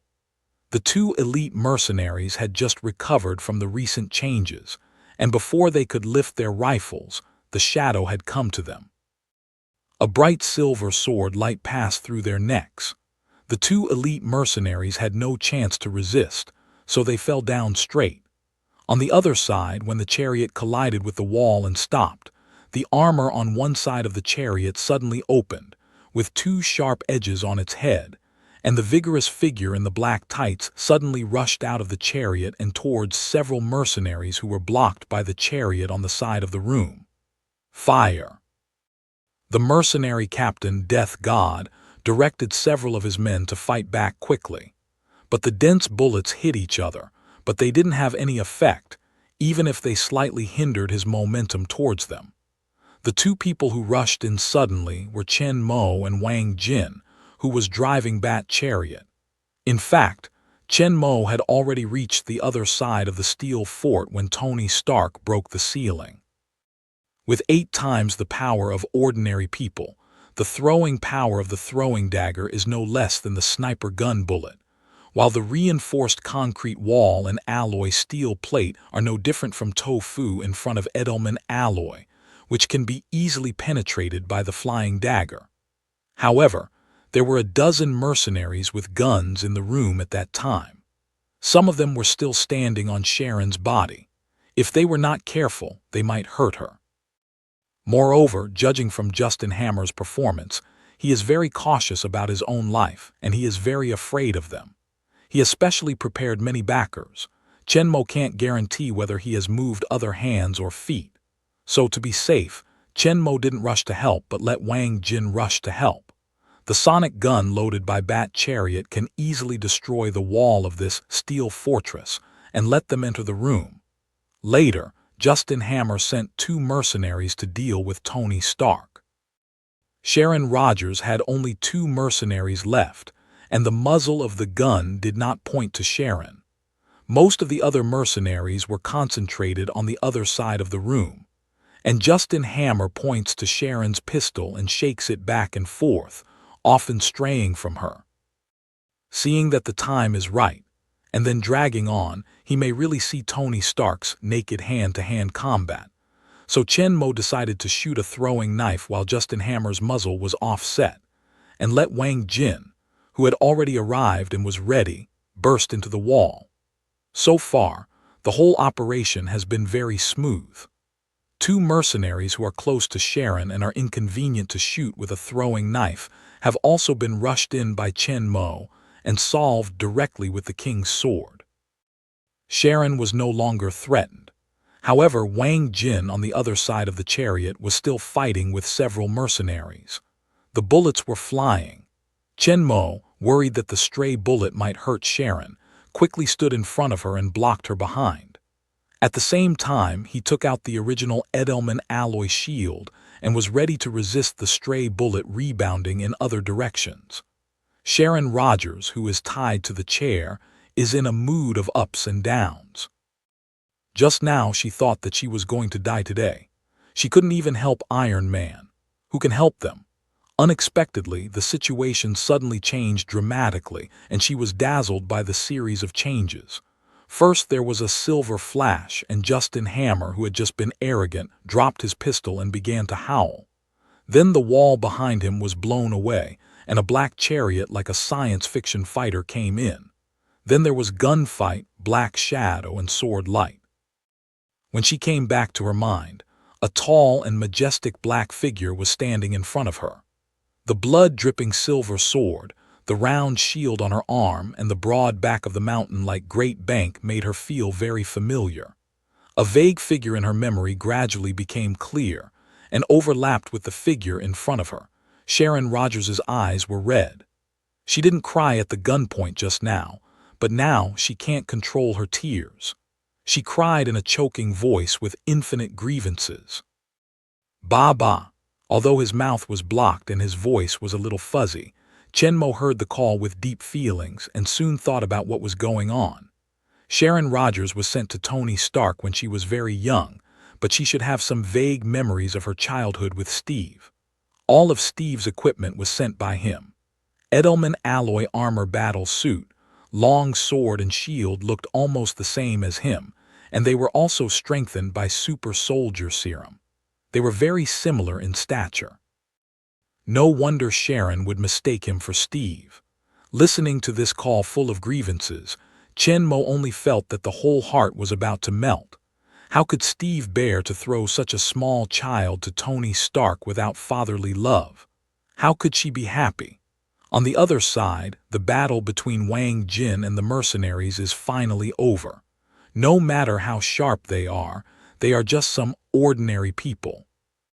How can they be 3 times of ordinary people's physical quality, have strong fighting skills, and Wang Jin's opponents in nano combat suits? After some useless resistance, they are all thrown down by Wang Jin.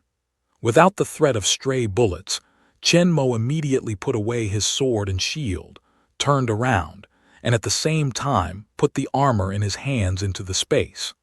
Controlling the nano combat suit relieved the defense of his hands. Then he put out his right hand and gently put it on Sharon Rogers' head and rubbed it twice. Good boy. Sharon Rogers felt the soft touch of the big warm hand on her head, closed her eyes comfortably, and rubbed against Chen Mo's hand like a kitten. Outside the bulletproof glass, Tony Stark saw that Sharon was finally safe. With a long sigh of relief, he could not help admiring Sharon's docile appearance under Chen Mo's hands. Once upon a time, that lovely little Laurie was so coquettish around him. Unfortunately, when she grew up, alas, things are different from people. When Tony Stark looked at the two mercenaries around him, his eyes suddenly became cold. "It's all your fault." Tony Stark's anger, just threatened by Justin Hammer, coincides with the jealousy in his heart. He just wants to vent. At this time, the two mercenaries around him who just want to kill him become the highest venting object. Instead of summoning Mark III, Tony Stark clenched his fist and pounced on them. Ignoring the bullets fired by the two men, Tony Stark played the fighting skills he had learned in fishing for 3 days and drying the net for 2 days. With no fear of attack, he fought 2 armed elite mercenaries without the ability to fight back, and finally both of them fell to the ground. Their skull masks had been knocked off, but they could not see clearly, because Tony Stark put a pig's head mask on them with his fist. Finally, Tony Stark was in a good mood and walked into the room from the hole opened by the Bat Chariot. Sharon Rogers had been untied by Chen Mo at this time, but then Chen Mo found a thick silver foot ring on her right ankle with a blue indicator light flashing on it. Chen Mo's pupil can't help but shrink. It seems that Justin Hammond really has a way to go. But Chen Mo didn't panic. First, he gently untied the rope that blocked Sharon's mouth.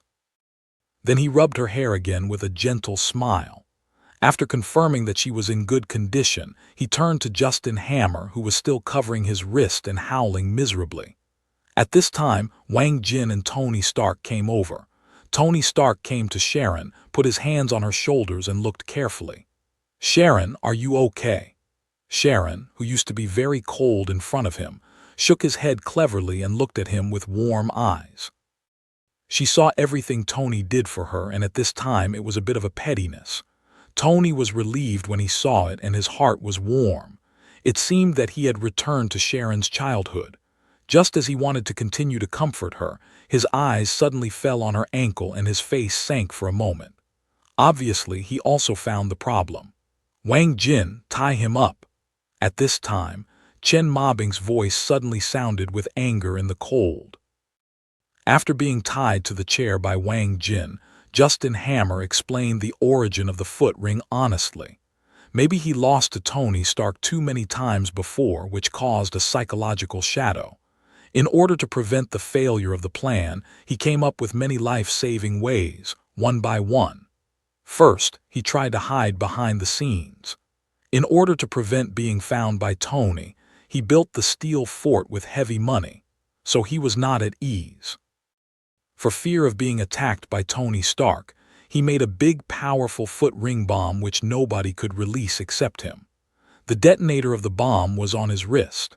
The bomb is powerful enough to turn everything in this room into fly ash, and the detonator is not a simple start switch. Instead, his heartbeat is monitored at any time. Once the heartbeat stops, the bomb on Sharon's foot will explode. This ring-style detonator is also made of vibrating gold. Unless his wrist is cut off, he can't take it off at all. If he does that, he can't detect the heartbeat and the bomb will be detonated. With this layer of protection, Justin Hammond dared to attack Tony Stark so recklessly. As long as he doesn't want Sharon to die, Tony dare not kill him.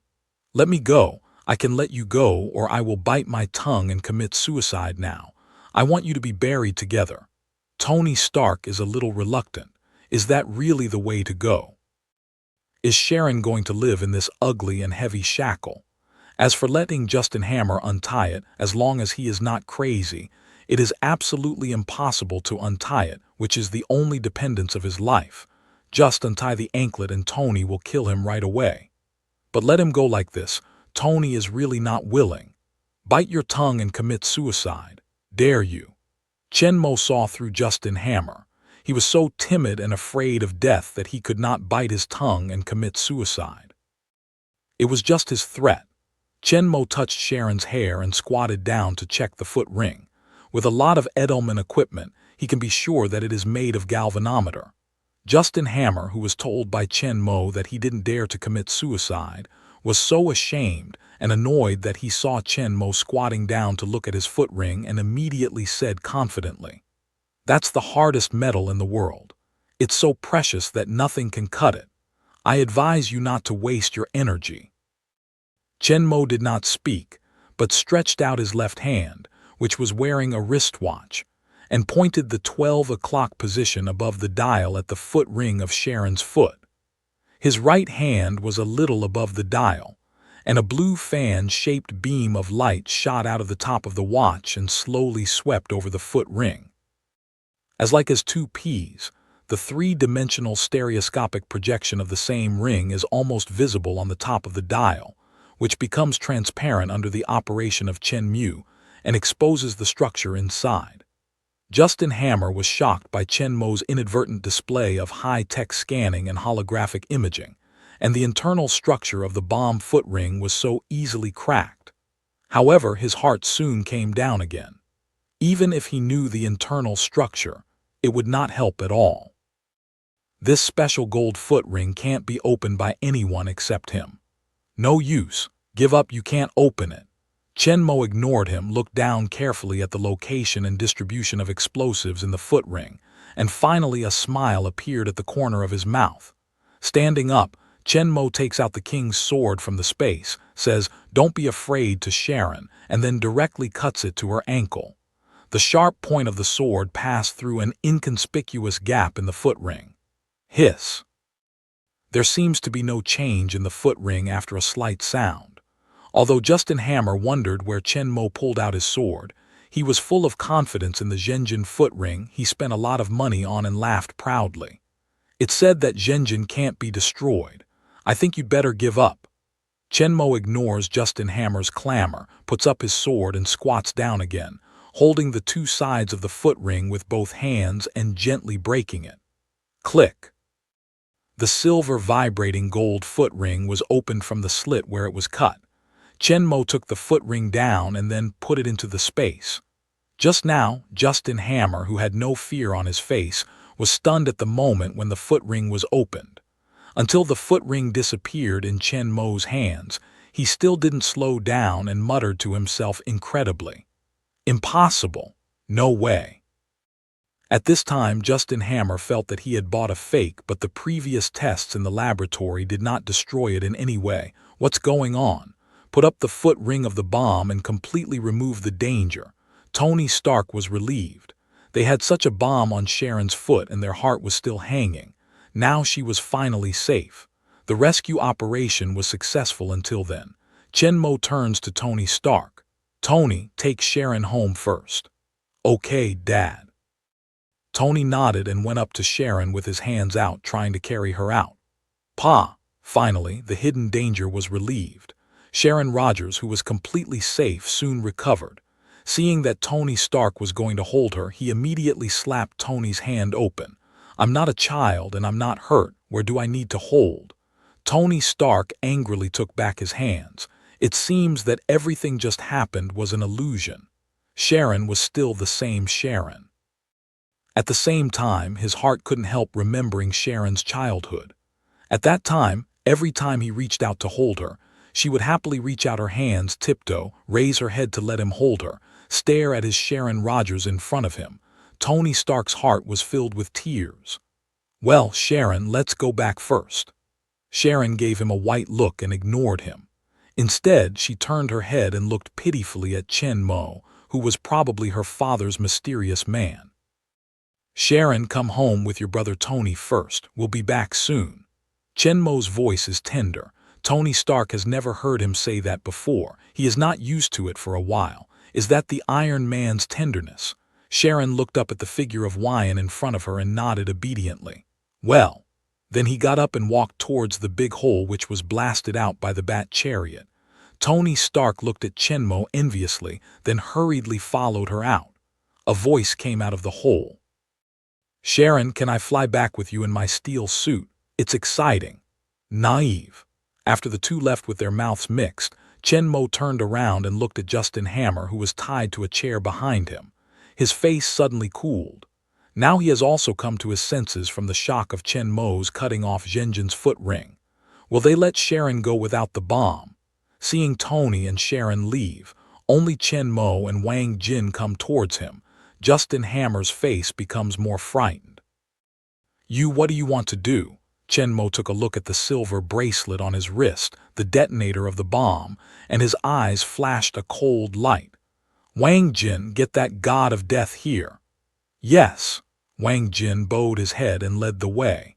He soon picked up the dead leader from the other side of the room. Wang Jin did not show mercy to their accomplices.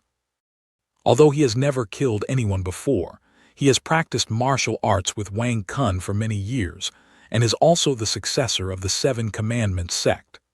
Wang Jin does not contradict and has no psychological pressure to kill people. So most of the elite mercenaries who fought with him were directly killed by his iron fist. Others who didn't die on the spot were all seriously injured, and they won't live long. Chen Mo's god of death was thrown in front of him. There was a deep impression in his chest. His sternum and ribs were broken, and the broken ribs were inserted into his lungs. From time to time, his mouth was foaming with blood.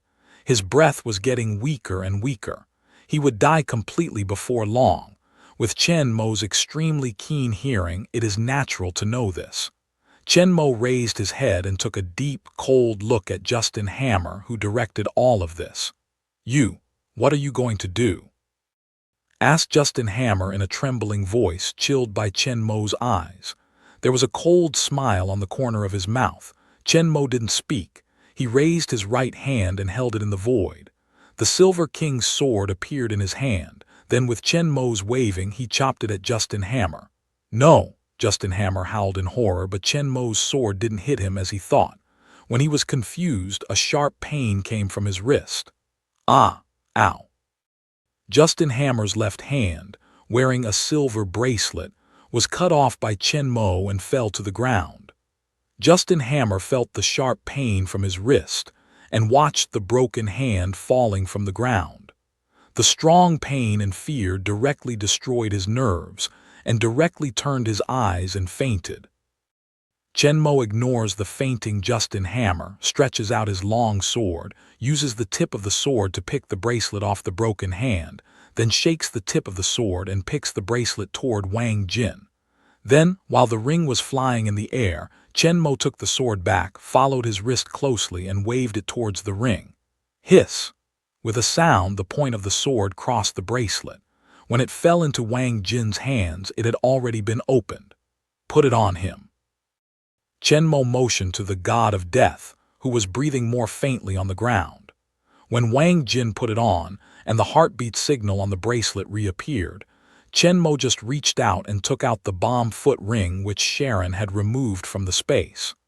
As like as 2 peas in space, the time taken to get rid of it is exactly the same as when it is put in.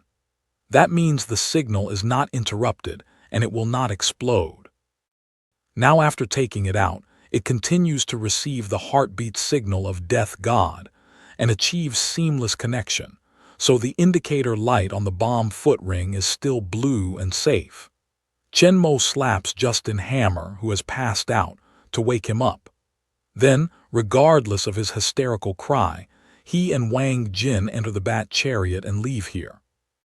Just after the Bat Chariot drove out of the exit of the underground garage and returned to the ground, Chen Mo saw Dr. Ethan, wearing Mark II, standing in front of the building against a group of guards, and beside him stood Natasha Romanov, who had just arrived.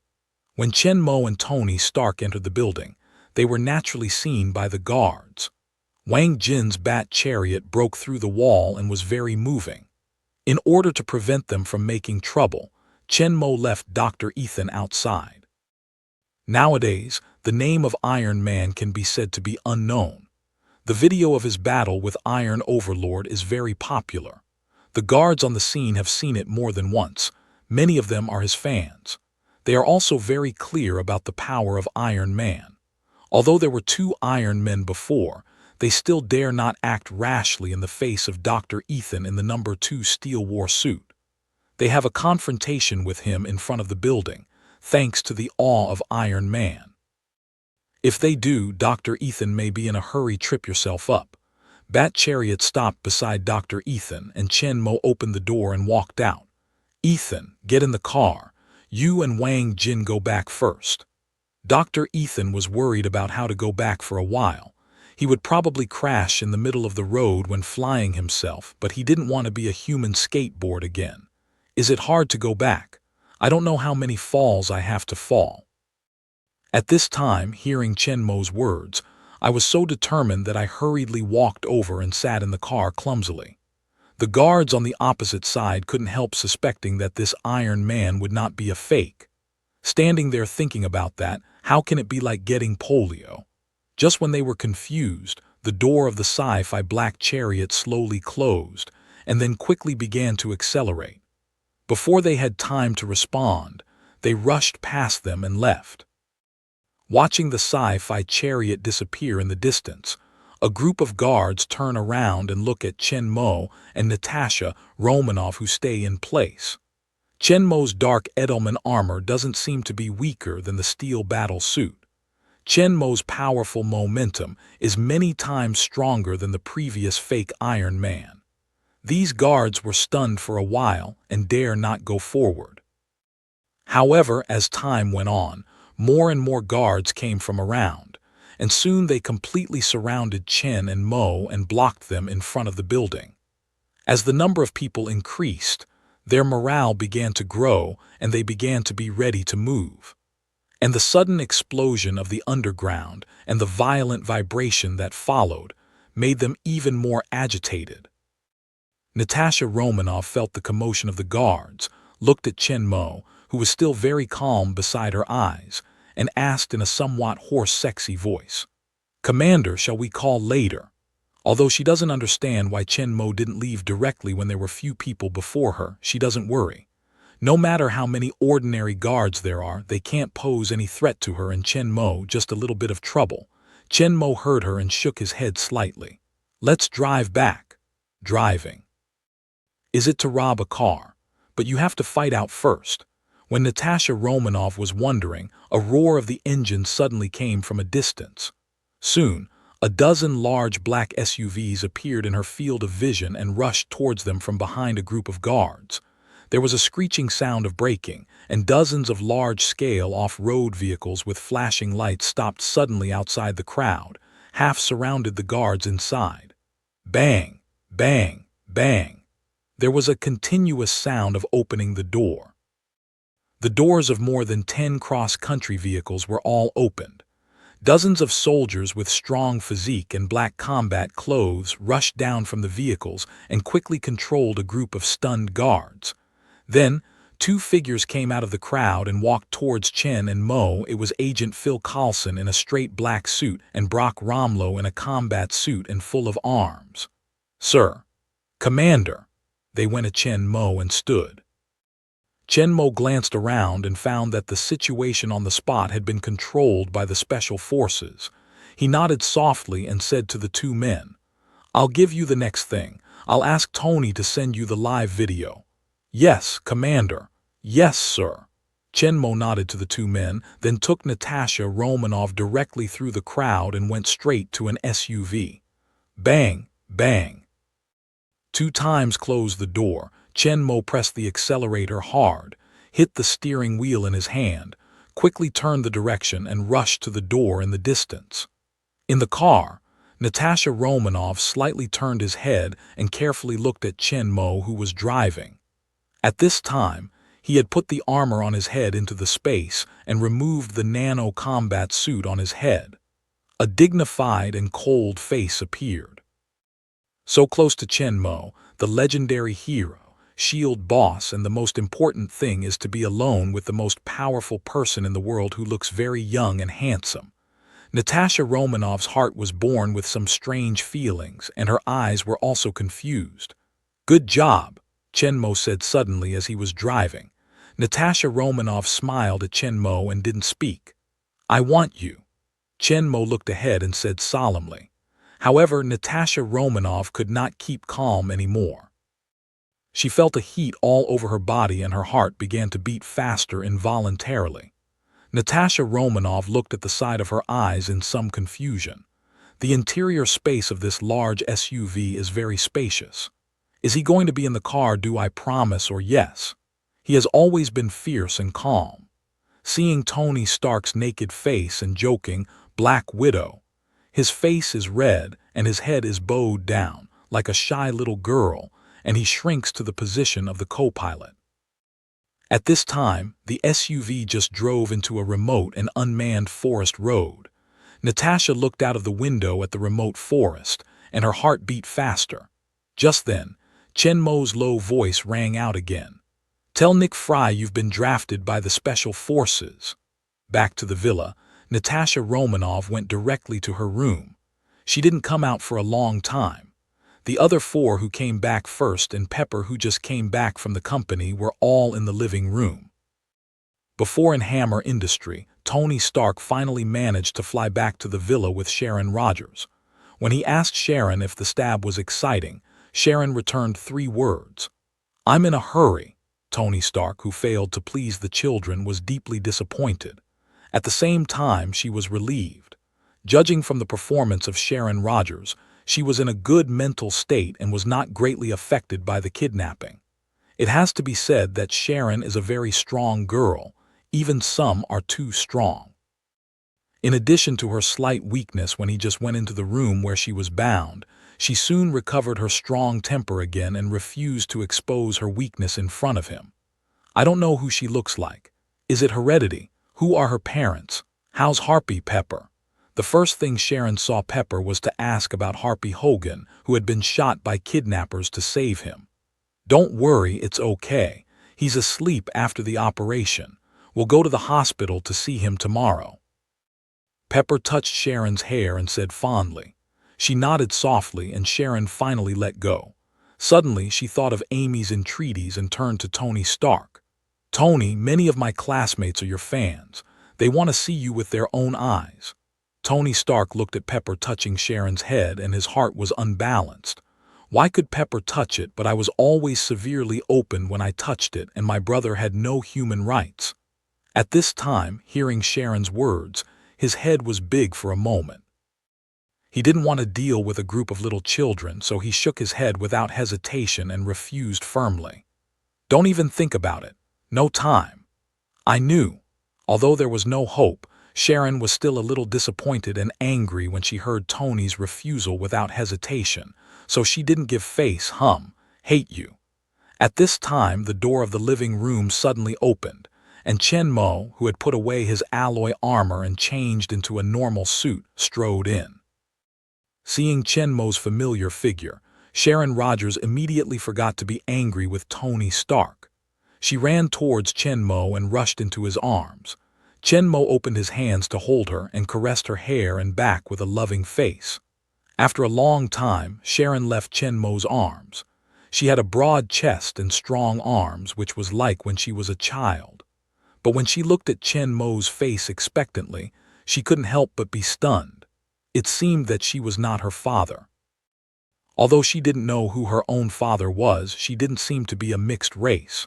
Moreover, this person looks familiar and seems to have met somewhere. By the way, when Tony came back from Afghanistan, this man stood by his side and listened to Pepper. He saved Tony. Who is he? What does it have to do with her? Why does she think he is so similar to her father in memory? A series of questions came to Sharon Rogers' mind. Chen Mo looks at the confused little girl in front of her and takes her to the sofa. "Today, child, I will tell you your life experience." Hearing Chen Mo's words, Sharon, who was immersed in doubts, raised her head fiercely and looked at Chen Mo in shock. He knew his own life background and knew who his own biological parents were. What puzzled her for 10 years is going to be solved completely today. Tony Stark was also shocked at his words. He quickly put up his ears. He was also curious about Sharon's biological parents. On one side, Peggy, Ethan, and Wang Jin all came together with curiosity. Looking at Chen Mo's posture, what we are going to talk about today is likely to be a huge secret.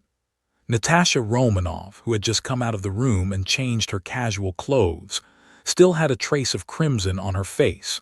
A pair of beautiful eyes and bitter white eyes gave Chen Mo a look, wriggled her slender waist, and walked to the sofa. Scanning his eyes, he found a place to sit down beside him and waited for several people who were looking forward to hearing the story.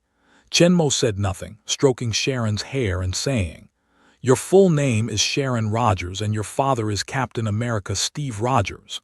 What? People can't help but stare. Sharon is the daughter of the Captain of the United States. A light glance, and after all the people shut up, Chen Mo continued, "Your mother, of course, is Peggy Carter." Sharon's brain is blank. She is the daughter of the famous superhero, the Captain of the United States and Agent Carter in World War II. No, Dad, didn't they die decades ago? Brush! Chen Mo's sharp eyes swept Tony's face.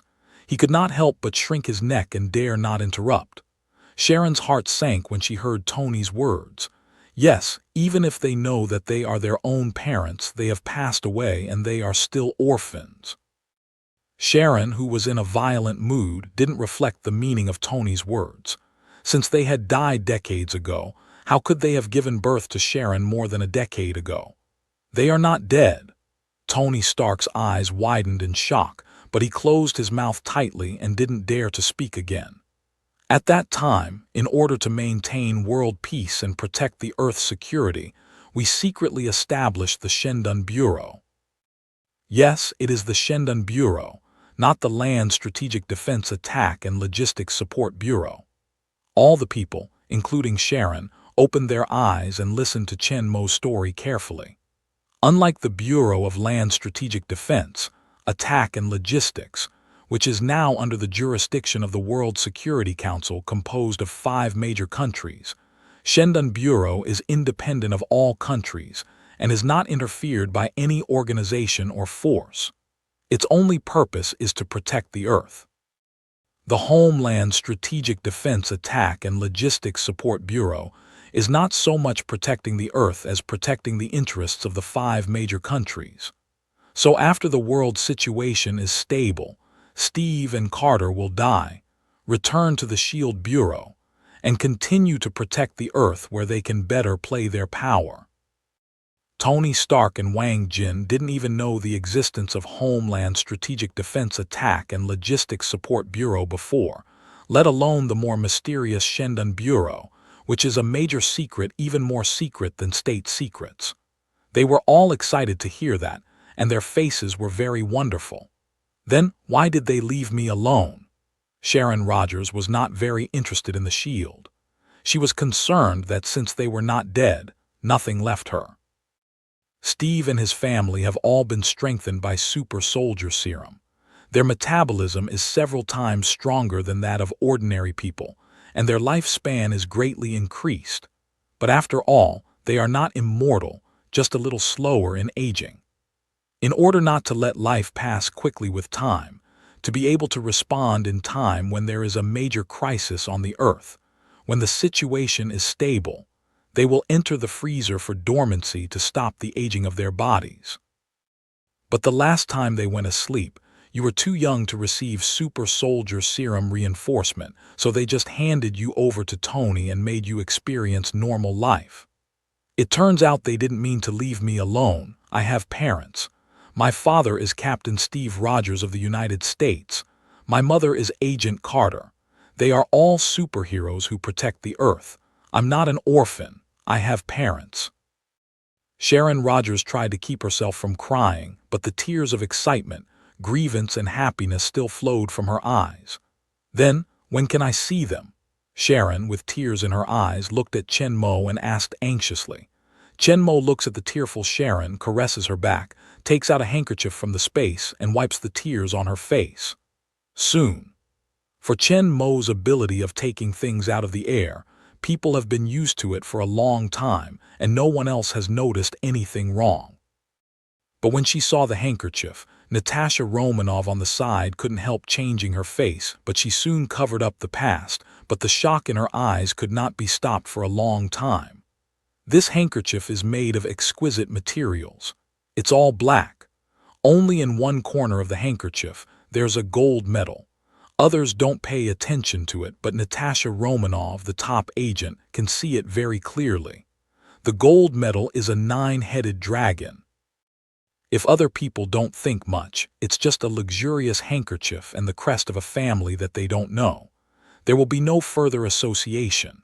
But don't forget that Natasha Romanov's real identity is the secret agent of Hydra. The legend of Hydra can't be clearer. Although this emblem is completely different from the Hydra's logo, it represents one thing at all. Hydra is Chen Mo, the founder of Shendan Bureau and the commander of Legendary Hero, also a Hydra. It's amazing. It's even more difficult for Sharon to accept than I just heard that Sharon is the daughter of Rogers and Carter. Although it was soon covered up, the changes in Natasha Romanov could not escape Chen Mo's feeling, but he did not make any response and still carefully wiped Sharon's tears with a handkerchief. This handkerchief was brought out of the legendary world of the night. In addition to the handkerchief, there are many tableware, bedding, robes, and other daily necessities in the space which he brought to use on the desert island. These are all used by the royal family. All of them are printed with the royal insignia, that is, 9 dragons. Chen Mo didn't mean to be careless. He didn't worry that the handkerchief would reveal his identity. First of all, Hydra was a secret organization. Most people didn't know his existence. What's more, Hydra no longer existed, and Chen Mo himself exterminated. Even Steve, Howard, and others saw the handkerchief. They only thought it was Chen Mo specially made it to commemorate his killing of Hydra. There is no other association at all. Only Natasha Romanov, who is from Hydra, doubts Chen Mo's identity. Sharon Rogers, who knew her real identity, calmed down gradually under the reassurance of Chen Mo and looked at the gentle Chen Mo in front of her and asked strangely, "Why do I think you are so familiar like my father?" Chen Mo, with a smile, touched her head and said with a smile, "Because I am the commander, it's Steve's master. We've all been fortified with super soldier serum. We're similar in stature. All his equipment, including Edelman armor suit, long sword and shield, are the same as me. You should have a deep impression on him when he was a child, so you will be familiar with him when you see me." It turns out that he is the master of his father. With a slight nod, Sharon Rogers asked shyly, "Then what should I call you?" Chen Mo can't help thinking. Steve is his apprentice. In Chinese martial arts, he is like a father and son. Sharon should call him Shizu or Grandpa according to their relationship. But considering that Carter, Howard, and Chen Mo are the same generation, Carter becomes Sharon's grandmother. Steve should call his wife Mother or Aunt, Howard Uncle, and Sharon call Tony Dad, and that's a mess. Originally, Chen Mo and Steve were also teachers and friends, so they simply ignored the seniority of teachers and apprentices, so the problem was solved. But because of his relationship with Steve and Carter, Sharon called him Uncle and had some points. Anyway, a son also took care of him, and 2 children were raised, so it's better to recognize Sharon as a daughter. Steve took advantage of this kid, who grew up a generation in Pingbai. So Chen Mo looked at Sharon with a gentle smile and said to her softly, "You can call me Dad." Sharon Rogers was stunned. "Isn't my father Captain of the United States? Steve and I are both apprentices and good friends, and your mother Peggy and Tony's father Howard. We have fought side by side. I am Tony's godfather. You are brother and sister. I am your godfather too. Would you like to?" Sharon looked at Chen Mo's kind smile, felt his warm hand caressing his back, and the generous embrace before, and the back of the great bank in front of her. A full sense of security and unparalleled happiness rose from her heart, as if she finally found the dependence, and nodded involuntarily. "Well, good." Suddenly, with a daughter, Chen Mo has a feeling that he can't say. He wants to take good care of her and give her all the best things, which is totally different from when he had Tony as his son. Chen Mo just wants to train Tony, make him suffer more and grow up well. But for Sharon, Chen Mo doesn't want her to suffer a little bit. Sharon suddenly remembered that Amy's brother didn't agree and went to tell Daddy. "Daddy, my classmates are Tony's fans. They all want to see him when they know my relationship with him, but he doesn't agree. Sharon was still shy when she first called Daddy Chen Mo, but when she talked about Tony Stark, she immediately became aggrieved. Tony, is that so? Chen Mo looks at Tony and asks in a deep voice. That, Dad, I'm so busy. How can I have time to play with a group of children? Tony saw that the situation was wrong, so he quickly explained. They are your sister's classmates. What's the matter with you? What do you really think you are?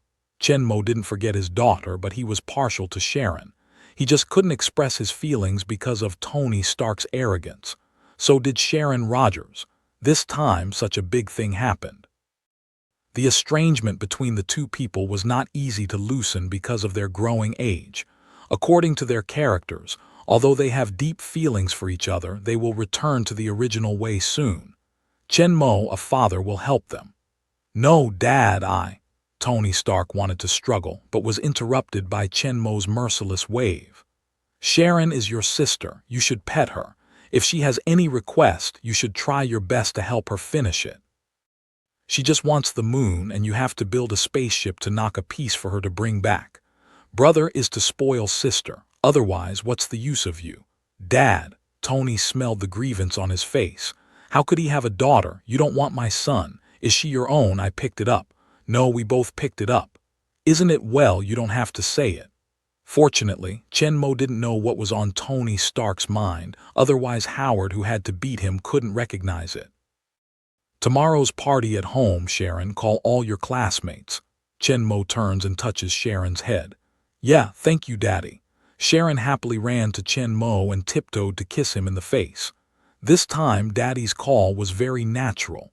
Although she is precocious, she is still a child. She is very happy to fulfill her classmates' requests and realize their wishes. Tell Daddy if you have anything to do. Daddy will help you finish it no matter what.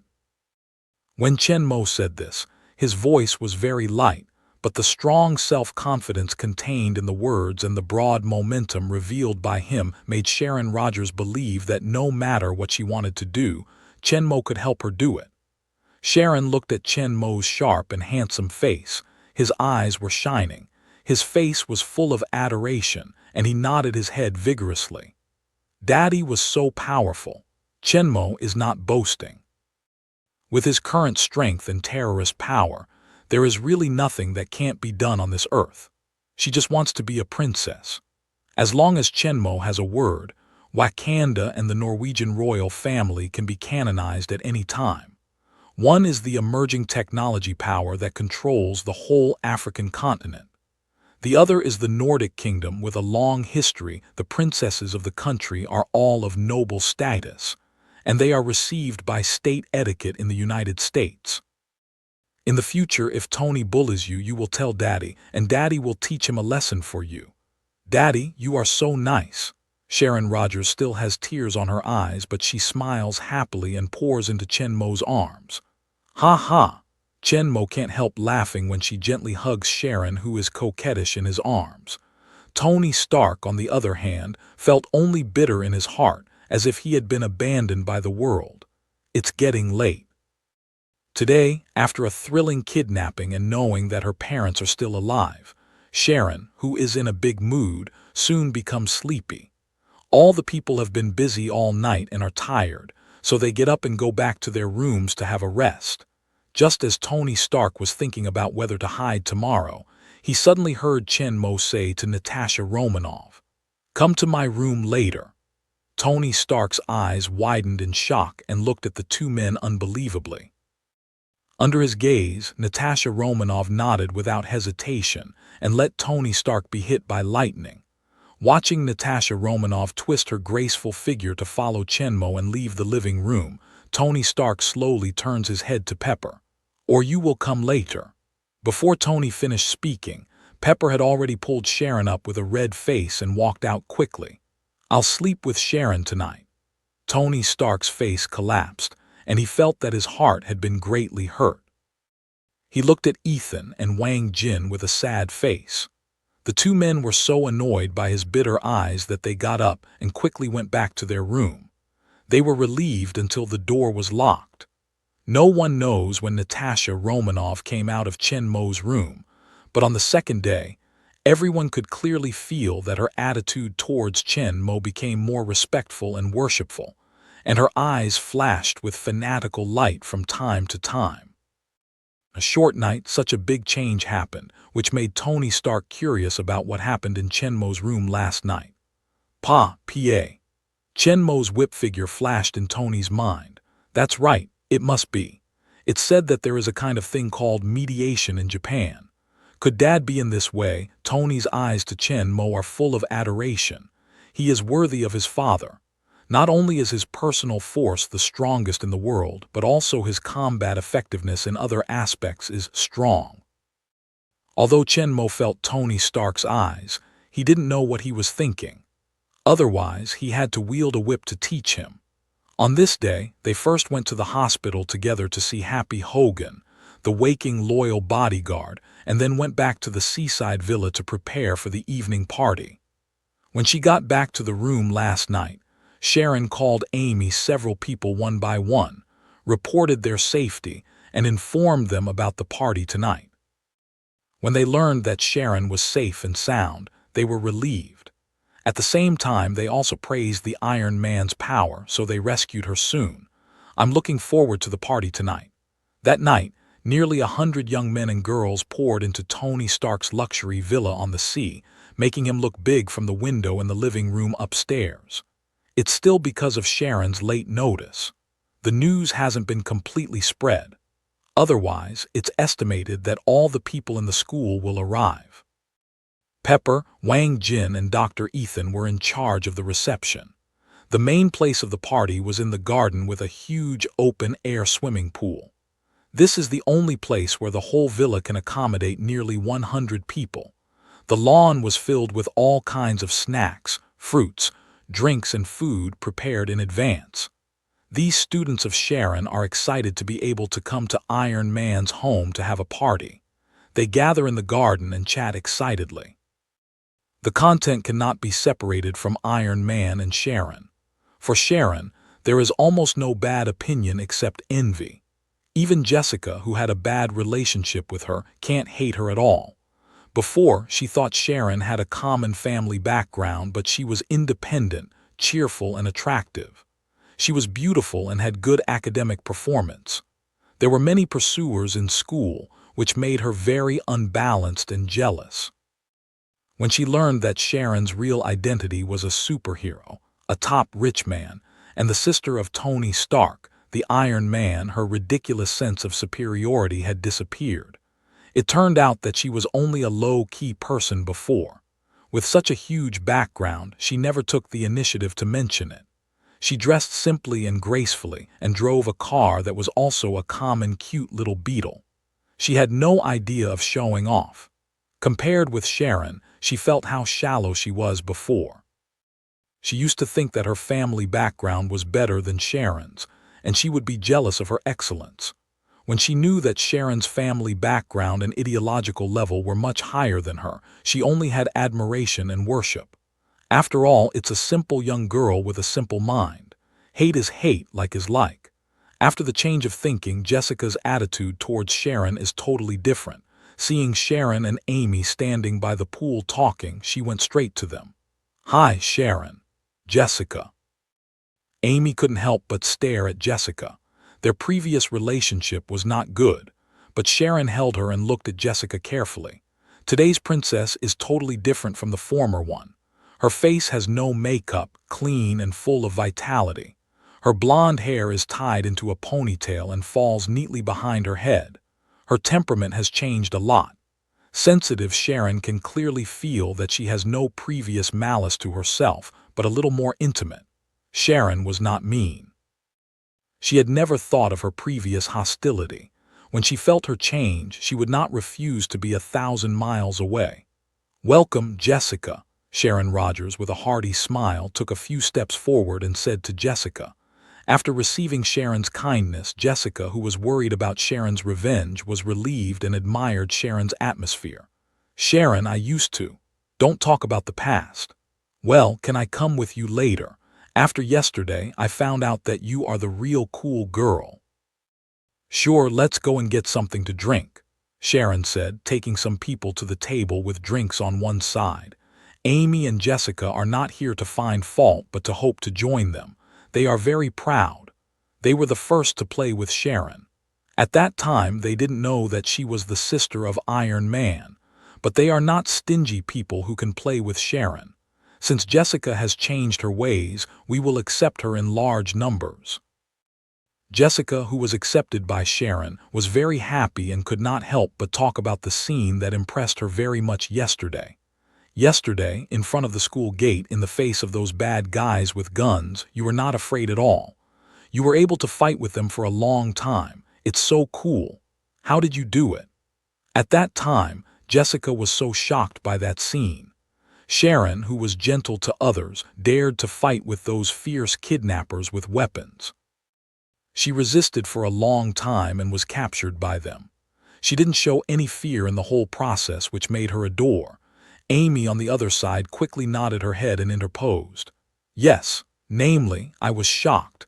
If they came to catch me, I would never dare to move. I think you will cry directly, little Amy, ha ha ha. Shirley took the opportunity to laugh at Amy. Sharon and her classmates and good friends are talking and joking in the garden. In the living room on the second floor of the villa, Chen Mo is standing in front of the window near the garden with a cup of coffee. Looking at Sharon, who is smiling happily below, he is very pleased. You see how happy Sharon is talking to her friends. Chen Mo took a sip of coffee and said to Tony Stark standing next to him, She chatted with me very happily when she was a child, but when she grew up. When the little girl grows up, what she needs is her peers, generation gap, you know. While they were talking, Sharon in the garden suddenly left the crowd and ran into the villa. Soon Sharon rushed into the living room and ran to Tony. Tony, my friends are eager to meet the real Iron Man. Can you put on your war clothes and go out to meet them? Sharon looked at Tony and asked. Tony Stark had a bad feeling when he saw Sharon running in, so he had been standing at the window with a glass of wine and did not look back. His whole body was full of rejection. When he heard Sharon's words, he did not look back and shook his head without hesitation. No way, Sharon is helpless. She looks to Chen Mo for help. Chen Mo beckoned to her and Sharon ran away. Daddy Tony, he doesn't agree. He just needs face. Go and coax him and show him a charming face. Will it do? Sharon is like a real child only when she is in front of Chen Mo. Her usual strength and composure are all gone, and she returns to the simple and innocent age she should have. Try it, Chen Mo said with a smile. Sharon nodded incredulously and ran back to Tony. In fact, Tony Stark heard all the conversations between Sharon and Chen Mo just now. He was afraid that Chen Mo would force him to go out. Unexpectedly, he gave Sharon such an idea. Tony took a sigh of relief and secretly made up his mind. He never agreed. It's not easy to play coquettish. Tony. Well, Tony doesn't look back. It's very cold. Sharon saw that his silver teeth were biting and gave him a fierce look. But thinking of the idea Chen had just given her, she turned to Chen Mo. Chen Mo saw her look and gave her a smile of encouragement. Sharon nodded hard, looked back again at Tony Stark, who was still pretending to be tall and cold. She stretched out her hands and grabbed his arm, shook it gently, and said in the delicate voice when she spoke to Chen Mo, Brother, will you promise me? Although I had made up my mind to never compromise when I heard Sharon's coquetry, I felt the shaking of my little hand on my arm, and my whole heart was soft when I heard Tony. I couldn't help thinking of the scene when Sharon was pestering him when he was a child. At that time, Tony was ready to refuse words can no longer say, although still a face, but the eyes full of warmth cannot hide. All right, Tony Stark said impatiently. But only once. How can I say that I'm also Iron Man? The appearance fee is very expensive. Sharon turned a white eye when hearing the words, but her face still showed a happy smile. After the gesture of Chen Mo's victory, she turned to Amy and them excitedly. Dad, you help Sharon figure me out. Watching Sharon run out happily, Tony turns his head and complains to Chen Mo on the other side. I didn't force you, you want to. Chen Mo raises his coffee cup and takes a sip. Tony Stark is a bit speechless, isn't he? When Sharon was just coquetting, he was completely defeated. You are sometimes too arrogant, too macho. In front of your sister cannot follow her point. You think to send her a sports car, take her to fly in the sky, she is happy. Think more about what she really wants. Chenmo looked at Tony and said seriously, I can tell you, when her parents come back, you don't have a chance to spoil her. Tony Stark was lost in thought when he heard the words. Chenmo didn't speak anymore. He turned to look out of the window into the garden. He was with several girls and Sharon was very happy. Amy and Sharon said that Tony Stark would show up in a steel battle suit in a short time. They were all excited. All the faces were full of expectations. It was so exciting to see the Iron Man at a close distance. Soon, all the people near the pool heard a loud sound of breaking the sky. All the people could not help looking up to the sky above their heads. They saw a golden and red figure swooping straight towards them from the sky. Look, it's Iron Man. My God, that's cool.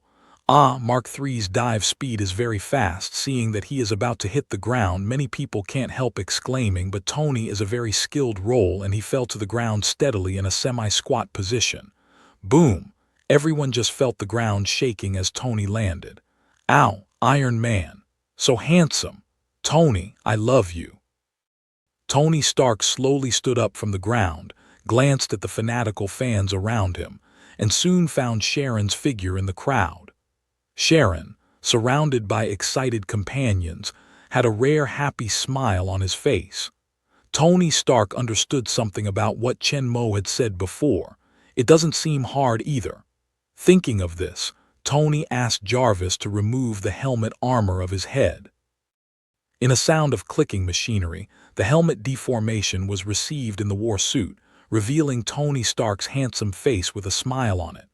Watching the change of iron and steel battle clothes in Tony Stark's face, a large number of fans around broke out screaming and shouting again. This party has a trend of meeting star fans. There was a big smile at the crowd. Tony Stark said aloud, "Welcome to the party. I'm Sharon's brother, Tony Stark. Sharon, your brother is so handsome." Amy held her heart in both hands with a narcissistic expression on her face. "Sharon, you are so happy. There is Iron Man to be your brother." Shirley's expression is no different from Amy's. Sharon looked at Tony Stark, who was smiling in front of her, and her heart couldn't help being sweet. Tony didn't face up to her as she thought, or even deal with it directly. Instead, she spoke patiently to everyone. She knew that it was because of her, or because of Tony's arrogant nature, she would not care for the children in his eyes. Originally, I just didn't want to disappoint my good friends. It was enough to think that Tony could show one side. I didn't expect that Tony, in order to make her happy, actually turned against his usual arrogance and showed a rare, amiable side. Just now, when I promised, I was still reluctant, dead and proud. But Tony's behavior still made her feel the long-lost love from her brother. As for the top sports car, which was flying in the arms of Iron Man, Sharon said she had no love at all. What she wanted was such a simple and beloved feeling. However, after hearing Shelley's words, Sharon could not help but snorting. What's so great about Iron Man? My father is still the commander, and my own parents. While Sharon was thinking, Tony Stark's voice pulled her back. Next, does anyone want to visit the sky? Sharon can't help but turn a white eye when she hears the words. It's so boring. At first they were stunned, but they quickly responded. Different from Sharon's reaction, they rushed to raise their hands, including Amy and Shirley beside Sharon. I want it. Me. Amy, aren't you afraid of heights? Sharon looked at Amy, who was eager to try, and asked doubtfully. In the arms of Iron Man, the most serious fear of heights will be instantly cured. Sharon shook her head helplessly. No help. Fanatical fans, simply unreasonable. Most of Tony Stark's attention was on Sharon, and naturally he noticed Amy and Shirley around her. At that time, the thruster started and flew to the front of the three people. Let's start with you two. Iron Man will fly you. The party's atmosphere was brought to a climax by the game of. Listening to the fans' incessant screams, I used to like playing and showing off, plus a few drinks in the living room before, Tony Stark gradually played, and then simply threw people into the spacious swimming pool. Plop, plop.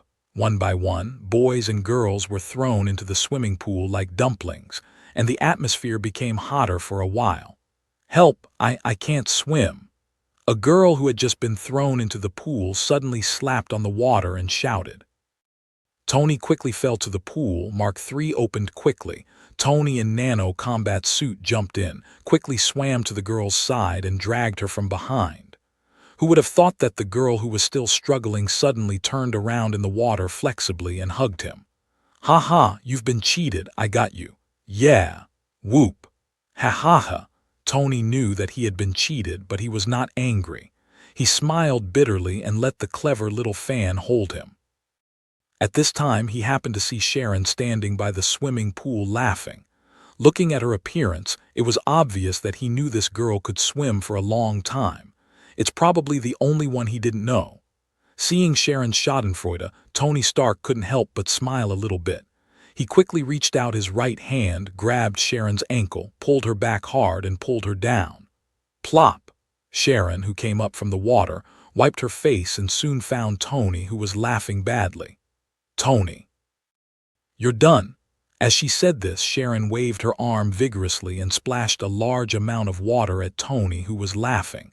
Tony Stark is proud. I didn't expect Sharon to fight back so fast. Before his open mouth could be closed, the raised water flew over, hit him directly in the face, and filled his mouth with water. Poof! Sharon Rogers, you're done. Tony spits out the water in his mouth and immediately launches a counterattack. After being ravaged by fierce attacks from both sides, the girl caught in the middle of the two quickly swam to one side and watched the brother-sister battle with other people. Sharon, come on. Tony, come on, you are the best. Iron Man is invincible. Queen Sharon, rise. Well, Sharon also has a Chinese student among her classmates. Chen Mo, in front of the living room's glass window, looked at the swimming pool battle between the two brothers and sisters, and his face couldn't help but smile a little relieved. Sharon Rogers was not as strong as Tony Stark in power, and soon she could not lift her head under the pressure of the big water flowers raised by Tonian. Sharon, let's help you. At the critical moment, Amy, a big fan of Iron Man, chose to help his best friend. And me. Shirley and Jessica also came to help, and their participation soon changed the situation in the battlefield. Iron Man needs help. Brothers rush. Help Iron Man. Defeat the evil queen of Sharon's sisters. Queen Sharon needs us. The battle intensified in an instant, and the battle between brother and sister swimming pool gradually evolved into a battle between men and women. Swimming pool, grass, water gun, balloon, an extremely fierce war was staged in the garden. Boys with a small number of people are obviously at a disadvantage. Often, a boy is chased and shot by several girls with a water gun, or even thrown into the pool after being caught. They will also use their strength to splash water out of the pool and use large waves to fight back. Bursts of happy laughter were floating over the garden. The atmosphere of the party entered a new climax again. These young men and girls, while fully engaged, found for the first time that the superhero Iron Man, who they had always thought was superior, was such an amiable neighbor brother in private. The video of Iron Man's swimming pool party quickly spread on social media, and Tony Stark's rising popularity took a huge leap again.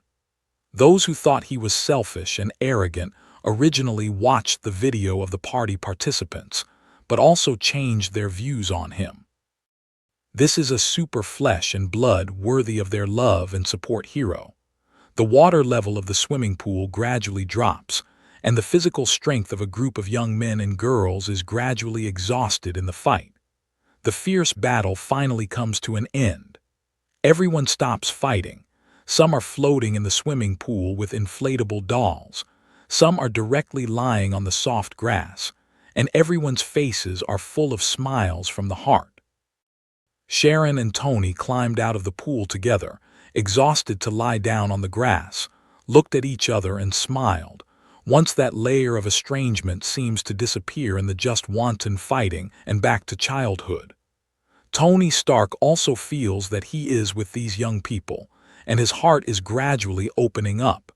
He is no longer a genius inventor, a top rich man, a superhero. He is just an ordinary brother. What is the burden of idols? What is the tall image? All of which are put aside, and the whole person is a lot easier. In the past, only when he was with the Godfather, Chen Mo, could he completely let go of himself, take off his mask, do not care about any image, and return to his real self. After the climax, the party was completely quiet. All the people were lying or sitting. After the fierce battle, they had a quiet rest in a mess garden. Only in the hall on the first floor connected to the garden, the huge LCD TV hanging on the wall facing the gate was still playing. The first floor is close to the garden, all of which are transparent floor glass. The picture of TV can be seen clearly in the garden, and the sound can also be heard from the open door. In this quiet moment, it can be heard clearly by everyone. After the legendary hero commander was found under the glacier and successfully resurrected, some experts suggested that those super soldiers with extremely strong physical fitness are likely to not die directly in the low temperature, but to be frozen and fall into a state of road dormancy. Look, it's about the commander. Someone noticed the content of the TV and hurriedly touched his companion, reminding him. The commander is the most powerful warrior in the world, a legendary superhero. His experience is so brilliant that Iron Man is much inferior to him. SHH. People nearby hurriedly reminded him to stop talking. Gradually, everyone's attention was attracted by TV and looked up at the past. To this end, the relevant departments sent a large number of people to search for a plane that crashed in the Arctic Ocean more than 50 years ago. It's a superhero of the same era as the commander and a close friend of his, Captain Steve Rogers and his wife, Peggy Carter. With the host's voice, there are two old photos on the screen. It's Steve Rogers, the American captain in a military uniform, and Peggy Carter, who is also wearing a military uniform, blonde hair and red lips, and has good looks. Then the picture turns, and another picture appears, which looks like two people are on duty. They are wearing almost the same alloy armor battle suit, with two guns in their legs, and holding swords and shields. They are the same powerful and handsome, but the colors of the equipment are different. One is the color of the classic American flag, red, white, and blue. The other is the same deep black as Chen Mo. There are two hands of weapons are the same silver. In the sun reflects the cold, sharp light. The superhero couple don't know how many male and female idols they are, and how many couples have imitated their looks. Captain America and Captain Carter, boys and girls, are also very familiar with this pair of superheroes. They can't help but widen their eyes and look up at the TV screen. Of course, Sharon Rogers is more excited than anyone else when she hears about her parents and looks at their handsome photos.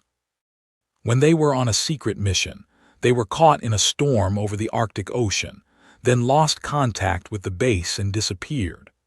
According to the final position analysis before the loss of contact at that time, their plane is likely to lose control in the storm, fall into the sea, and be frozen in the Arctic Ocean ice cap. Then the picture turns into a picture of the cold Arctic Ocean covered with glaciers. The search operation made great progress 3 days ago, when the plane was successfully found in an ice layer near the North Pole, in which Captain Steve Rogers and his wife were sleeping. Sharon was puzzled when hearing this, which was different from what Daddy said, but she soon understood that what Chen Mo told them was confidential. Now what she said on TV is actually to cover up the fact of their fake death and make their return more reasonable. It's also thanks to Steve that he chose the same way as Chen Mo to feign death in those days. Otherwise, it's hard to justify himself. After all, when he feigned death, He didn't consider that he would have children in the future and there would be a resurrection day. Although she knew it was fake, Sharon was as absorbed in watching TV as anyone else and wanted to know what was going on. After the efforts of scientists just this morning, the two superheroes who have made great contributions to world security have successfully awakened. After Commander and Iron Man, two powerful superheroes joined in the great cause of protecting the Earth's security and protecting human beings. Great! It's incredible! Captain America is alive. Just as everyone was shocked by the news, the TV host suddenly turned around and continued. And from the wake of the Captain of the United States, we got an amazing news that they even have a daughter living in the world. The daughter of Captain America. Sharon, your superhero family is challenged, Shirley said to Sharon with a smile. The daughter of the Captain of the United States should be several decades old. Let's call her aunt or grandma, Amy said as she tilted her head and thought. Sharon did not speak at a glance. You wait for me. Continued on TV. It turns out that the pregnant Peggy Carter gave birth to a daughter ahead of schedule due to her injury in a terrorist attack. However, due to premature delivery, the baby was very weak and suffered from many very serious diseases after birth, which could not be cured by the technology at that time. Fortunately, their comrade in arms, the genius inventor Howard Stark, was studying human body freezing technology, so he took the risk of freezing the baby girl. Then 30 years later, when the technology was mature, Howard thawed her. After several years, she finally cured her disease. After Howard's death, the 6-year-old girl was raised by his son Tony Stark. Amy and others are more familiar with each other. When they hear Tony Stark, they can't help but stare at Sharon around them. This girl was kidnapped by Justin Hammer, chairman of Hammer Industry, yesterday, and then rescued by Commander, Iron Man, and 3 new superheroes, Tony Stark's sister, Sharon Rogers. Here, let's sincerely congratulate the 3 of them on being able to reunite after decades of separation and suffering. With the end of the news report, the garden was completely quiet, almost audible. This series of news is really amazing. Captain America and Agent Carter are back. Sharon Rogers is the daughter of American Captain Steve Rogers and Peggy Carter. 3 new superheroes are coming. Last night, 5 superheroes went out to rescue Sharon Rogers. No, I have to slow down. Shocked by this series of news, people stared at the TV screen that had already switched pictures for a long time without any words, and finally Chi turned to look at Sharon Rogers. This life experience is terrible. If they accidentally step on her feet in school, will several superheroes come down from the sky and beat them up? Only the handsome boy who stopped Sharon in the school parking lot that day looked at Sharon's eyes even hotter. Worthy of my Harry Osborn favorite girl. When Sharon was embarrassed by a group of students, a sound of propeller rotation suddenly sounded over the villa. People looked up and saw that a black helicopter appeared in the sky and was flying towards their garden. The height of the helicopter gradually decreased, hovering tens of meters above the garden, and the water surface of the swimming pool stirred by the strong wind from the propeller. As the garden below has been occupied by nearly 100 young men and girls, there is no place for the helicopter to land for a while, so it can only hover in the mid-air, waiting for the people below to make way for a large enough space for it to land. It seems that the people on the plane can't wait. 2 vigorous figures come out of the open hatch. After observing the situation below, they jump out of the plane directly. Ah, my God, dying, crack, crack. 2 body beat sound has sounded, only to see 2 large barbecue is quietly lying on the ground. Pepper, the little Pepper beside, was looking up at the top with a dull face. He didn't know that the 2 plates he was holding were askew. It turns out that when Pepper saw that everyone was tired of playing, he brought out 2 barbecues that had already been roasted from the kitchen, intending to replenish the energy for the hungry. After he came out, he saw that everyone looked up at the sky. She looked up doubtfully, but found that two figures were falling down from the air, and they were not wearing steel battle clothes, nor nano battle clothes, but ordinary casual clothes, which made her grow up with fear, and the plate in her hand was askew and unaware. Boom! Boom! The two figures almost fell on a small piece of open grass in front of the swimming pool at the same time. A large number of soil and grass leaves were sputtered out by the huge impact, and the grass was smashed into two large pits more than 30 cm deep. A boy in the swimming pool, with a piece of green grass on his head, looked at two familiar figures and said, "Captain America."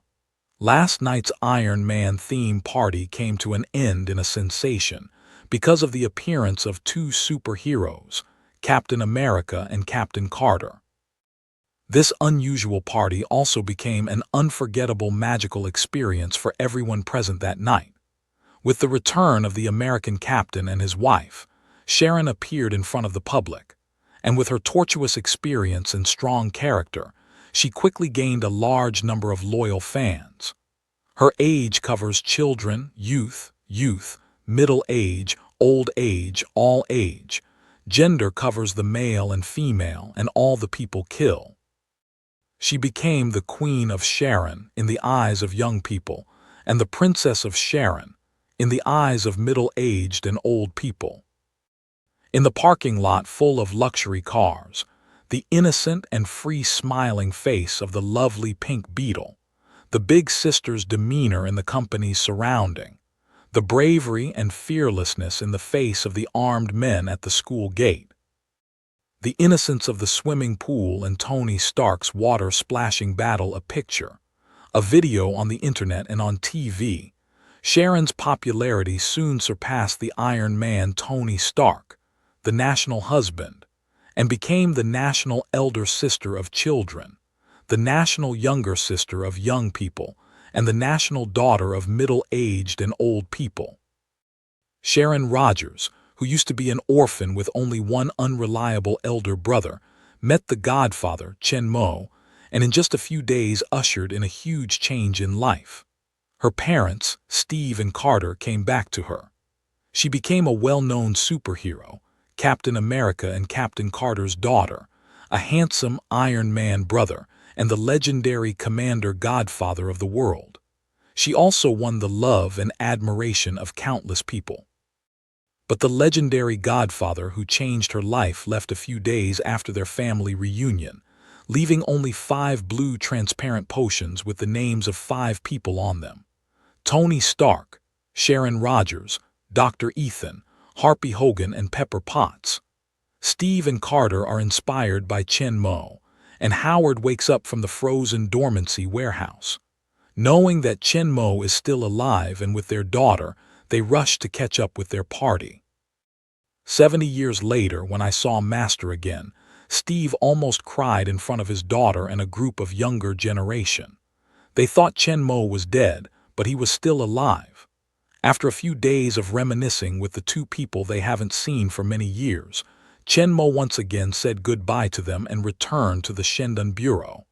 "Howard, you're not going to see Tony. I think he's starting to suspect you're still alive." Chen Mo sat in the secretary's seat and asked Howard, who sat directly on the table beside him. Indeed, since he knew that Steve and Carter were feigning death, Tony began to have doubts about Howard's death, thinking that he might not really die in the car accident but feigning death just like Steve. Howard smelled the words with a deep face and said in a serious and slow voice, "Let's wait until he really grows up." Chen Mo, who was leaning on the chair, turned a white eye at him directly. Howard's careful thinking could not hide it from him, and he saw it at a glance. In fact, Howard's real idea is that I'm afraid of being beaten. Now that boy Tony has a steel battle suit and accepts the super soldier serum reinforcement, his combat effectiveness is very strong among these superheroes. Although his father is the director of Shendan Bureau, he can't beat him in terms of personal strength.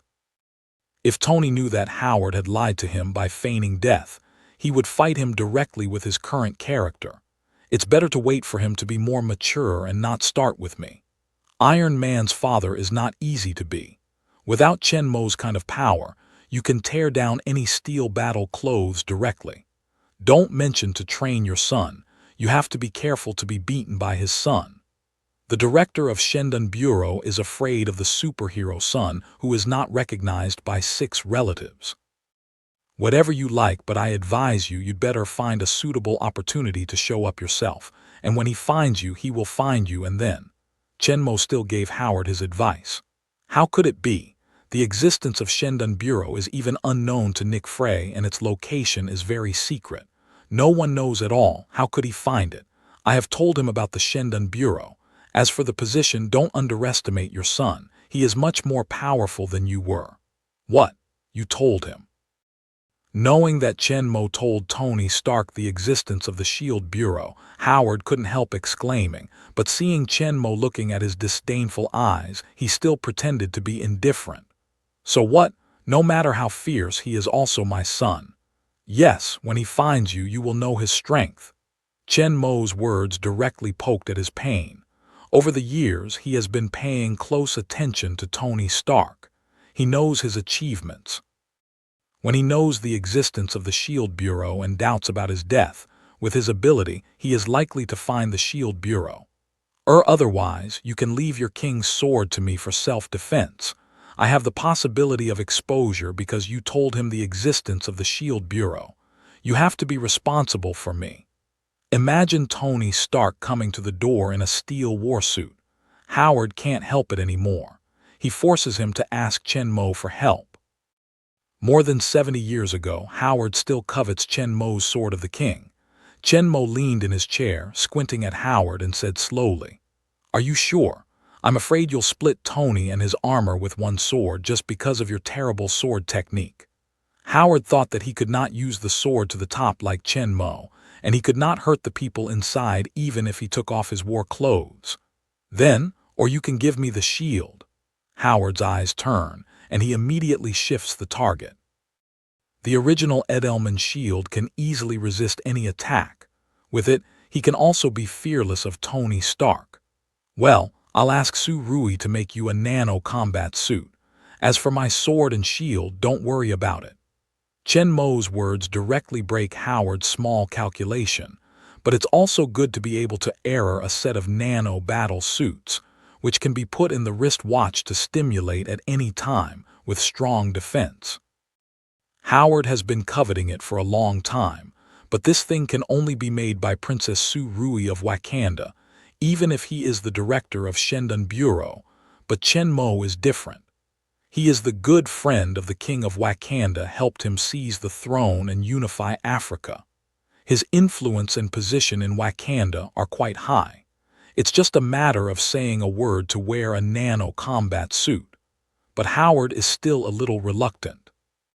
For these 2 peerless soldiers, he has been deeply haunted by the resentment that he has been begging for more than 70 years. He doesn't know how many nights he wakes up, especially the original Edelman alloy shield that originally belonged to him but was sent out by his own hands. It's the eternal pain in his heart. That shield is mine. Howard gave a cry of disapproval. Didn't you give it to me? Can I repent? What do you say? Chen Mo said, looking at Howard with threatening eyes. When I didn't say. Feeling the danger in Chen Mo's eyes, Howard resolutely admitted that he didn't want to be beaten by Chen Mo before facing Tony. After playing, Chen Mo talks about the business. I'm going to leave for a while. Howard was not surprised. Chen Mo had been haunted for a long time. He had just disappeared for a while before. When he reappeared, he quietly changed the king of a country. He also directed the original king to fight for him. Finally, he unified the whole Africa. I don't know what his plan is this time, but Howard knew that it was no use asking Chen Mo what he didn't say. How long? In a few months, in a few years, the shield is up to you and Steve. Don't worry. After leaving Shendan Bureau, Chen Mo did not go to Hydra headquarters but returned to Wakanda. Chen Mo worked hard, planned step by step, and even personally launched the power of Hydra and Shield Bureau to unify the whole Africa of Wakanda. not just to realize the ideal of Eric Kermango. Whether it's Hydra or Wakanda, although the technology is very developed, the development is not comprehensive in fact. But in some fields, especially weapons, it has a greater technological advantage. But after all, the development time is still short, the details are slightly insufficient, and the overall strength is no match with the real high-level technology countries in the universe. Moreover, due to the fact that it has been hidden behind the scenes, the scale of development has been limited, and it is unable to develop large-scale industry. Instead, it focuses on high-end scientific and technological research and development, and small-scale manufacturing of cutting-edge weapons and equipment. Industrial productivity is seriously insufficient, and large-scale industrial production cannot be carried out. Hundreds of small fighters and tanks can be built quickly in a short time by virtue of advanced scientific and technological forces.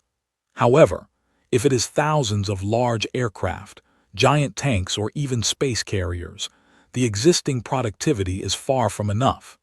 It takes a long time to produce an air carrier, and it is impossible to achieve high-speed mass production. Africa has a vast area. Although it seems to be barren and backward, there are extremely rich mineral resources under this land. Under the rule of Wakanda, these resources will be fully utilized and transformed into amazing power. Moreover, after Wakanda came out of hiding and ruled the whole Africa, the development of science and technology will no longer be so limited. Industries, agriculture, people's livelihood, aerospace, biology, chemistry, and other fields will be fully developed, making up for the shortcomings in the science and technology tree, and developing towards a powerful space science and technology country with strong comprehensive strength. After the reunification of Africa, under the leadership of Eric Kermango, and in accordance with Chen Mo's plan and arrangement, Wakanda not only carried out the construction of people's livelihood, fundamentally improved the living standards of African people, but also increased the development of mineral resources and industrial construction. Wakanda's original production plant has been expanded on a large scale again, and its production capacity and efficiency have been greatly improved. In the future, Wakanda will become Chen Mo's production base. With the support of top technology, strong production capacity, and human and material resources of the whole Africa, when Chen Mo needs it, he will quickly start to carry out large-scale production. Even a huge aerospace carrier can be produced as quickly as Xiaojiazi. After assisting Wakanda to complete the reunification of Africa, the forces of Hydra and Shendan did not withdraw. Instead, they continued to strengthen their control over Africa. Africa, after all, is a continent with a vast area, a large population, complex ethnic and tribal forces. It can only be ruled by Wakanda himself. Even if it is okay in a short period of time, sooner or later there will be problems. Eric Kermango was a powerful warrior, but not a qualified ruler. It's just that Wakanda, the original ruler, is good. Although their technology is very developed, they are honest, traditional, and conservative. They attach great importance to tradition and rules and worship the strong. As long as Eric Kermango has the most powerful power in the whole Wakanda, no one will want to betray him. But now Wakanda rules the whole Africa. The refugees, the militants, the poor, and the rich have all become his people. All kinds of complex problems will follow. The governance and management of the whole Africa will be a big problem. Wakanda, who is very simple and backward in politics, and is fighting for the throne by duels, is not competent for the management of the complex situation in Africa at all. Without the help of Hydra and Shendan Bureau, another division and war will be waiting for Africa. Therefore, instead of withdrawing, Hydra and Aegis continue to strengthen their control over Africa as a whole. Of course, the Hydra, Shendan Bureau and Wakanda are all directly responsible to Chen Mo. They don't belong to each other or even know the existence of each other, especially the deepest Hydra hidden. In Wakanda, only King Eric Kermango knew the existence and participation of Hydra. After all, he was a member of Hydra. The whole Wakanda, with the exception of him, was unaware of the existence of the Hydra and SHIELD, and the role it played in the African Unity operation. The Shendan Bureau was only ordered by Chen Mo to help Wakanda achieve African unity and save the African people. It also knew nothing about the existence of Hydra and the real relationship between Chen Mo and Wakanda. Howard Stark, the current director of the SHIELD Bureau, has full trust in Chen Mo, and Chen Mo's reason is particularly high-sounding. If it's Colonel Phillips, he may also consider the international influence. Howard, a bold guy, has no idea at all. After receiving Chen Mo's news, he is more excited than Eric Kermango. To unify a continent, I'm excited to think about it. As the director of Shendan Bureau, I should do such a big thing to be worthy of my identity as the big guy behind the scenes.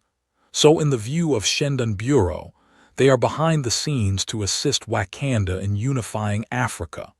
So it's true, but their actions are actually in the eyes of Hydra. The whole African Unity operation this time, there is only the deepest nine-headed snake hidden. This huge force created by Chen Mo and under his full control is fully aware of the participation of Wakanda and the Shendan Bureau, and no one knows about it. The only people who know the existence and participation of Hydra are Chen Mo and Eric Kermango. In the newly unified Africa, construction and development are mainly carried out to improve people's living standards. At the same time, they are required to invest in the construction and development of the whole Africa to provide a large amount of material supply for Wakanda. The real core part, the R&D and production of high-tech equipment, is still in the original Wakanda. Although Wakanda is small, it is also a country. In fact, its area is quite vast. There is no problem in building several super-large production bases. When Chen Mo returns to Wakanda again, a large number of factory buildings have been built on the edge of the city and will be completed soon. This will be a super production base in the future. As long as Chen Mo orders, all kinds of high-tech weapons and equipment, large, medium, and small, can be produced quickly, put into use offline, and equipped with a powerful force that can crush the armies of all countries. It's just a simple thing to install power and unify the earth by force. However, Chen Mo will not use them to conquer the earth. To some extent, the earth now is under Chen Mo's control. With the passage of time, this kind of control will only become stronger and stronger. What Chen Mo has to do is to protect it. Protect his territory from being damaged by external forces, and take it as a scientific and technological base for his development in reality, and in the future other world crossings provide support. At the Palace of Wakanda, Chen sits on the throne and listens to Eric Kermango reporting the construction and development of all aspects of Africa during this period. With the help of Hydra and Aegis, and the War Dog organization of the Kingdom of Wakanda, the situation in Africa is very stable. Although there are also some ambitious people who want to take advantage of the vacuum of the original warlords being eliminated, and the unstable rule of Wakanda to build their own kingdom, they are either found in advance when they launch tribes and gather people to form armies, or they are secretly executed before they can start operations. Or when he launched the attack with the newly organized troops, he was suddenly destroyed by the mighty Wakanda army. These sporadic resistance did not have any impact on the situation in Africa and was quietly annihilated. The construction of people's livelihood has also been fruitful. The problem of refugees has been completely solved. A large number of surplus labor force has been added to agricultural production, mining, construction, industrial manufacturing, and other fields. Wakanda's rescue is only to solve the most basic survival problems. If they want to have a better life, eat, dress, and get rid of poverty, Wakanda also provides them with many choices. Africa needs a lot of labor force in all walks of life in the process of great development. They can choose according to their own wishes. Of course, some tribes are not willing to change their customs, carry out agricultural planting, or join other industries. Wakanda will help them develop animal husbandry and other industries on the basis of respecting the original customs. Even some tribes that live purely on hunting, Wakanda will also respect their choices. After all, the purpose of Wakanda is not to enslave them, but to change their original lives. There are so many people who have devoted themselves to Africa's construction. The labor force is sufficient, and it is not necessary to force all people to give up their original customs. But for those who don't want to do anything and want to eat and die, Wakanda will only provide basic guarantee in the early stage, but only starvation. With the end of the rescue operation, this supply will gradually stop, either return to the original life, hunting, planting, grazing, or join the construction wave. Wakanda just gives them a chance to live a better life. As long as they work a little harder, even if they still plant and graze in the tribe, their life will be much better than before. If they want to live a better life, they need to work harder and pay more. But if they enjoy leisure and work hard, their life will not change. A large number of people who are eager to live a better and happy life have poured into various industries. With sufficient productivity and advanced technology, Africa's construction and development have become very rapid. After listening to Eric Kermungo's report, Chenmo nodded his head with satisfaction. When he comes back next time, Africa should have completed the preliminary construction and be able to bear the burden of super production base. However, the main purpose of Chenmo's visit is to boost gold. After leaving Wakanda last time, Chenmo went back to the top secret base of Hydra to strengthen the heart-shaped herbs.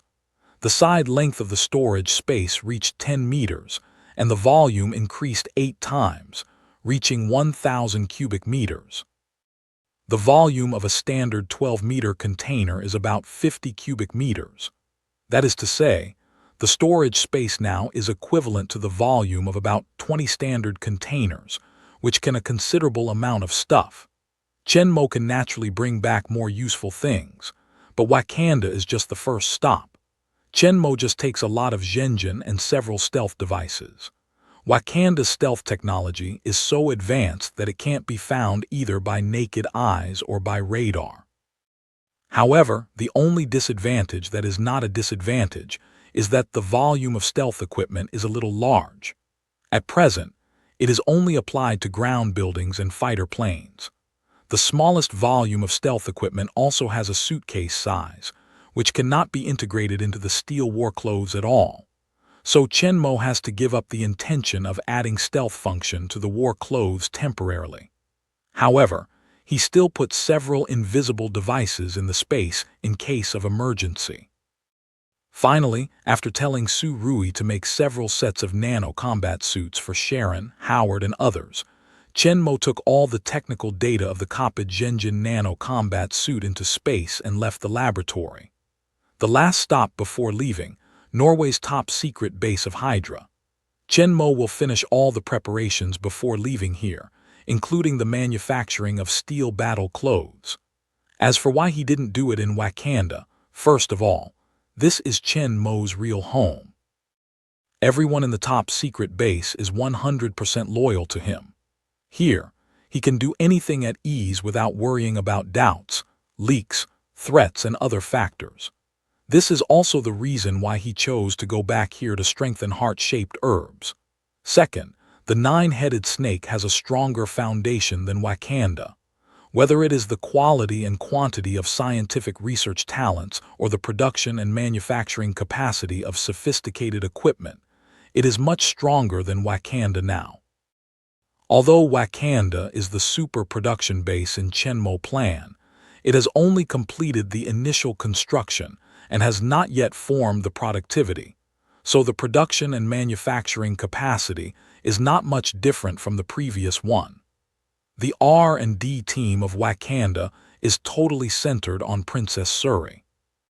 Although other people are also top scientists, there is still a huge gap between the number and ability of Hydra that has been secretly discovered for decades and collected a large number of top talents. Many famous late scientists actually live well in the top secret base of Hydra and continue their research there. Although Wakanda began to sell precious Genjin on a small scale to earn a lot of wealth, send its elites to developed countries to learn advanced scientific knowledge, and return home to use Genjin to develop science and technology since her father's rule, Wakanda really surpassed all the major powers in the world, and now has a huge gap that is nearly 20 years ahead of others. She is still in charge of Princess Suri after the technology sector. Just as Tony Stark supported and developed Stark Industry on the basis of Howard Stay, Princess Suri promoted Wakanda's scientific and technological level by virtue of her scientific talent no less than Tony Stark. However, in spite of this, limited by various limitations such as the number of talents and geographical limitations, traditional factors and so on, the development of science and technology in Wakanda is extremely unbalanced. In terms of people's livelihood, it is basically no different from other developed countries. In terms of the strongest military weapons, the development is extremely unbalanced. The Air Force only has stealth fighters, and the weapons only have sonic guns. The Army is even more primitive. The soldiers' weapons are simple cold weapons and acoustic guns. There are no vehicles and tanks available.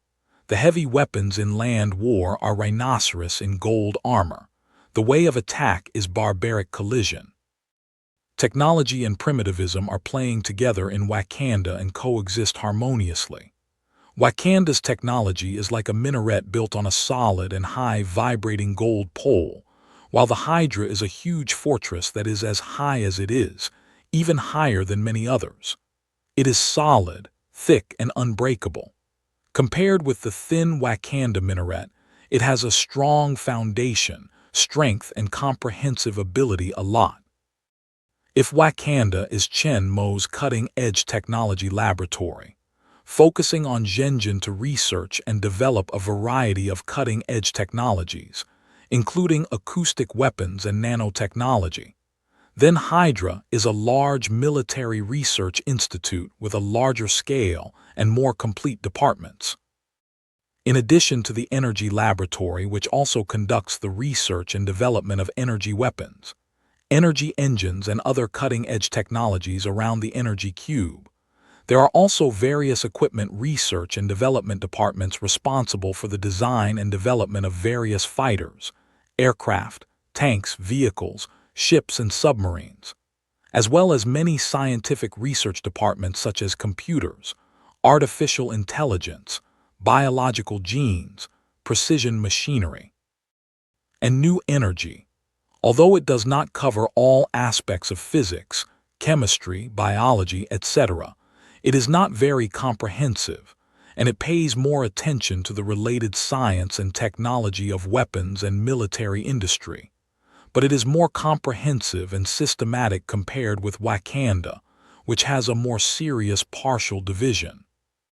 Of course, with the construction and development of Africa, Wakanda's short board will be gradually supplemented and become Chen Mo's super production base. But the status of Hydra will not be shaken.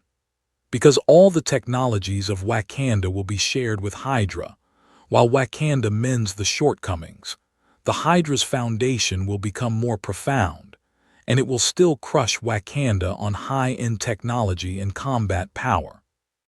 Moreover, don't forget that the top secret base of Hydra is underground, and there are a large number of powerful winter soldiers sleeping in it. All of them have been strengthened by super soldier serum, and their physical quality is at least 3 times that of ordinary people.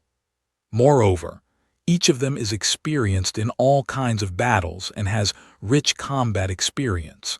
If we wake them up and arm them up, it will be a powerful presence that can shake the whole world. At the same time, the huge intelligence department of Hydra has a more terrifying power, which can be seen from the amazing power it has shown in the operation of African unity. In just a few days, thousands of warlords in dozens of countries across Africa were successfully subverted and integrated under the rule of Wakanda. Most importantly, the current king of Wakanda, Eric Kermango, is a loyal agent of Hydra. Of course, what Chenmo is considering now is mainly the strength and security of science and technology. The production of iron and steel battle clothes involves all aspects: materials, machinery, energy, computers, artificial intelligence, and other fields. However, Hydra is more powerful and comprehensive.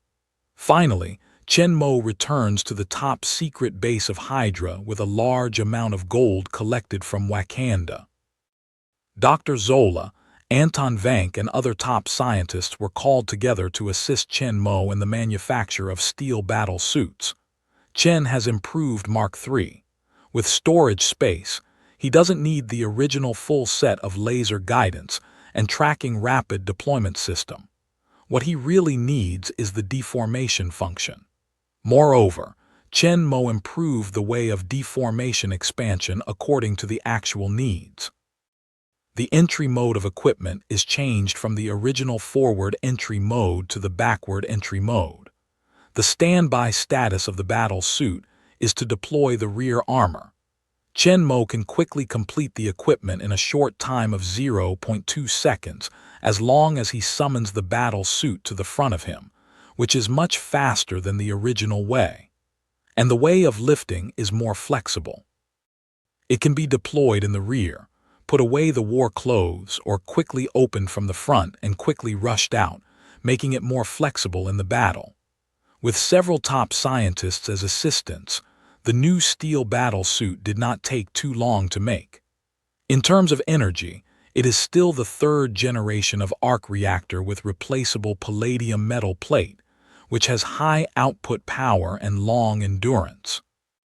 Moreover, it can quickly replace palladium metal plate by using storage space inside, and the actual endurance is even stronger.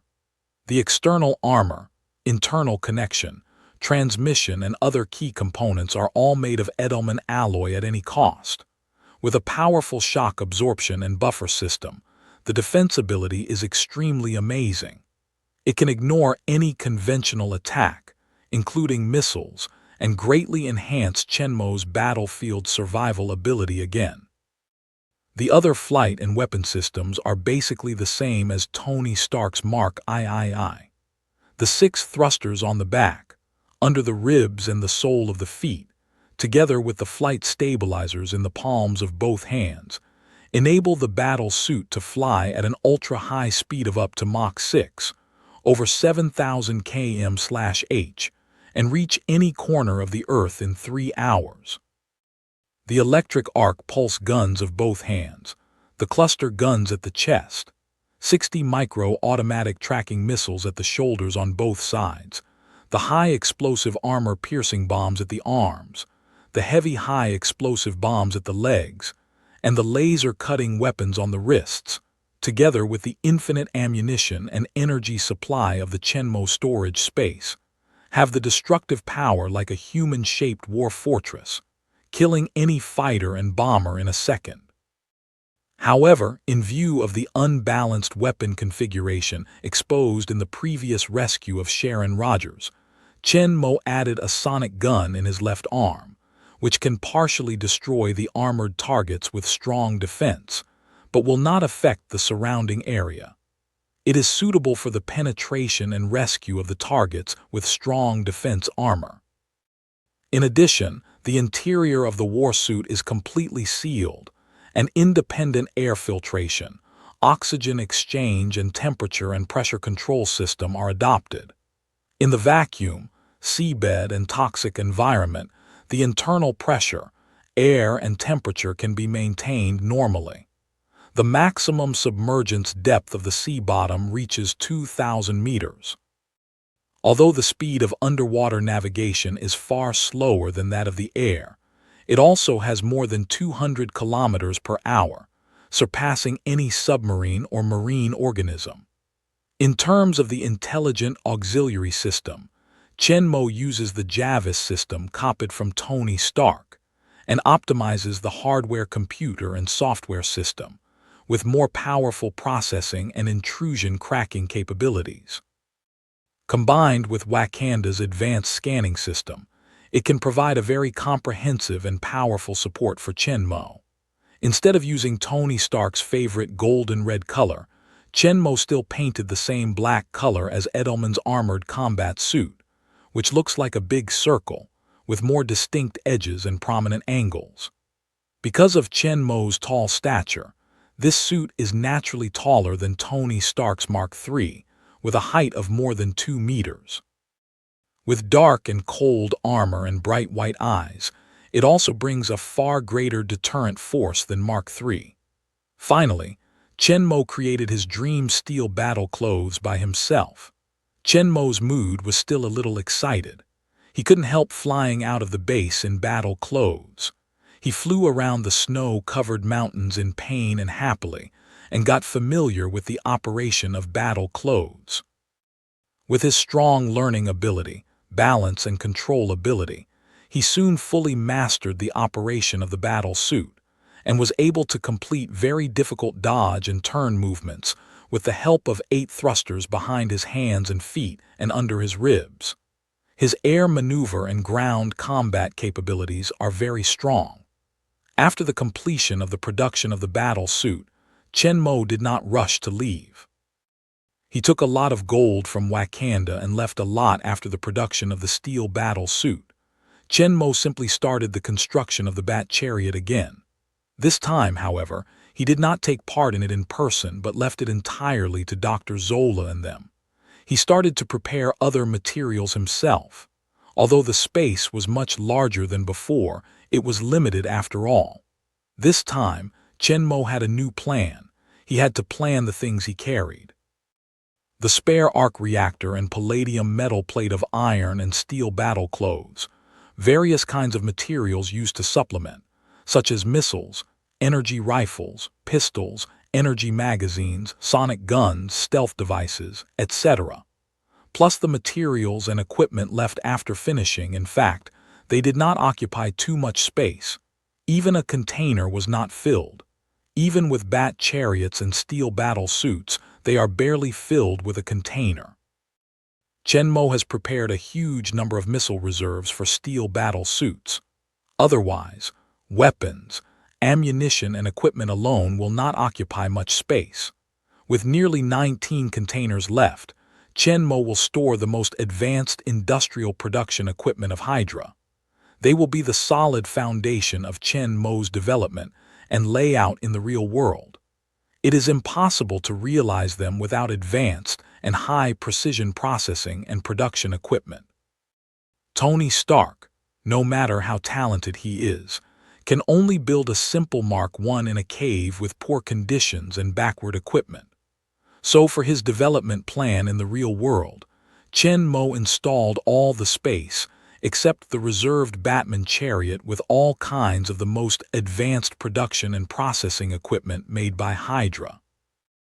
As for Wakanda's stealth aircraft, although it is also very good, its performance in all aspects is far superior to that of any fighter and aircraft in reality.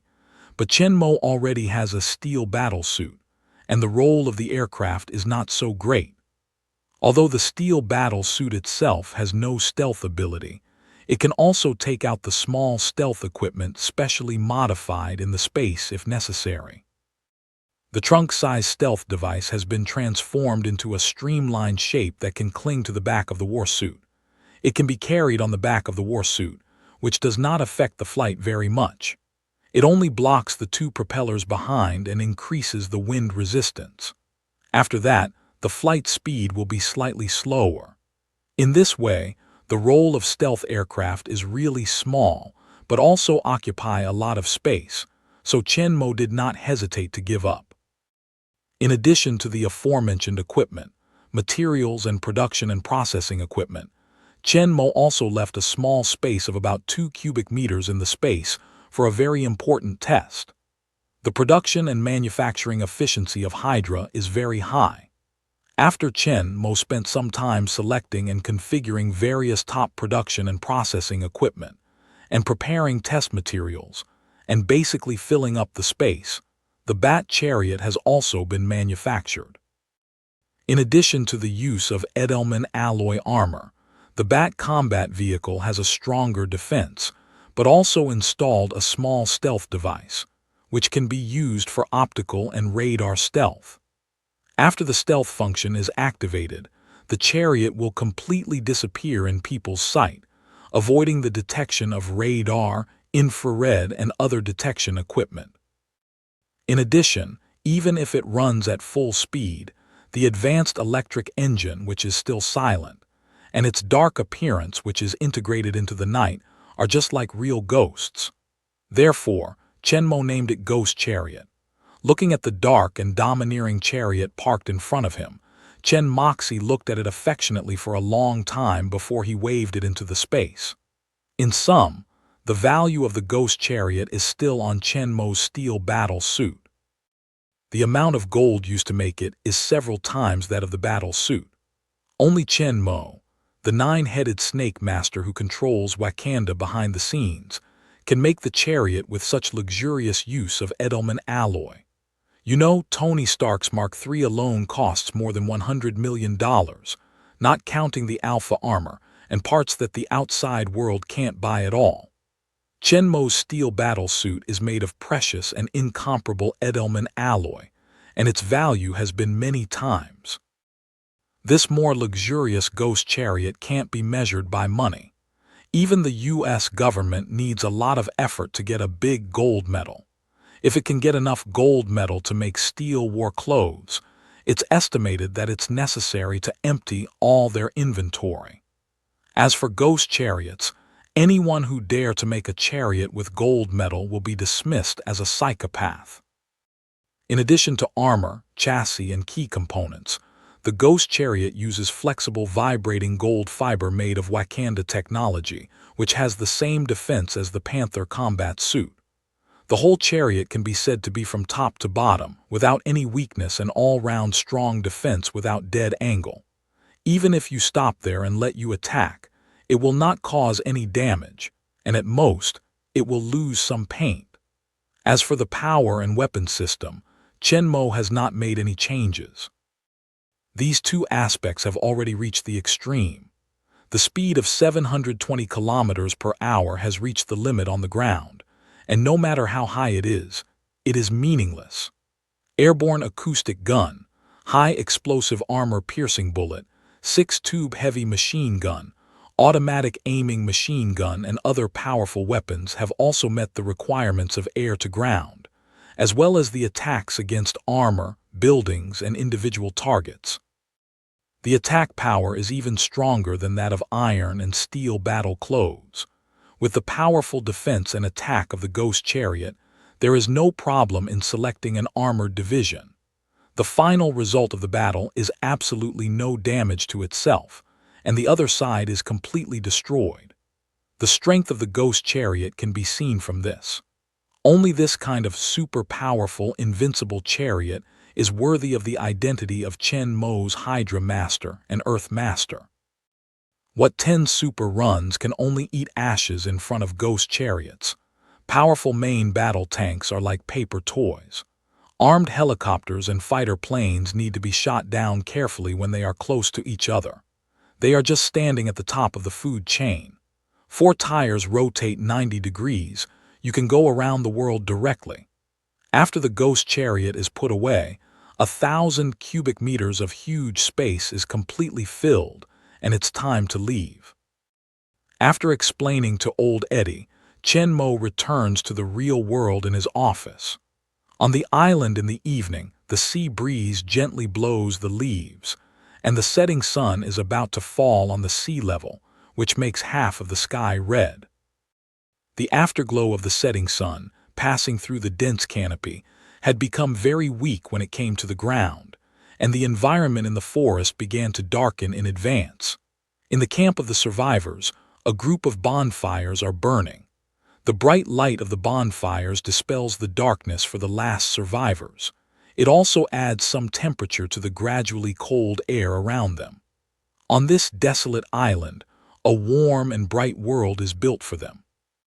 The people gathered around the burning bonfire to prepare the food for tonight. On the other side of the desert island, Chen Mo's camp, a white light suddenly lights up in the dark. When the white light disappears, a tall and strong figure appears in the open space in front of the tent, covered with dark Nano combat clothing, which makes him seem to integrate with the deeper and deeper darkness around him. That night, Chen Mo didn't appear in front of the survivors. Instead, he went back to the tent and had a good sleep. In the simple tent on this desert island, Chen Mo felt more at ease than in the Hydra base guarded by heavy soldiers. The next morning, the sun splashed down through the gap between the leaves. Chen Mo was awakened by the tiny sunshine shaking on his face and slowly opened his eyes. In the golden sunlight, there is no cold, sharp, and murderous air in the eyes. It seems that they are all purified by the pure sunlight, and only peace and depth are left. With a comfortable stretch, Chen Mo sat up from the bed. Feeling the situation of the survivors, I found that some of them had already set out to fish, and the rest stayed in the camp, no one near him. At that time, Chen Mo took out a set of black ordinary combat clothing from the space, put it on the outside of the Nano combat clothing, got up and walked out of the tent, and stopped in the open space outside. I went to have a rest after I came back yesterday. It's time to start work today. Standing in the open space, Chen Mo stretched out his arm to the front and realized something. A huge silver metal box, nearly 2 meters high and about 1 meter wide, suddenly appeared out of the sky, clinging to his outstretched palm and standing on the ground in front of him. Chen Mo's right hand on the box moved to one side and operated on a touch screen on the right side. Then Chen Mo pushed back 2 steps and looked forward to the box standing in front of him. A slight air flow sounds slowly. A few minutes later, in Chen Mo's expectant eyes, a green indicator light on the touch screen lights up. Then, with a click, a gap is opened in the middle of the box. The metal shell at the front of the whole box slowly opens to both sides. A cold fog with a chill comes out of the open hatch cover. The white cold fog soon disappeared, and the things in the box were completely exposed. It turned out that he was a naked man with a bald head. If you look closely, it's not hard to find that this man is the terrorist leader who kidnapped Tony Stark to make weapons for him, Lazar, in the former world of American Captain. But compared with before, his figure seems to have changed a little and become more tall and strong. With the hatch fully open, Lazar's eyes moved slightly under Chen Mo's gaze, then slowly opened. Looking at the strange forest in front of him and the tall figure in the black combat suit, with his head wrapped under the strange black tights, the terrorist leader saw a trace of confusion in his eyes, and he just woke up a little bit unresponsive. He remembers that after Tony Stark was rescued, he started to flee. A group of powerful soldiers who didn't know where to come out began to exterminate terrorists like them. He took his men to hide everywhere, with fewer and fewer people around him, and finally he was the only one left. After running away alone for a while, he failed to escape the pursuit of these people and was found in a cave where they hid. Facing the point of his gun, just when he thought he was doomed this time, the other side shot an anesthetic bullet at him. After that, he couldn't remember what happened, only vaguely remembered that he woke up in a place like a laboratory, but he was not normally awake, but was awakened by a sharp pain. But soon it seemed that someone had injected him with something. He was soon in a coma again until he woke up here. As time went on, Lazar's consciousness gradually became clear. He felt very weak, as if he had just woke up from deep sleep, and his body had not fully recovered to its best condition. Staggering out of the open hatch, Lazar looked on guard and said nothing, just calmly looking at his mysterious man, frowning. "Who are you? What is this place?" Chenmo didn't respond to his questions, but quietly observed his condition, heartbeat, breath, and blood circulation. Chenmo can feel that his body function, which is in a weak state due to freezing dormancy, is slowly recovering, but Chenmo is not eager to make a conclusion. Although the experiment can basically declare success at this time, Chenmo intends to wait until he recovers completely, so as to thoroughly verify Chenmo's idea. After 3 shuttles of different worlds, many forces have been established, and many powerful, capable, loyal, and reliable people have been gathered.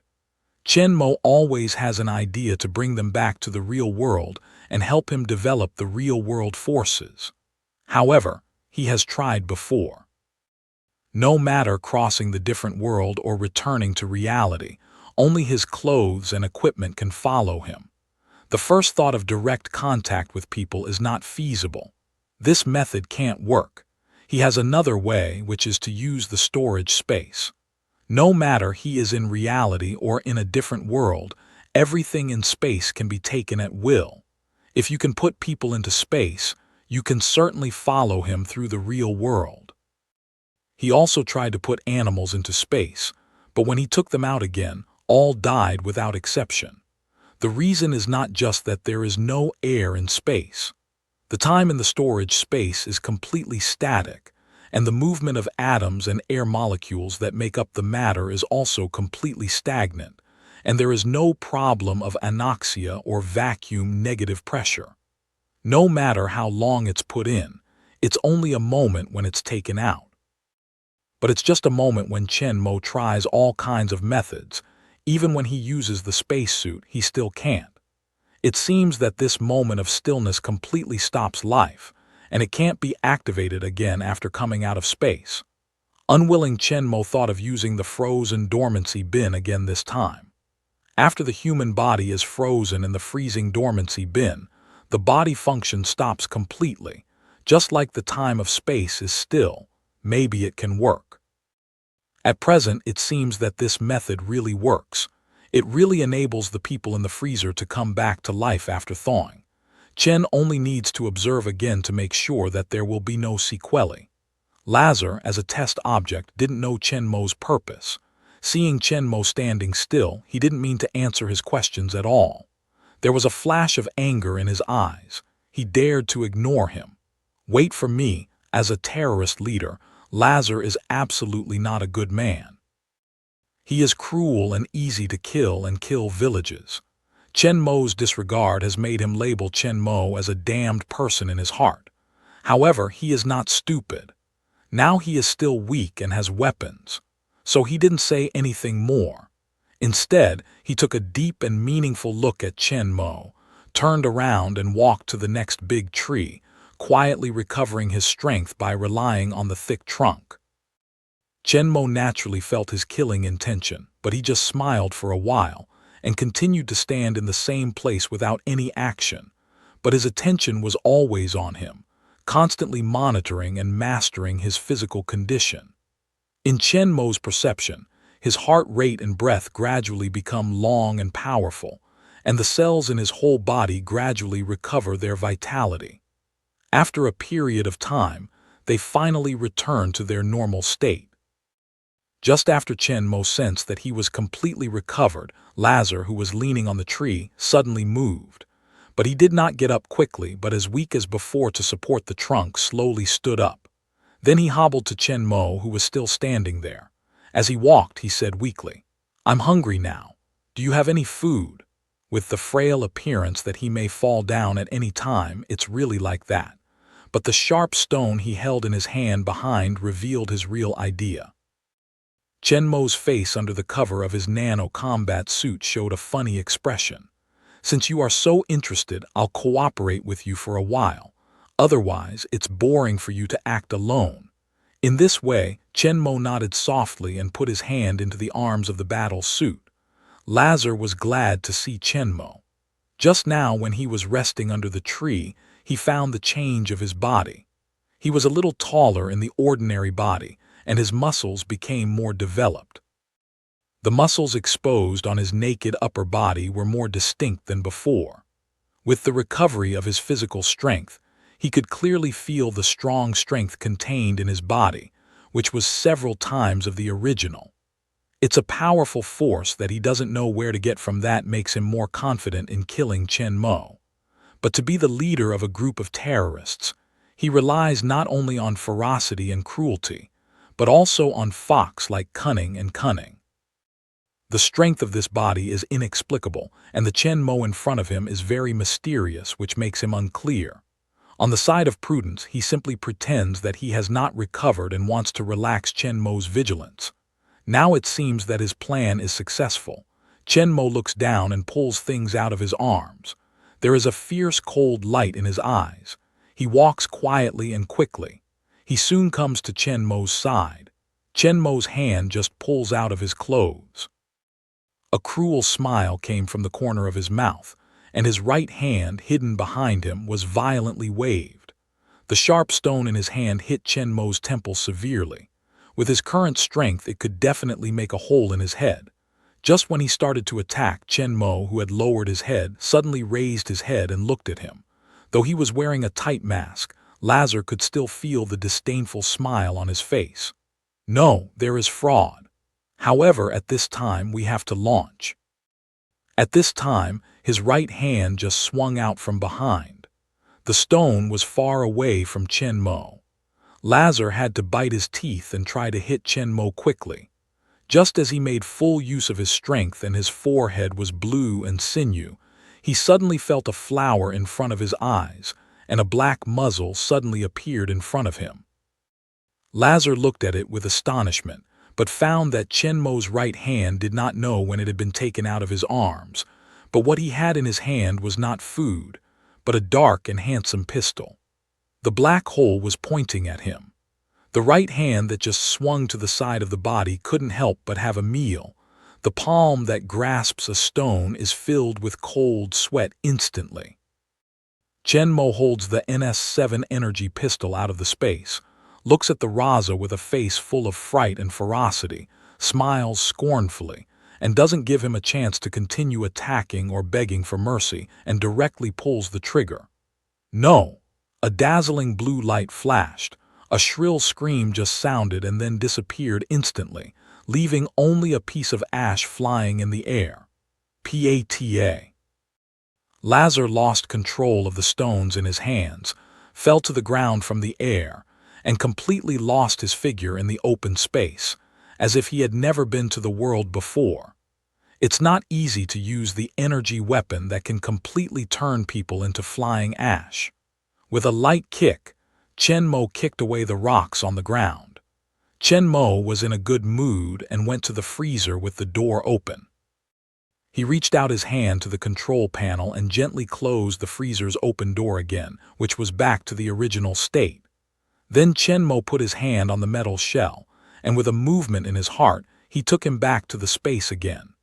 The test has been successful, and the freezing chamber is no longer useful, but it cannot be put here just like this. After all, it is something that does not belong to the world, so we should be cautious. On the other side of the desert island, two stewardesses Zhang Lan and Su Shan, together with Captain Zhao Jianmin, set out early to go fishing by the sea. The remaining three, Zhang Xin, Su Qing, and Su Wan, stayed in the camp and were responsible for preparing more wood for burning. Because it was not easy to make a fire, the campfire would burn for 24 hours a day. Although it was okay to keep a steady fire when not in use, it was okay to it is necessary to burn a lot of firewood every day. Finding suitable dry wood has become an important task for survivors every day. Tens of meters away from the camp, Su Qing, squatting on the ground to pick up the branches, suddenly froze and looked at Zhang Xin not far away. "Did you just hear that?" "What?" Zhang Xin asked casually as she looked around for wood. "I thought I heard a scream just now." Su Qing said in a low voice with a frightened expression. "Men's and women's?" Zhang Xin asked without raising his head. "It seems that man, what was it called?" "Well, it should be no.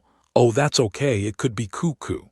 Zhang Xin picked up a dead branch from the grass and said casually, "Where is the cuckoo on this island? You perfunctory me."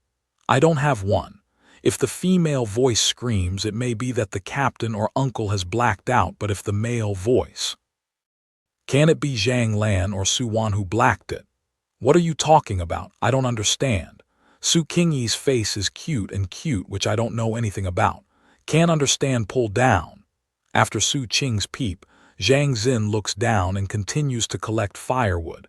Since Chen Mo appeared, they have been completely free from danger. For Chen Mo, who has been rescued several times at a critical time, they have fully trusted him. With his powerful ability, if you want to do harm to them, why wait until now? No matter how strong or intimidating or luring, in this isolated place on the island, they don't allow him to take whatever he wants. Anyway, Chen Mo, the just killer, is 100 people to rest assured. Is it an accident? Su Qing still has some doubts. Naturally, she doesn't think Chen Mo or the captain will turn black. As for Su Wan and Zhang Lan, it's even more impossible. Zhang Xin is thinking about something. What can happen? Even if there is an accident, you should hear. It seems to make sense. Su Qing can't help nodding after hearing the words, feeling reasonable. Then, before she could go on, Zhang Xin stood up and interrupted her nagging with a furious voice. "Shut up and work hard. Don't try to be lazy. If you don't have enough firewood for a while, come out and pick it up yourself." When Su Qing heard that he wanted to get into the dense forest, he was afraid and stopped talking. "No more, that's all. Let's get on with our work." Chen Mo, who has verified his mind and solved a major issue in his mind, is in a good mood. He can't help laughing when he hears the conversation between the two women in the forest. Since he is in a good mood, help you. When the two women returned to the camp with a small bundle of branches and planned to put it down and continue to collect firewood, they were surprised to find that the place where the firewood was piled up did not know when it had already piled up a large pile, enough for them to use for several days. Zhang Xin holds the branch in her arms and slowly turns her head to look at Su Qing beside her. What you heard just now should be the voice of the snail girl. The branch in my arms is obviously a lot less than Su Qing. Looking at the firewood piled high in front of me, I shook my head gently. "No, it's snail brother." Zhang Xin nodded in agreement, but then seemed to think of something and suddenly shook her head. "This is an island. It should be brother Conch." Yes, you are smart." Su Qing's eyes brightened and nodded. Not far away, Chen Mo, who was about to go back to eat some fruit to reward himself after the morning sports, almost stumbled when he heard about it. "I'm Tian Luo, your sister. My Conch, your sister. But on second thought, don't you just take care of the survivors like a Conch brother? Although you don't let them live a happy life with good food when they go home, you have been protecting them from harm and starvation. You have also helped them build houses and fishing rods. However, even a ruthless killer would be willing to do something good when taking a vacation. He would help the old lady cross the road and save a drowning child, not to mention that Chen's body and mind are not bad. In the movie world, he is ruthless and ruthless. He plans carefully to return to the real world without superheroes, advanced technology, and powerful enemies. It's no surprise that you can do good things according to your heart when you are relaxed. At the same time, in the eyes of the survivors, these things are just easy things for Chen Mo. Take some military dry food that he doesn't need from the space to feed. From the perspective of God, check and monitor the most real actions of all survivors in the desperate situation. When the situation is developing in an uncontrollable direction, intervene and carry out the survival of the fittest on the moral level that violates the jungle law with his will. When relaxing on vacation, he has done good deeds. Why not do it? This is to find something for him to do. Otherwise, it's really boring for him to stay on this island for a long time. As for turning a blind eye and letting go, Chen Mo asked himself, as a man of conscience and ability with normal psychology, that he could not do it and did not have to hide all the time, dare not show his face, and do not do anything to the people's experience, even if his appearance and temperament changed greatly, and he was always masked, and he installed himself as a shipwreck survivor without exposing any risks. Don't ask. Moreover, Chen Mo, who is used to planning in the movie world, helps them out of his own heart, but does not prevent him from making more plans. Chen Mo, who has long realized the importance of mastering powerful forces, will inevitably form his own forces in the real world, and the survivors of this trapped island are very good targets to be chosen. Here, the isolated environment and huge living pressure will force them to show their true side and inspire great potential. A few girls never thought that one day they would dare to confront some strong men with spears and fight with them. In the past, they wore high-heeled shoes, elegant skirts, or simple school uniforms. As elite workers, beautiful stewardesses, and smart students, they were totally unimaginable. It also includes Captain Zhao Jianmin.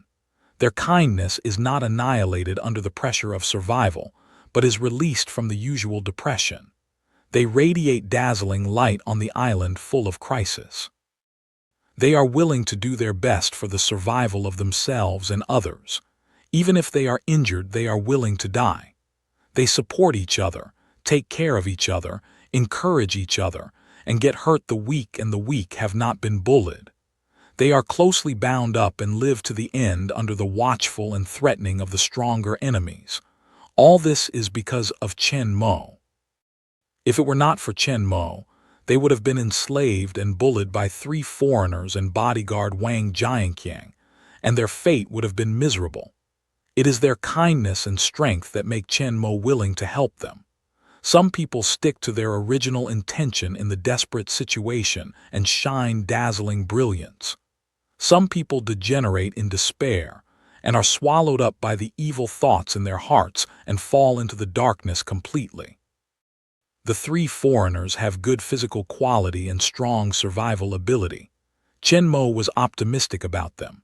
He was going to investigate them and bring them under his command. Unexpectedly, the 3 foreigners' psychological quality was too poor.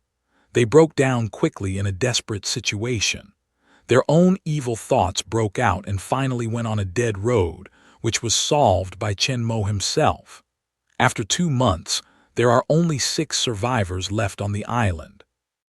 Captain Zhao Jianmin, conductor Zhang Lan, stewardess Su Shan, senior high school graduates Zhang Xin, Su Qing, and unemployment assistant Su Wan. It can be said that no one has the potential to become a fighter, dare to fight with a spear and a strong enemy, which does not mean that they have the talent to fight. According to Chen Mo's observation, they are just brave, and their fighting skills, experience, and talent are basically zero. But what Chen Mo needs is not only soldiers, but also a force. Force is just one of them. There are many other more important things, such as serving their leaders. Of course, there are many other aspects, including management, intelligence, logistics, and so on. What Chen Mo values most is a person's quality.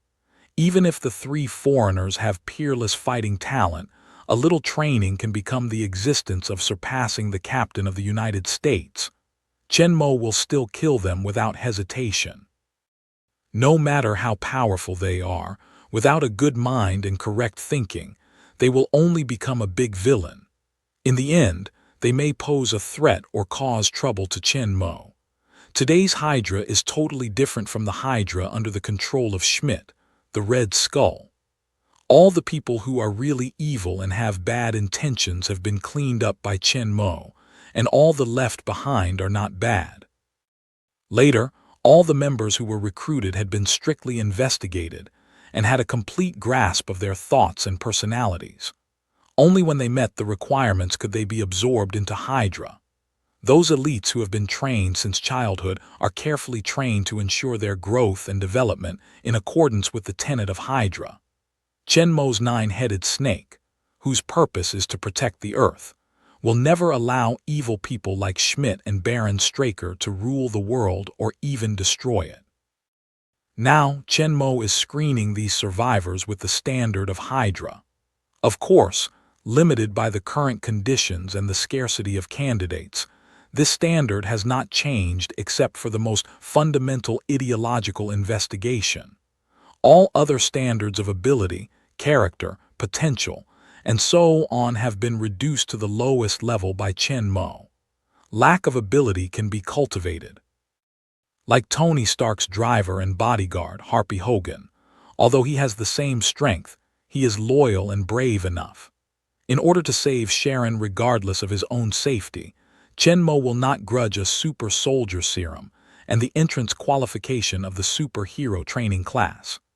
It has successfully verified what I always want to find. The way to bring people back to the real world from the movie world makes the construction of Chen Mo's future power much easier. However, he can't expect all the people brought back from the movie world. A few are okay. If the number is too large, it's easy to cause doubt, so the real world's people can't be too few. Chen Mo, who has solved a big problem in his mind, is in a very good mood, but at this time he is faced with a choice: leave or stay. With steel battle clothes, he can leave this desert island at any time. The whole Earth can arrive anywhere in 3 hours. This isolated island can no longer trap him.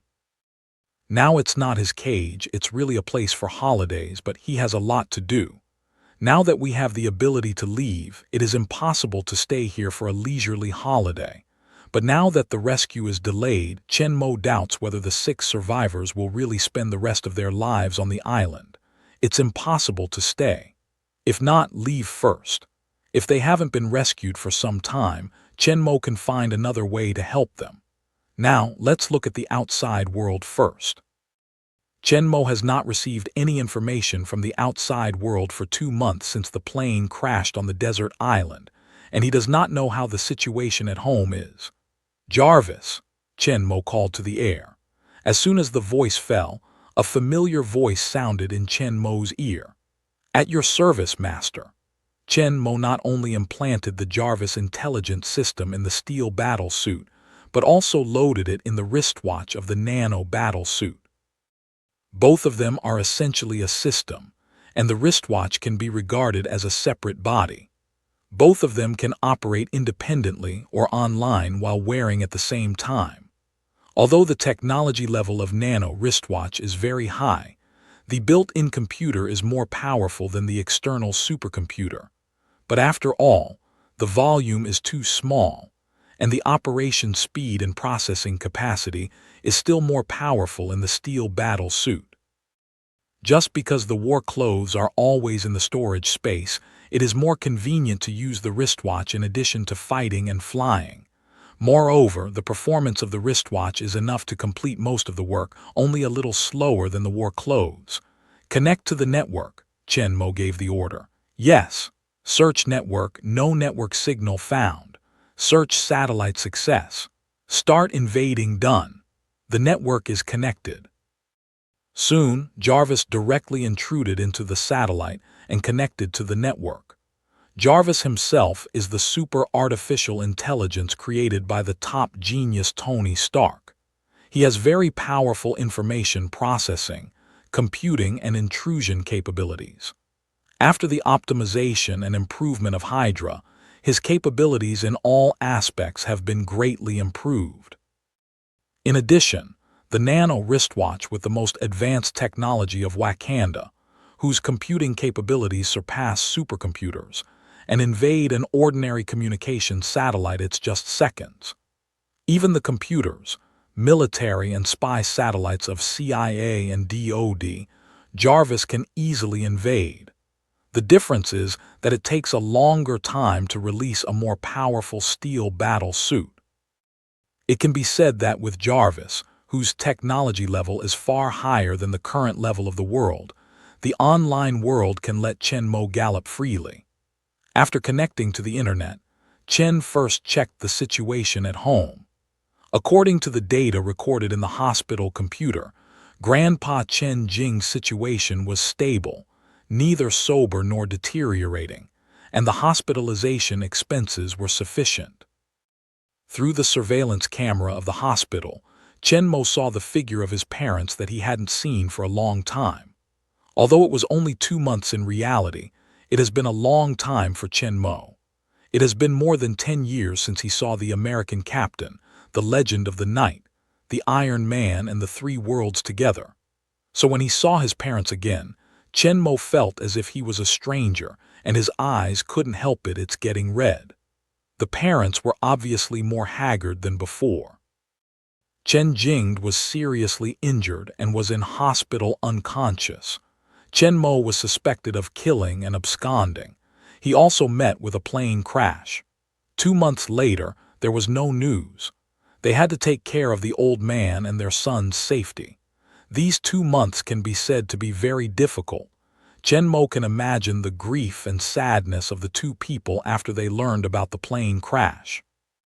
Looking at the holographic screen projected by the Nano watch in front of them, in the corridor of the hospital, his parents are lonely and bleak, and the depressed and painful look on his face.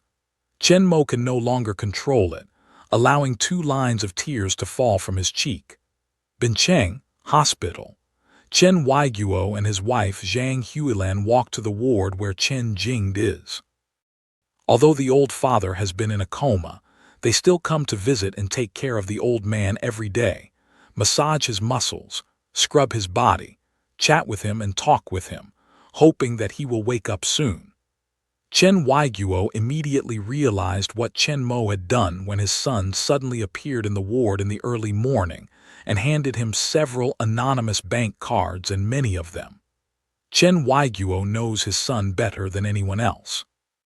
Although he is usually low-key and modest, he always knows that his son is not an ordinary person. He likes to exercise, fight, read books, science, biology, psychology, and read almost every book. He likes to practice throwing knives when he is free. He can shoot through a solid board with a thickness of 1 centimeter at a distance of 10 meters. No matter what he learns, he will be smarter than all the people he has met, and the physical quality he shows in front of them is no worse than the world's top athletes who participate in the Olympic Games. But he will never show any transcendence outside.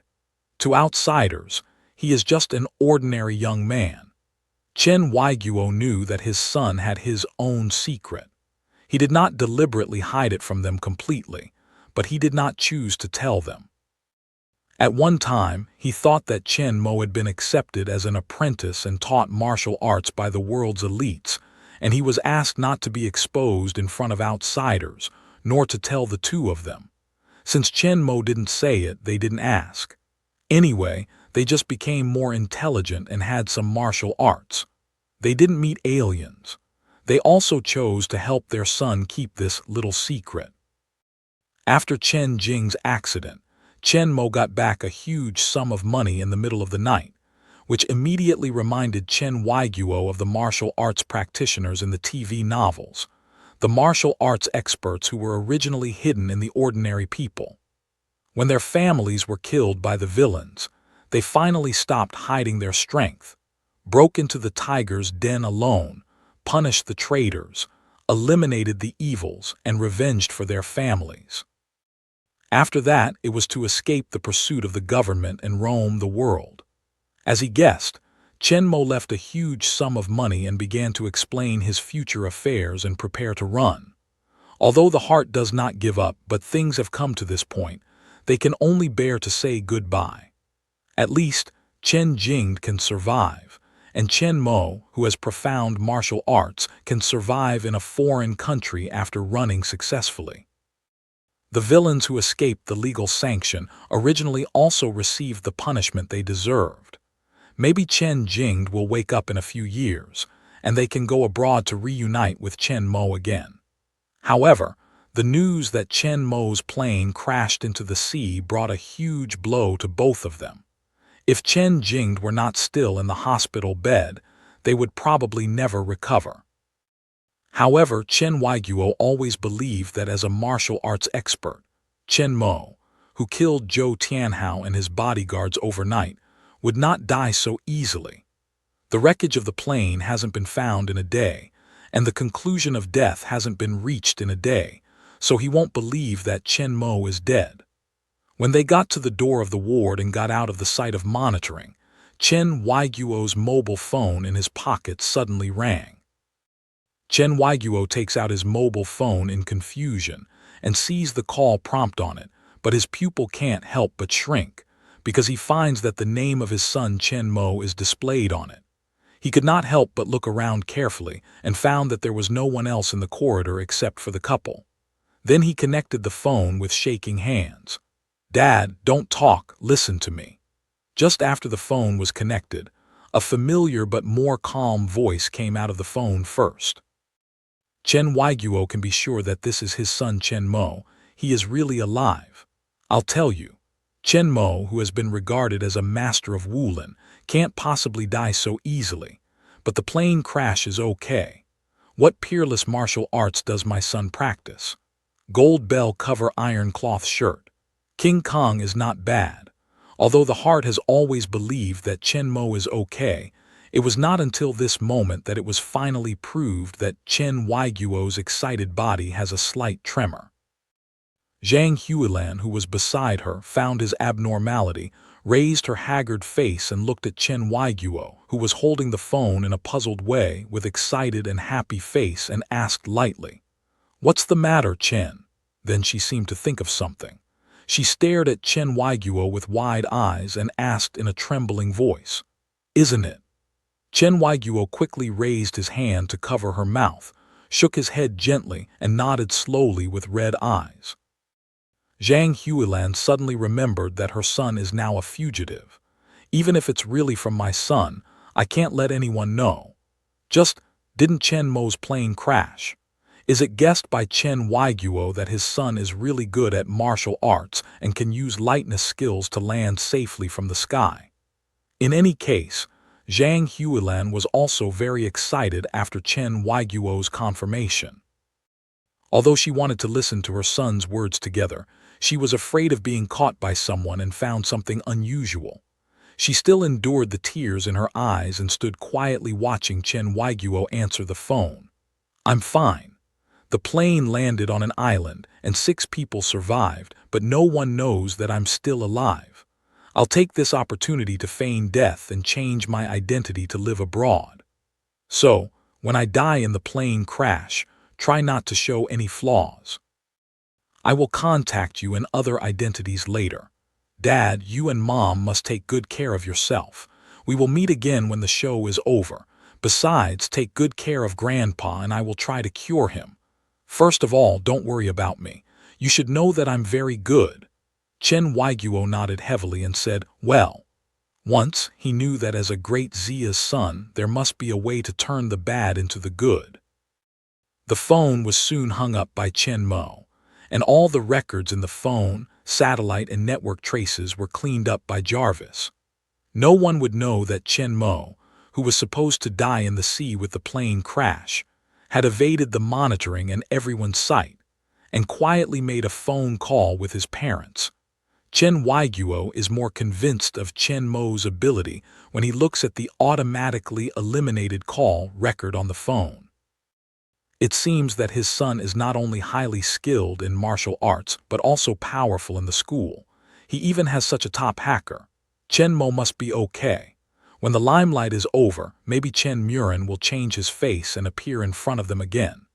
Chen Weiguo, who is a fan of martial arts novels, mended his brain by himself. Then he put away the phone and reached for his wife Zhang Huilan's hands. Although she didn't speak, Zhang Huilan knew that it must be good news. After Chen Jing's accident, Chen Mo's murder and flight, as well as the air crash, their psychological quality has become much stronger. They have a great Zia son wanted by the government, and their parents must be stronger. They tried to resist the excitement in their hearts, calmed down outside Chen Jing's ward, adjusted their state, and then returned to their usual appearance and entered the ward with a melancholy face. Although they can't act, Chen Jing is still in a coma in the hospital bed after all. His son just proves that he is still alive. They still don't know anything about the specific situation. They can't help but worry and feel sad. If they think about it more, they can adjust. However, if there are people who are as sensitive as Chen Mo, we can find that there is a little more expression in their despairing eyes. Before Chen Mo made the call, he naturally considered the possible risks of exposure, but after a trade-off, he made the call without hesitation. On the one hand, Jarvis won't show any flaws in the aspects of monitoring, call recording, etc. according to his understanding of his parents and the current situation they are facing. They just need a little rest and won't show any big flaws. After all, not everyone has the similar terrorist perception ability of mind reading like him. Even if they are in a better mood, they will only be as accepted the reality. The mentality is better. On the other hand, it has been 2 months since the plane crash, and the police have basically determined his death. The case has been put down for a long time, waiting for the final search and rescue results to be published, and the files are sealed. Even if the last 6 survivors are found, the original Chen Mo has never appeared, and the confessions of the 6 people will only confirm his death. As for the identity of Blackman that he now displays in front of the 6 people, whether they will say his existence or not, even if they say it, they will only be regarded as the survivors of the shipwreck who happen to be on the desert island for other reasons, and they will not be connected with him at all. After all, no matter the body, temperament, or origin, they are all right with him. No. The large amount of materials, tents, food, fishing rods, and other items he carried could never have come from the explosion of the plane, or the accidental shipwreck he made up for a holiday at sea was more reasonable. Moreover, among all the passengers on the plane, there is no resemblance to his body shape and temperament at all. After all, the perfect body strengthened by super soldier serum can't be possessed by anyone. Therefore, Chen Mo has basically no exposure risk now, and his parents don't know his life or death. Most of them think that he will be hit hard when he dies in the plane crash. In addition, Chen Jingde is seriously injured and unconscious. Chen Murin really can't bear to let them continue to worry. He is afraid that they will have problems if they are hit too hard. At this time, his phone call at least soothed the hearts of the 2 old people. Let them know that he is still alive, and there is no danger. Do not have to be immersed in grief all day long. In fact, even if the 2 accidentally let out their mouths, said Chen Mo was still alive, and called them, no one would really believe that they just thought that they could not accept the reality and deceived themselves. It's impossible for him to be alive. It's even more impossible to call them in the ocean without signals. It must be that they have become sick and have hallucinations. After finishing the call and erasing all traces, Chen took a deep breath and adjusted his mood. It seems that the real-world layout should start as soon as possible. As for the survivors, let's see what happens first. Jarvis, check the search and rescue. Yes, sir. According to their search and rescue plan, 3 days later, a search and rescue helicopter of the rescue team will find the existence of the island, and the survivors will be rescued soon. Very good. Chen Mo is very happy to hear this news. It's best to let these survivors be rescued safely without any intervention.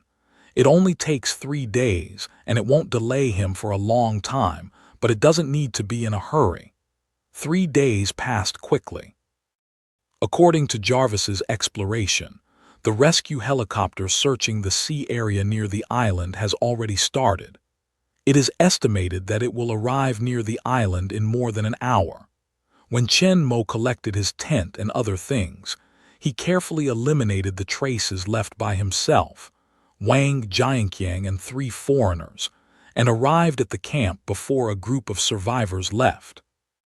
Before his appearance, Chen Mo called out the Nano combat suit to completely wrap his body, and then took out the Edelman alloy armor from the space to cover the Nano combat suit, which looked like before. Seeing Chen Mo, who hadn't seen him for several days, suddenly appeared Su Wan, who was taking a fishing rod to go fishing with 2 little guys to the seaside, stopped. Here you are. Others later found out Chen Mo's arrival and hurriedly got up to meet him. They didn't know what Chen Mo was going to do. Chen Mo nodded to the crowd, not in a roundabout way, but directly into the theme. The search and rescue team's helicopter will arrive in this area in an hour. What? Really, really? We're going to be saved. The survivors are excited when they hear the words. They believe that Chen Mo won't lie to them casually.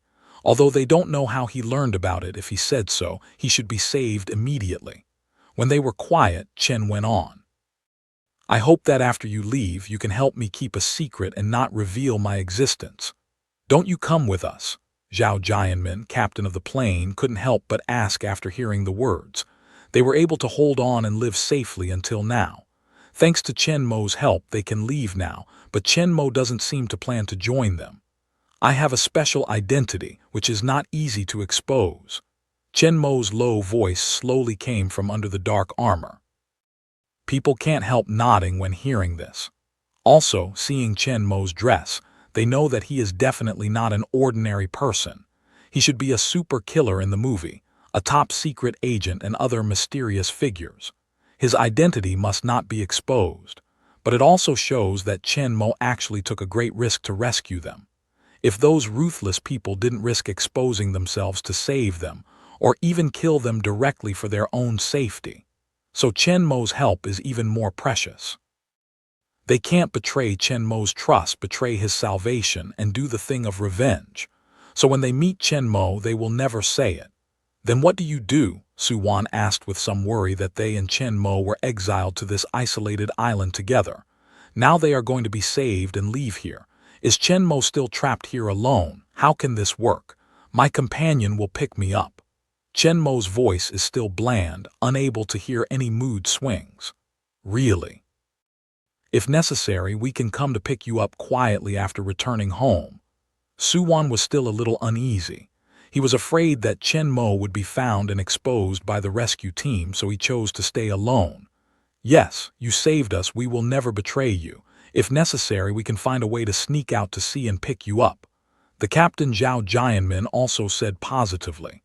As for the illegal smuggling, it's nothing to take such a risk to save the benefactor. That's it. We can all help.